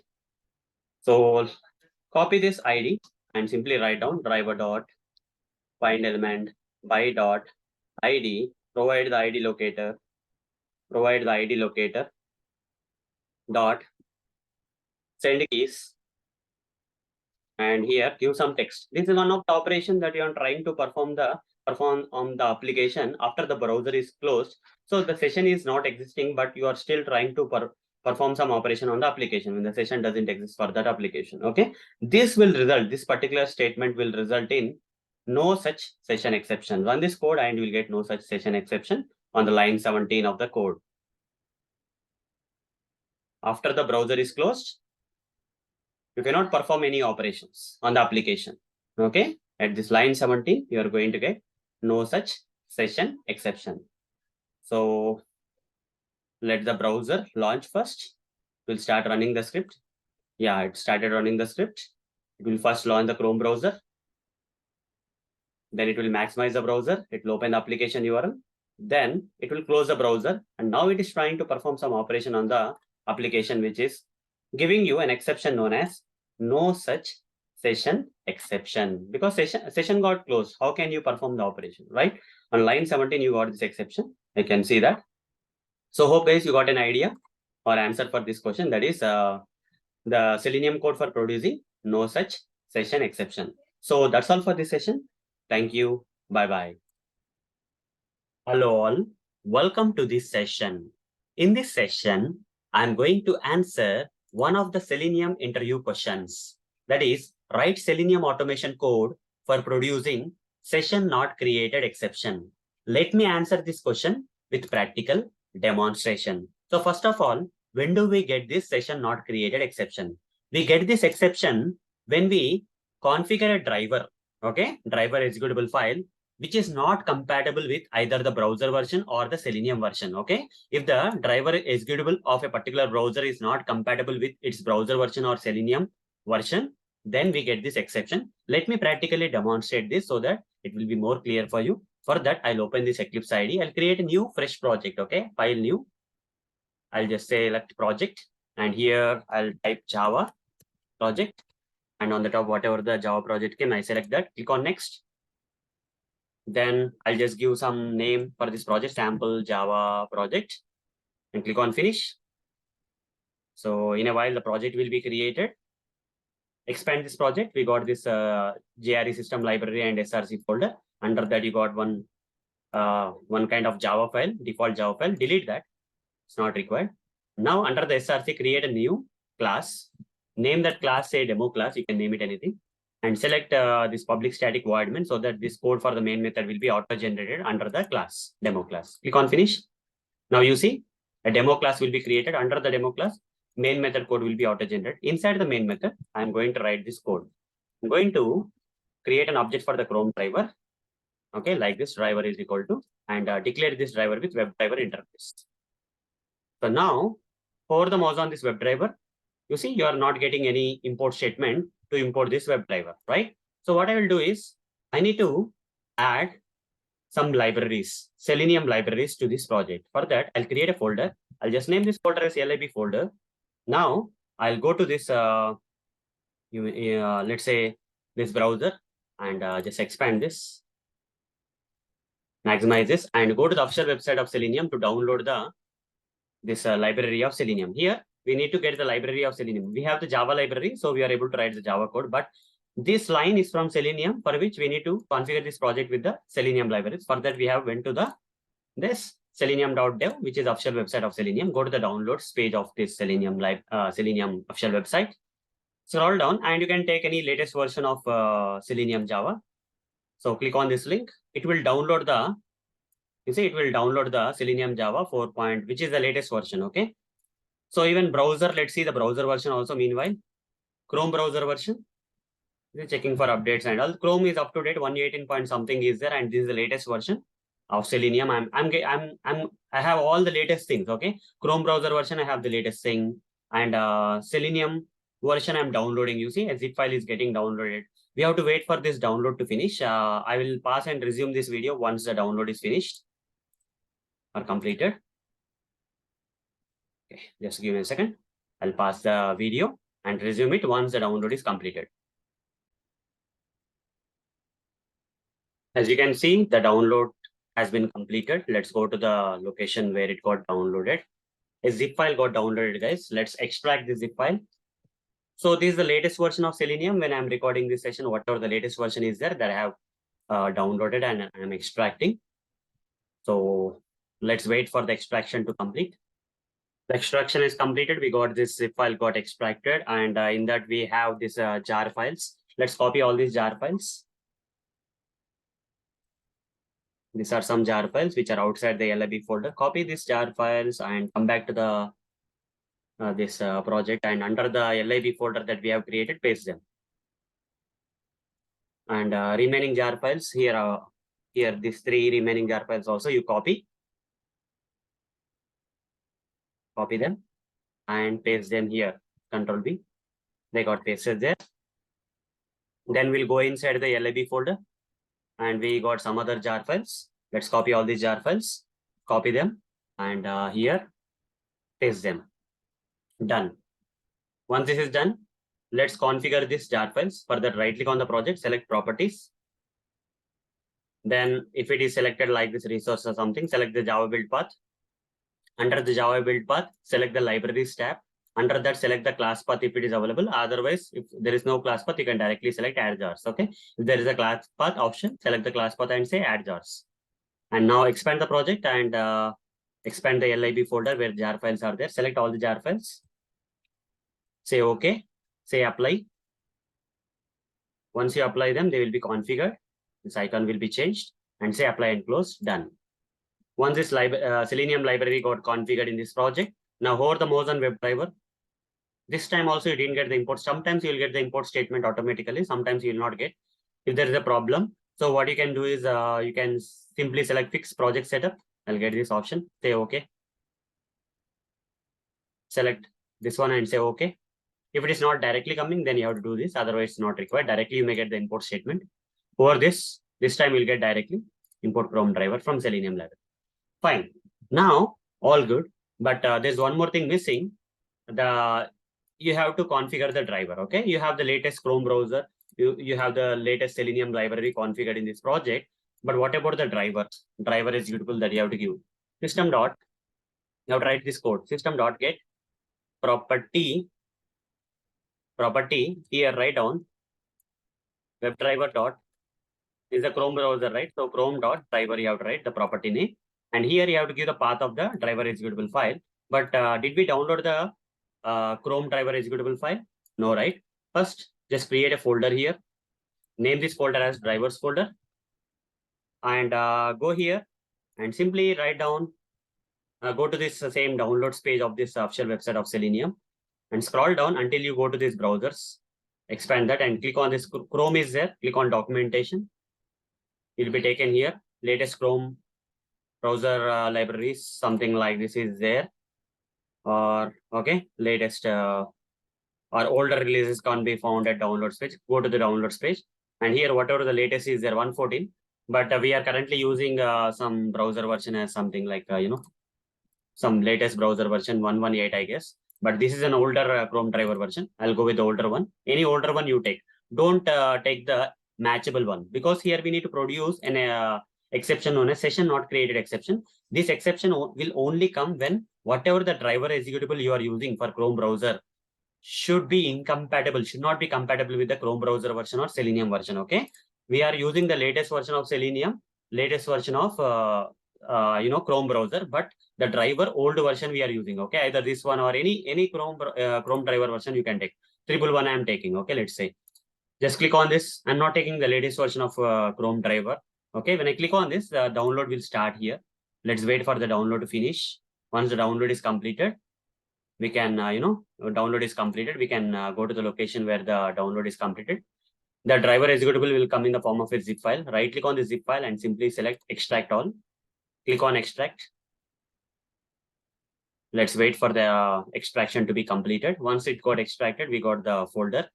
Just open this folder where the Chrome driver.exe file got extracted. This is the older version actually, which is not compatible either with the Chrome browser version, or it's not compatible actually. Okay, this Chrome driver.exe version is not compatible with the latest Chrome browser version or Selenium version. Such kind of Chrome driver exe we are pasting here. And now we have to give the path of this driver executable here. Okay, right click on this Chrome driver.exe and select properties. You'll get this path. Copy this path. Say cancel and paste it here. Done. Now select this and run. Right click, run as Java application. In a while, you will see that you will get an exception, guys. Okay, this because you gave a Chrome driver.exe version which is not compatible. The version is not compatible with the latest Chrome browser, or it's not compatible with the kind of. So we should get an exception. Let's see whether we got an exception or not. So the browser got launched though, but here let's see. We didn't get anything here so far. Sorry, this is set property, guys. I just mentioned get property. That is the reason we are not getting any problem. Okay, I'll go with the set property now. Now run this code. Right click, run as Java application. I'm setting the property. Okay, I should not say get property. That is a wrong command. Set property. By mistake, I gave set property. Okay. You see, the moment I have run, you see I got an exception saying session not created exception. Why we got this exception? Because whatever the Chrome driver.exe file version you are using, this version is not compatible either with the browser version or Selenium version, because of which you got this session. Okay. This version of Chrome driver only supports Chrome version 1111, but you are using a Chrome browser version which is a way ahead of the which is a way ahead 118 111 Chrome browser version. We are supported driver version you are using, driver executable file version you are using. So hope guys you are able to understand how to produce this kind of exception in Selenium automation. To fix this problem, we have to use a proper driver executable version which is compatible with the Chrome browser version or Selenium browser version. Okay, so that's all for this session, guys. Hope you got the answer for this question. Thank you. Bye-bye.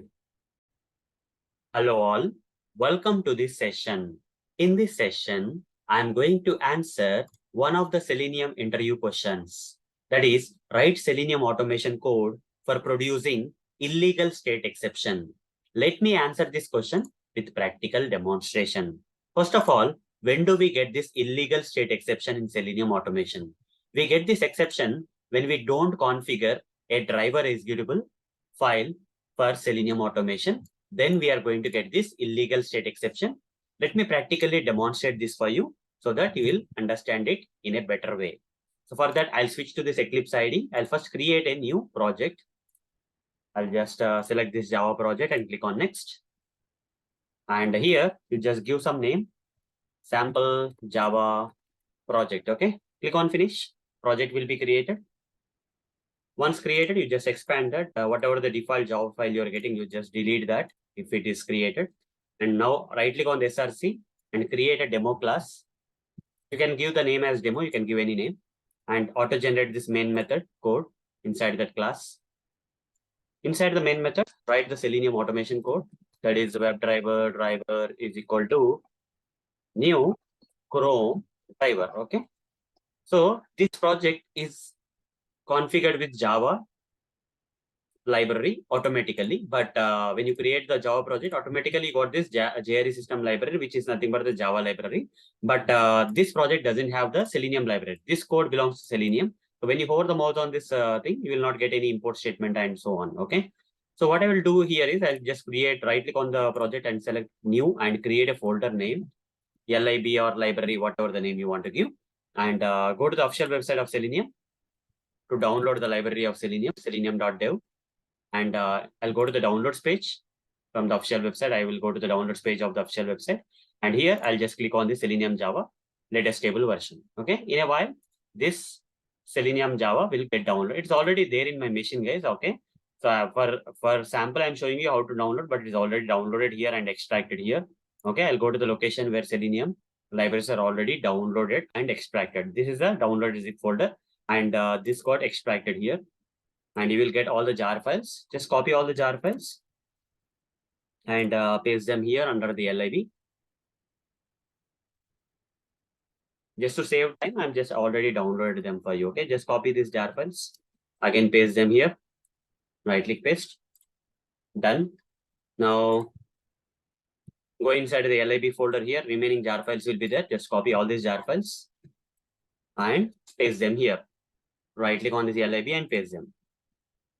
Fine, done. Now right click on the project, select properties, then Java build path, libraries, select class path, add jars, expand this, expand the lib, select all these jar files, say OK, say apply and close. So when I do that, jar files got configured. Now hover the mouse on this WebDriver. If you generally have to get the import statement, but still after adding this library, if you're still not getting the import statement here, when you hover the mouse on this WebDriver interface from Selenium library, just click on the fix project setup, select this, say OK. If it is not available, then only. Otherwise, if it is directly available, select import statement. Okay. After doing that, okay, sorry. After doing that, loading. You see WebDriver got imported. WebDriver interface got imported from this package from Selenium library. Hover the mouse on this Chrome driver. Now you are getting the import statement because this library is properly done now. Okay, if it's not directly coming this import statement, then do the steps I have recommended. Okay. Now run this code. If you run this code, you will get the exception. Why? Because you have not configured the driver executable file here. Okay. So only library is there and Selenium code is there. Okay. So here we need to write the code like system.setProperty. And we need to set the driver executable file like webdriver.chrome.driver. And here we need to specify the path of the driver. We have to download the driver executable from the official website of Selenium, from this location, from the browsers, from the Chrome browser section, because that is a Chrome browser code, right? So from Chrome browser, just go to this location and download the driver executable file. Okay. If you have not downloaded this driver executable file, and if you have not provided this statement at all, here you need to provide the path of the driver. But if you have not written this statement or provided the path of the driver executable file, and if you are directly running this code, WebDriver driver is called new Chrome driver. In this case, without driver executable file, you will get that exception known as illegal state exception. Let's run the code and see what's happening.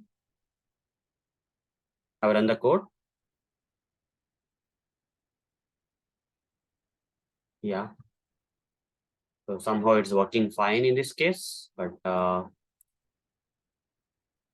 normally you'll get because this is the latest version of Selenium. So in latest version of Selenium, you don't need any Chrome driver executable, okay, or driver executable. But in the older versions of Selenium, you may need that, okay. So if you still get this kind of question in the current days of interview, so you have to mention that illegal state exception used to come in the olden days, okay, with the older versions of Selenium. Okay, now we have configured this project with the latest version of Selenium. So by default, this Selenium as a Selenium manager, which will get the Chrome driver.exe file. Okay, Chrome driver.exe file. is automatically coming. Okay, so otherwise, if you have used the older version of Selenium here, for example, let me right click and select properties, and I'll take the older version of Selenium, not the latest version. So I'll just select all these files and delete. This is the latest version of Selenium, right? So it's working fine without setting the driver executable file. But if I have taken the older version of Selenium, okay, if I delete all these libraries of the latest version of Selenium, it is working fine. But if I go with the older version of Selenium, just see here, if I go to the older version, so it didn't get deleted, right click delete, say, okay.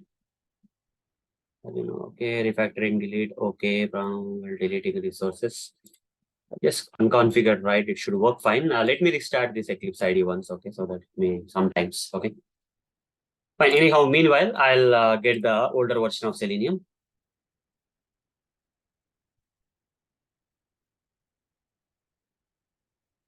I'll go to the official website of Selenium and go with the older version of Selenium. Earlier, we used to get this illegal state exception. If you have not provided the path of the driver executable before running the code, okay. So instead of taking the latest version, I'll just go here and somewhere here we have this link. Just scroll down slowly. There is a previous releases. Click on the older versions of Selenium. So I'll go with the 4.7.0, way older version actually. Here expand that, and here we have this Selenium Java 4.7.0. I'm just going with this. We'll download here the older version of Selenium. Okay, in a while it will be downloaded. Let's wait for the download to be completed. Meanwhile, I'll restart my Eclipse ID to delete the latest Selenium jar files. Okay. I want to configure the project with the older version of Selenium, that is a 4.7.0 version of Selenium. Let's wait.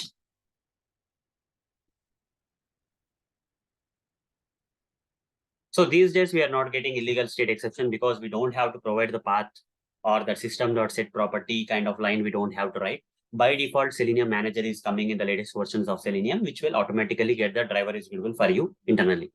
Okay, but older versions of Selenium, you have to manually download the Chrome driver.exe file and provide the path of that driver executable file in the system.set properties. If you are using the older version of Selenium, still you can get the illegal state exception. I'm going to show you that right now. Okay, so it's downloading here. Meanwhile, the Eclipse ID is also starting.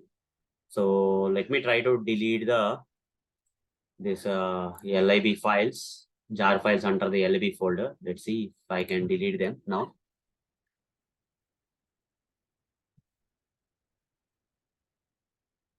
Yeah, I selected all the jar files. I'll right click on this jar files and try to delete. Let's see what will happen.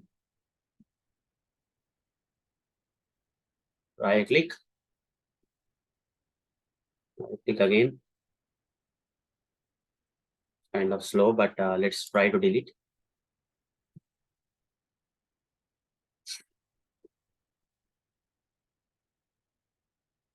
Okay, hoping for the best. Let's see.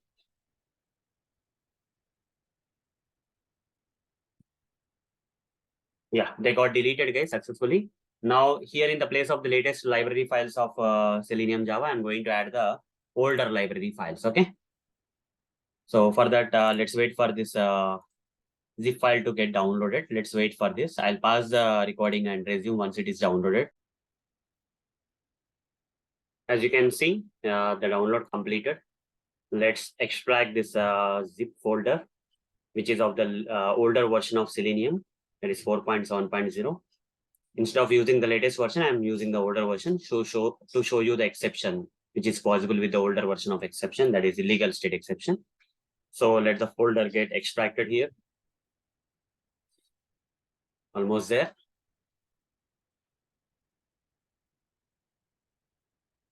So almost there. Let's wait. Done. Just select this option.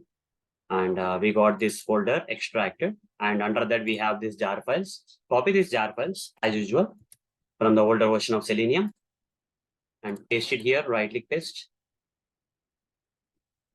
Sorry, I deleted, I guess.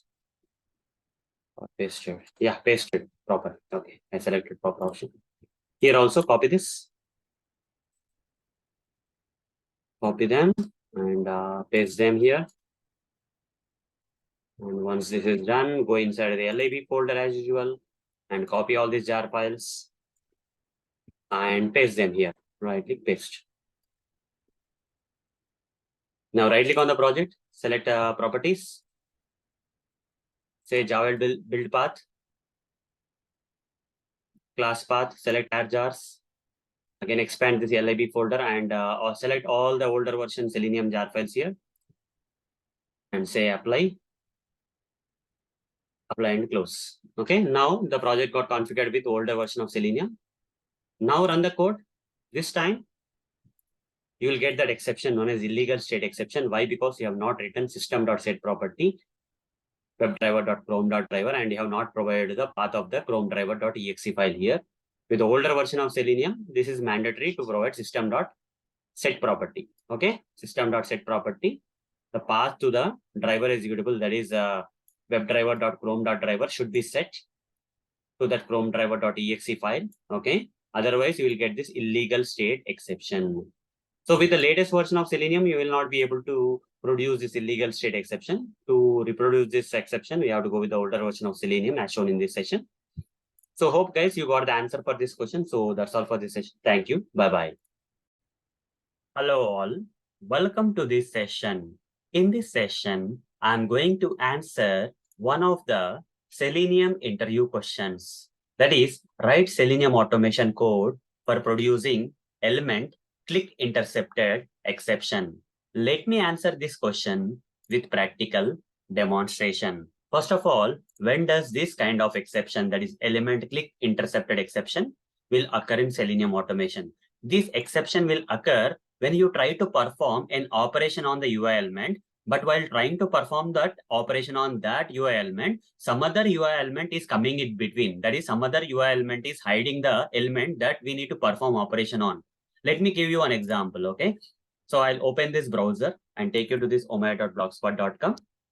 So once we go to this application URL, here, let's say I want to click on the selenium143.blogspot.com link. This link I want to click on, but what happened was, before clicking this link, the mouse somehow got hovered on this blocks menu, and this blocks menu options are hiding this link which I have to click. Okay, so when this block menu options are open like this, and when I try to click on this link, that is not going to happen, right? Then we are going to get, since these options are hiding the element that hiding the link that we are trying to perform operation like clicking the link, etc. In such cases, since these options are hiding the original element that I want to click or perform operation on, we are going to get click intercepted exception. This link click will not happen as this menu options are hiding this link, and instead we are going to get element click intercepted exception.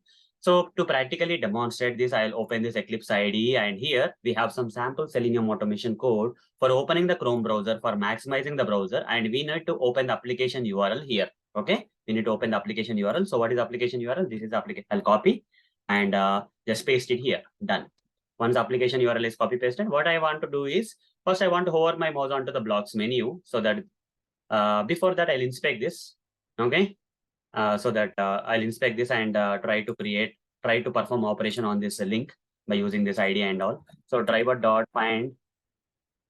Normally it is going to work. Okay, I'm going to show normally without any exception, it's going to work if no other element is hiding this element. By.id, provide the ID of that hyperlink, and simply say .click. This will click on the hyperlink. You see, just run the code and see that this link will be clicked properly and you will be taken to Selenium 143 website. Okay, web page.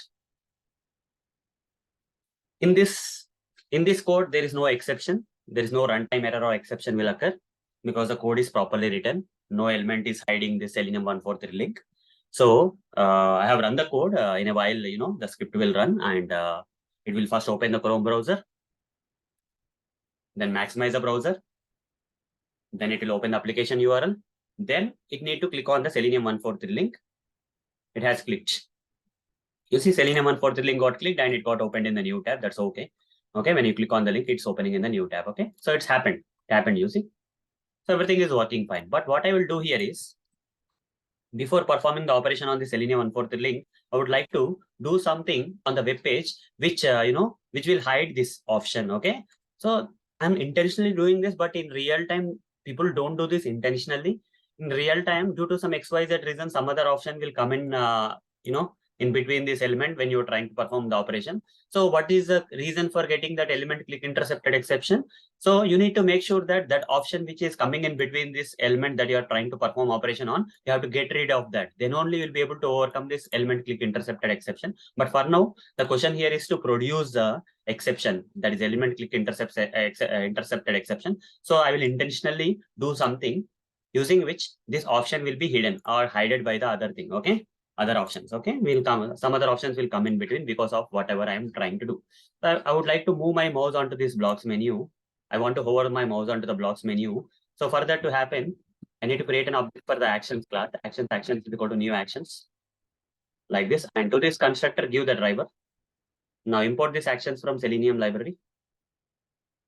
Over the mouse on actions and import it from Selenium library.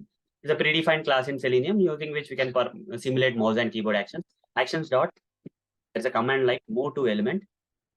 Move to element. Which element I want to move to? This particular element, that is blocks menu. Okay, blocks option. I have to hover my mouse. Okay, move to element means it will hover my mouse.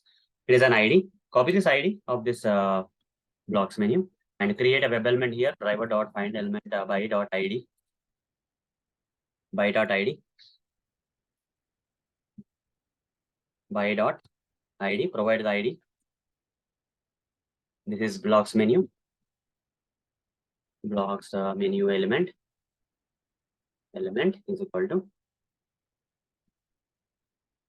Here, declare this with web element. Okay, done. Web element. Import this web element from Selenium library. This is an interface. This blocks menu element, you just provide it here. Okay, actions dot move to element means mouse hovering will happen.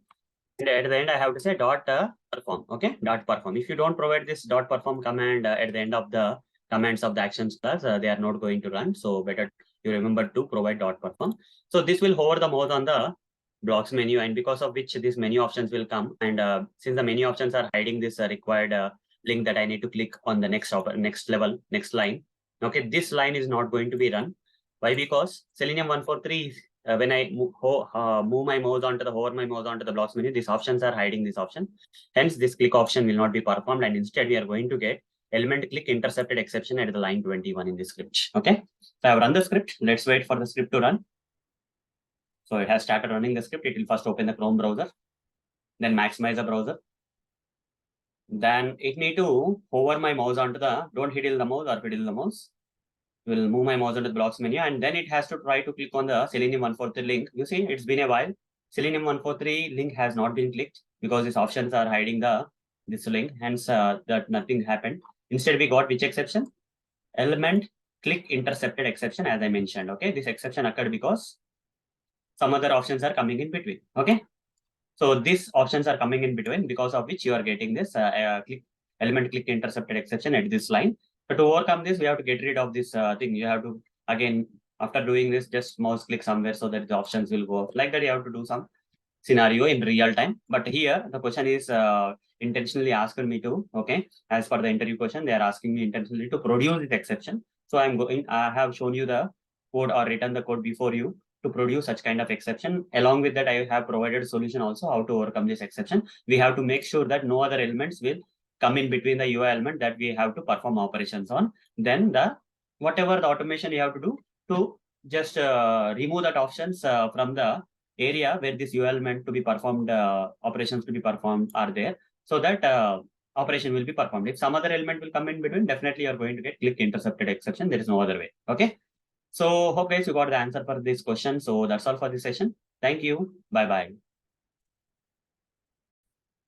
Hello all. Welcome to this session. In this session, I'm going to answer one of the Selenium interview questions. That is, what will happen when we perform operations on an element which is inside a frame without switching to it? Let me answer this question with practical demonstration. When we try to perform any operation using Selenium automation on an element which is inside a frame, but we have not switched to that frame. Okay, without switching to the frame, if you are trying to perform some operations on an element inside the frame, what will happen in Selenium automation? It will not be able to find the element And instead, Selenium automation will result you this exception or runtime error known as no such element exception. Okay, this exception will come. This is the answer for this question, guys. Let me practically demonstrate this for you. For that, I'll switch to this Eclipse IDE, where we have the sample Selenium automation code for opening the Chrome browser, for maximizing the browser. Here we need to open the application URL. I'll take you to the demo application or sample application where we have to, I am going to demonstrate this thing for you or answer for you. So Internet Heroku app. Okay, just search for the Internet Heroku. Just click on this. Once you do that, you'll be taken to the Internet Heroku app. Just scroll down until you see something known as frames. Just click on this frames and you have nested and iframes. So let's go with the normal iframe. So I'll copy this link where this frame, the page containing a frame is available. I'll just paste this link. Directly we are navigating to that page. Now here, there is some text here, right? This particular text I would like to clear. Clear means like this, I would like to clear, okay? By default, there is some text here, right? This particular text I would like to clear. But what you need to know before this is, this particular element is inside a frame, okay? This particular element is, if I right click here, you see frame options are coming, view, frame, source, alert. That means this particular section is inside a frame. So if you want to clear this particular text, okay, which is one of the element on this web page, this element is inside a frame on this page, okay? It's not, this element is not directly available on the page. On this page, there is a frame. Inside the frame, we have this element, okay? So by default, Selenium focus will be there on the page at the page level. And inside the page, there is a frame. Inside the frame, there is an element. So Selenium will not be able to find this element, which is there inside a frame, okay? Inside the page, there is a frame. Inside that frame, we have this element. If it is directly, if this particular element is directly available on the page, Selenium can find it, okay? It can perform the operation on this element. But this particular element is not directly available on the page. In the page, inside a frame, this element is there. So if you try to perform the operations directly on this element without switching to this frame in which this element is available, then it will give you no such element exception. Why? Because element is not directly available on the page. It is inside the frame. We have to switch to the frame in order to perform the operation on this element, which is there inside the frame. Okay. But I'll first show you what will happen. Practically show you what will happen if I don't switch to the frame and directly try to perform the operation on this element. For that, I'll right click on this element and select inspect. I'll get the HTML code for this element that I want to perform the operations on. So this is a paragraph, and the parent of this paragraph is this body, and it has an ID. Copy this. I'll create an XPath expression. Control F, /body, @ID is equal to give the ID of that parent element /p. I went to the child. Okay, these are now child element is located. Copy this. And now come back here and simply say driver.findElement by.XPath, right? XPath, give the XPath expression of that element and simply say .clear. Put a semicolon. When you say clear, it should happen like this, right? But it's not going to happen. Why? Because this particular element is inside an iframe. It's not directly available on the page. So Selenium will not be able to find this element directly until you switch to that particular frame in which that particular element is available. I'm directly running without switching to the frame. I'm directly trying to perform operation on this element where I'm trying to clear that paragraph text in this case. So I have run the script. In a while, it will open the browser. It will maximize the browser. It will open the application URL and just see if that particular text is getting cleared or not. You see, after a lot of time also, this particular text is not getting cleared. If you go and inquire here in the output console, you already got an exception known as no such element exception, which is nothing but answer to this question. No such element exception will occur. Why? Because we have to switch to the frame. Without switching to the frame, if you're trying to perform operation on the element which is there inside the frame, that's not going to happen. Instead, you're going to get the runtime error or exception. Okay. In which line? 15th line. Okay. So what we have to do to overcome this runtime error? First, I need to switch to the frame. Okay. So I have to write down driver.switch to .frame of. Here, many possibilities are there. Either you can give the ID of the frame or name of the frame or element of the frame or whatever it is. So how to find it out?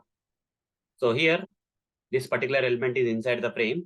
If I inspect this, you can see that this element, and if you scroll up, you see there is an iframe here. It has an ID. So I'll directly copy this ID and paste it inside the double quotes of this frame command. Now we are switching to the frame inside which this particular element is available. Since we have switched to the frame, the focus of Selenium will come from this page level to this frame level. Inside the frame, it will be able to find the element, and the clear command will work without giving that exception this time. Okay. This time the exception will be resolved. Why? Because we have switched the frame before performing the operation on the element which is there inside the frame. Okay. So you'll not get no such element exception this time. So let's wait. This time the text will be cleared without any problem. You see the text got cleared. That means everything is working fine. You didn't get any exception here. So hope guys you got the answer for this question. With practical demonstration, I have answered this question for you in this session. So that's all for this session. Thank you. Bye-bye. Hello all. Welcome to this session. In this session, I'm going to answer one of the Selenium interview questions. That is, what will happen when we provide wrong locator for an element in Selenium automation? Let me answer this question with practical demonstration. So when we provide wrong locator for an element in Selenium automation, it will result in no such element exception. So let me practically demonstrate so that you will understand it in a better way. Further, I'll switch to this Eclipse IDE where we have the sample Selenium automation code, which is already written for opening the Chrome browser, for maximizing the browser. And here we need to open the application URL. So for demo, I'll take this application that is omai.blogspot.com. I'll copy this URL and paste it here. Okay. Now I'll inspect one of the element.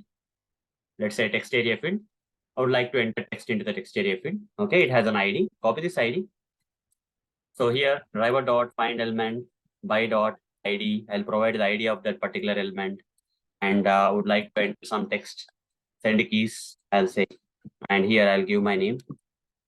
I would like to type my name into the text area field as shown in this example. Here my name should be typed. It will work fine because this locator is properly given. It's not a wrong locator. It's a correct locator for that particular text area field into which we are typing my name. Okay.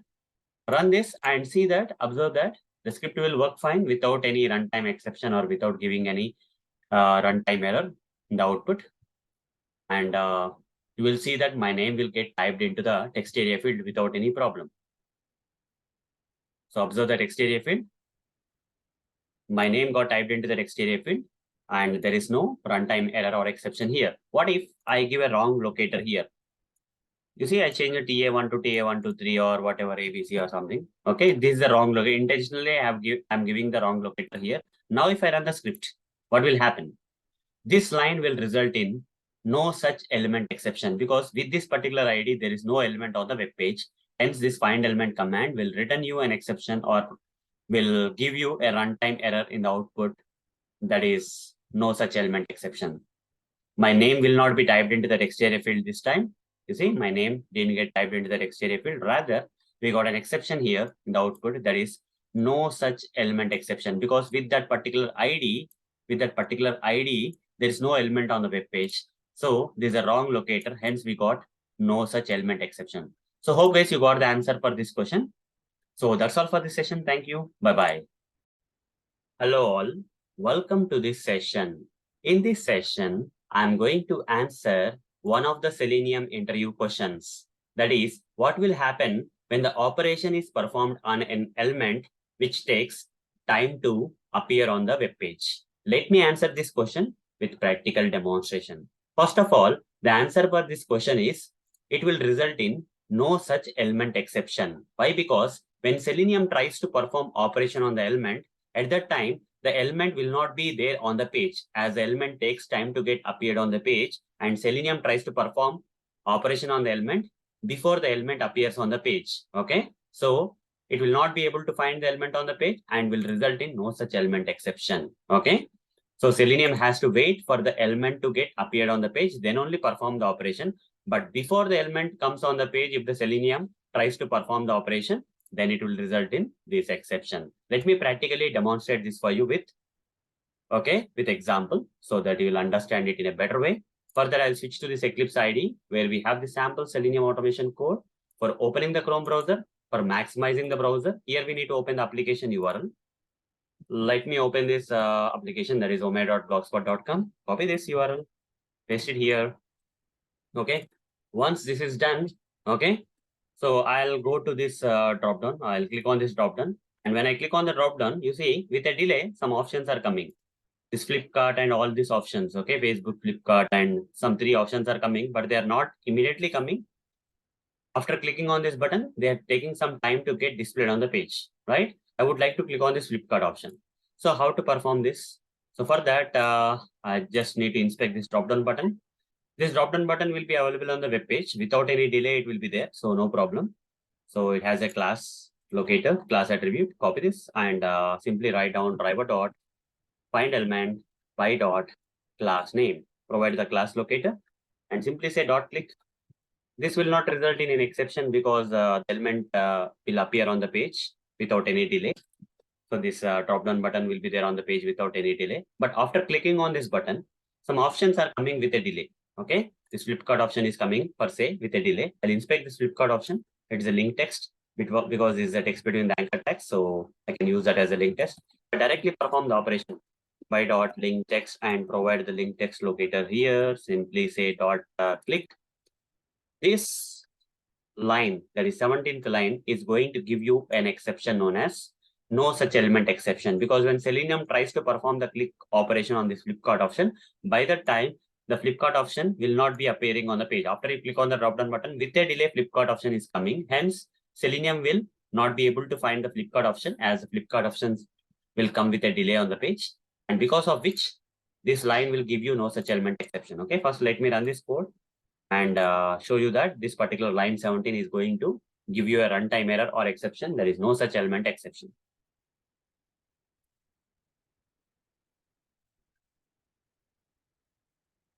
Let's wait.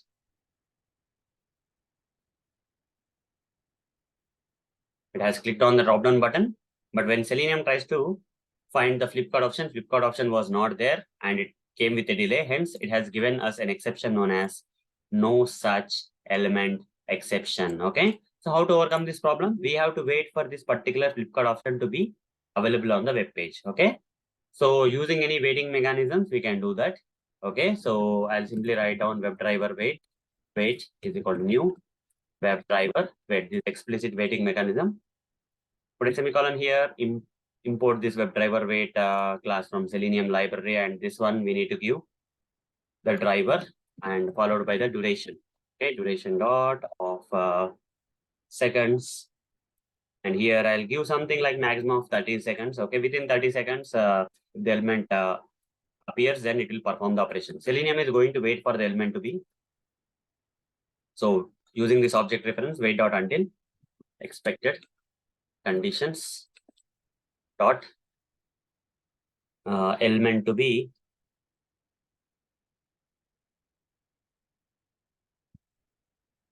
so there will be something like a visibility of element, this one, visibility of element located by, and here I'll give this locator, that is I'll copy this one and put it here. Okay, so it will wait for the Flipkart option to be available on the web page. Okay, so if the Flipkart option is not coming on time, it will wait. Okay, if it's coming with a delay on the web page, then maximum of 30 seconds the Selenium will wait before performing any operations on the Flipkart option. Okay, if the Flipkart option comes, the entire 30 seconds will not be wasted. Only if the Flipkart option just comes in 3 seconds, in 3 seconds itself the waiting will be done, and once the Flipkart option is available on the web page, immediately the operation will be performed on the Flipkart option. Okay, it will not wait for the maximum time, it will only wait for the Flipkart option to be present on the web page. Okay, but the maximum time is 30 seconds here. So in this case, since I have implemented the explicit waiting mechanism in this case, we are not going to get any exception because Selenium is going to wait for that particular Flipkart option to be available on the web page. Okay, first it will click on the button, drop-down button, and it will wait for the Flipkart option to be available, and immediately it is going to click on the Flipkart option. You see, this time it is working fine. So hope guys you got an idea like and answer for this question. So that's all for this session. Thank you. Bye-bye. Hello all, welcome to this session. In this session, I'm going to answer one of the Selenium interview questions. That is there any improvement in this XPath expression? So this is an example XPath expression they have provided, which is using a pipe symbol. Okay. So in this XPath expression, is there any improvement? Okay. So I'll open something like a notepad in my machine so that you can see it properly. Notepad. So default notepad app. and I'll paste this thing here. So here, okay, this is the XPath expression. Okay, this is XPath expression they have provided. So can we improve this XPath expression, or can we write this XPath expression in a better way? So this single XPath expression is a combination of two individual XPath expressions. You see, this is locating the one paragraph on the page. This is locating another paragraph on the page, having the ID para2. Here, this XPath expression, this part of the XPath expression is locating the paragraph, which is having the ID as para1. Now, these both together, if you want to locate these two paragraphs together using a single XPath expression, they have used this pipe operator. But is there any way where we can enhance this XPath expression so that still it will locate the two paragraphs and it should be written in a better way? Okay. Here, if you clearly observe this, both XPath expressions both have the same tag, paragraph tag, but they have different IDs. ID is called para1, ID is called para2. In this case, when they have the same paragraph, we can write something like this: /p, single square bracket. In the single square bracket, mention @ the single square bracket mention @ID is equal to first one para1, then say or @ID is equal to para2. Okay, /p @ID is equal to para1 or @ID is equal to para2. Like this, you write the single XPath expression. Okay, so instead of writing this pipe symbol, we can use the or operator and single square. Here you see multiple XPath expressions are there in this XPath expression, but here only one XPath expression is there, and because the same paragraph tags are there. Okay, these both XPath expressions on the other sides of this pipe symbol have the same paragraph tag. They can be written something like this. You don't have to write this p tag 2 times. Okay, they are separated by this ID attribute values, right? You can write in a single square bracket these two ID attribute values separated by or operator. Okay, so both will do the same thing, guys. I'll copy this on this web page. I'll right click on this, inspect this. There are two paragraphs. Control F, paste. You see, it's locating the two paragraphs, one of two. First paragraph is getting second paragraph. You can see that both the paragraphs are getting located. And I have improvised the XPath expression like this because they have the two XPath expressions on the other side of the pipe symbol have the same p tag, so they can be written something like this. You don't have to write the p tag 2 times, only one time is enough. Copy this and write this here. So you see, one of two, done. Okay, two paragraphs, done. So this is the best way of of writing the improvised XPath expression. Okay, so for this XPath expression, we can improvise XPath expression like this. So hope guys you got the answer for this question. So that's all for this session. Thank you. Bye bye. Hello all. Welcome to this session. In this session, I'm going to answer one of the Selenium interview questions. That is how to install Git. Let me answer this question with practical demonstration. So first of all, let me check whether in my machine Git software is already installed or not. For that, I'll click on the search and type Git. So as you can see, this Git app is coming. That means the software is already installed in my machine. So what I will do is, before showing you how to install Git in my machine, I'll go to the control panel and I'll select this uninstall a program, and I'll just select this Git software and uninstall it first. This is the first thing that I'll do. Okay, before installing, I'm uninstalling it from my machine. So once it is uninstalled, I'll show you how to freshly install Git software in your machine. Okay, now Git was successfully removed from your computer. Now click here and click on search and type Git this time.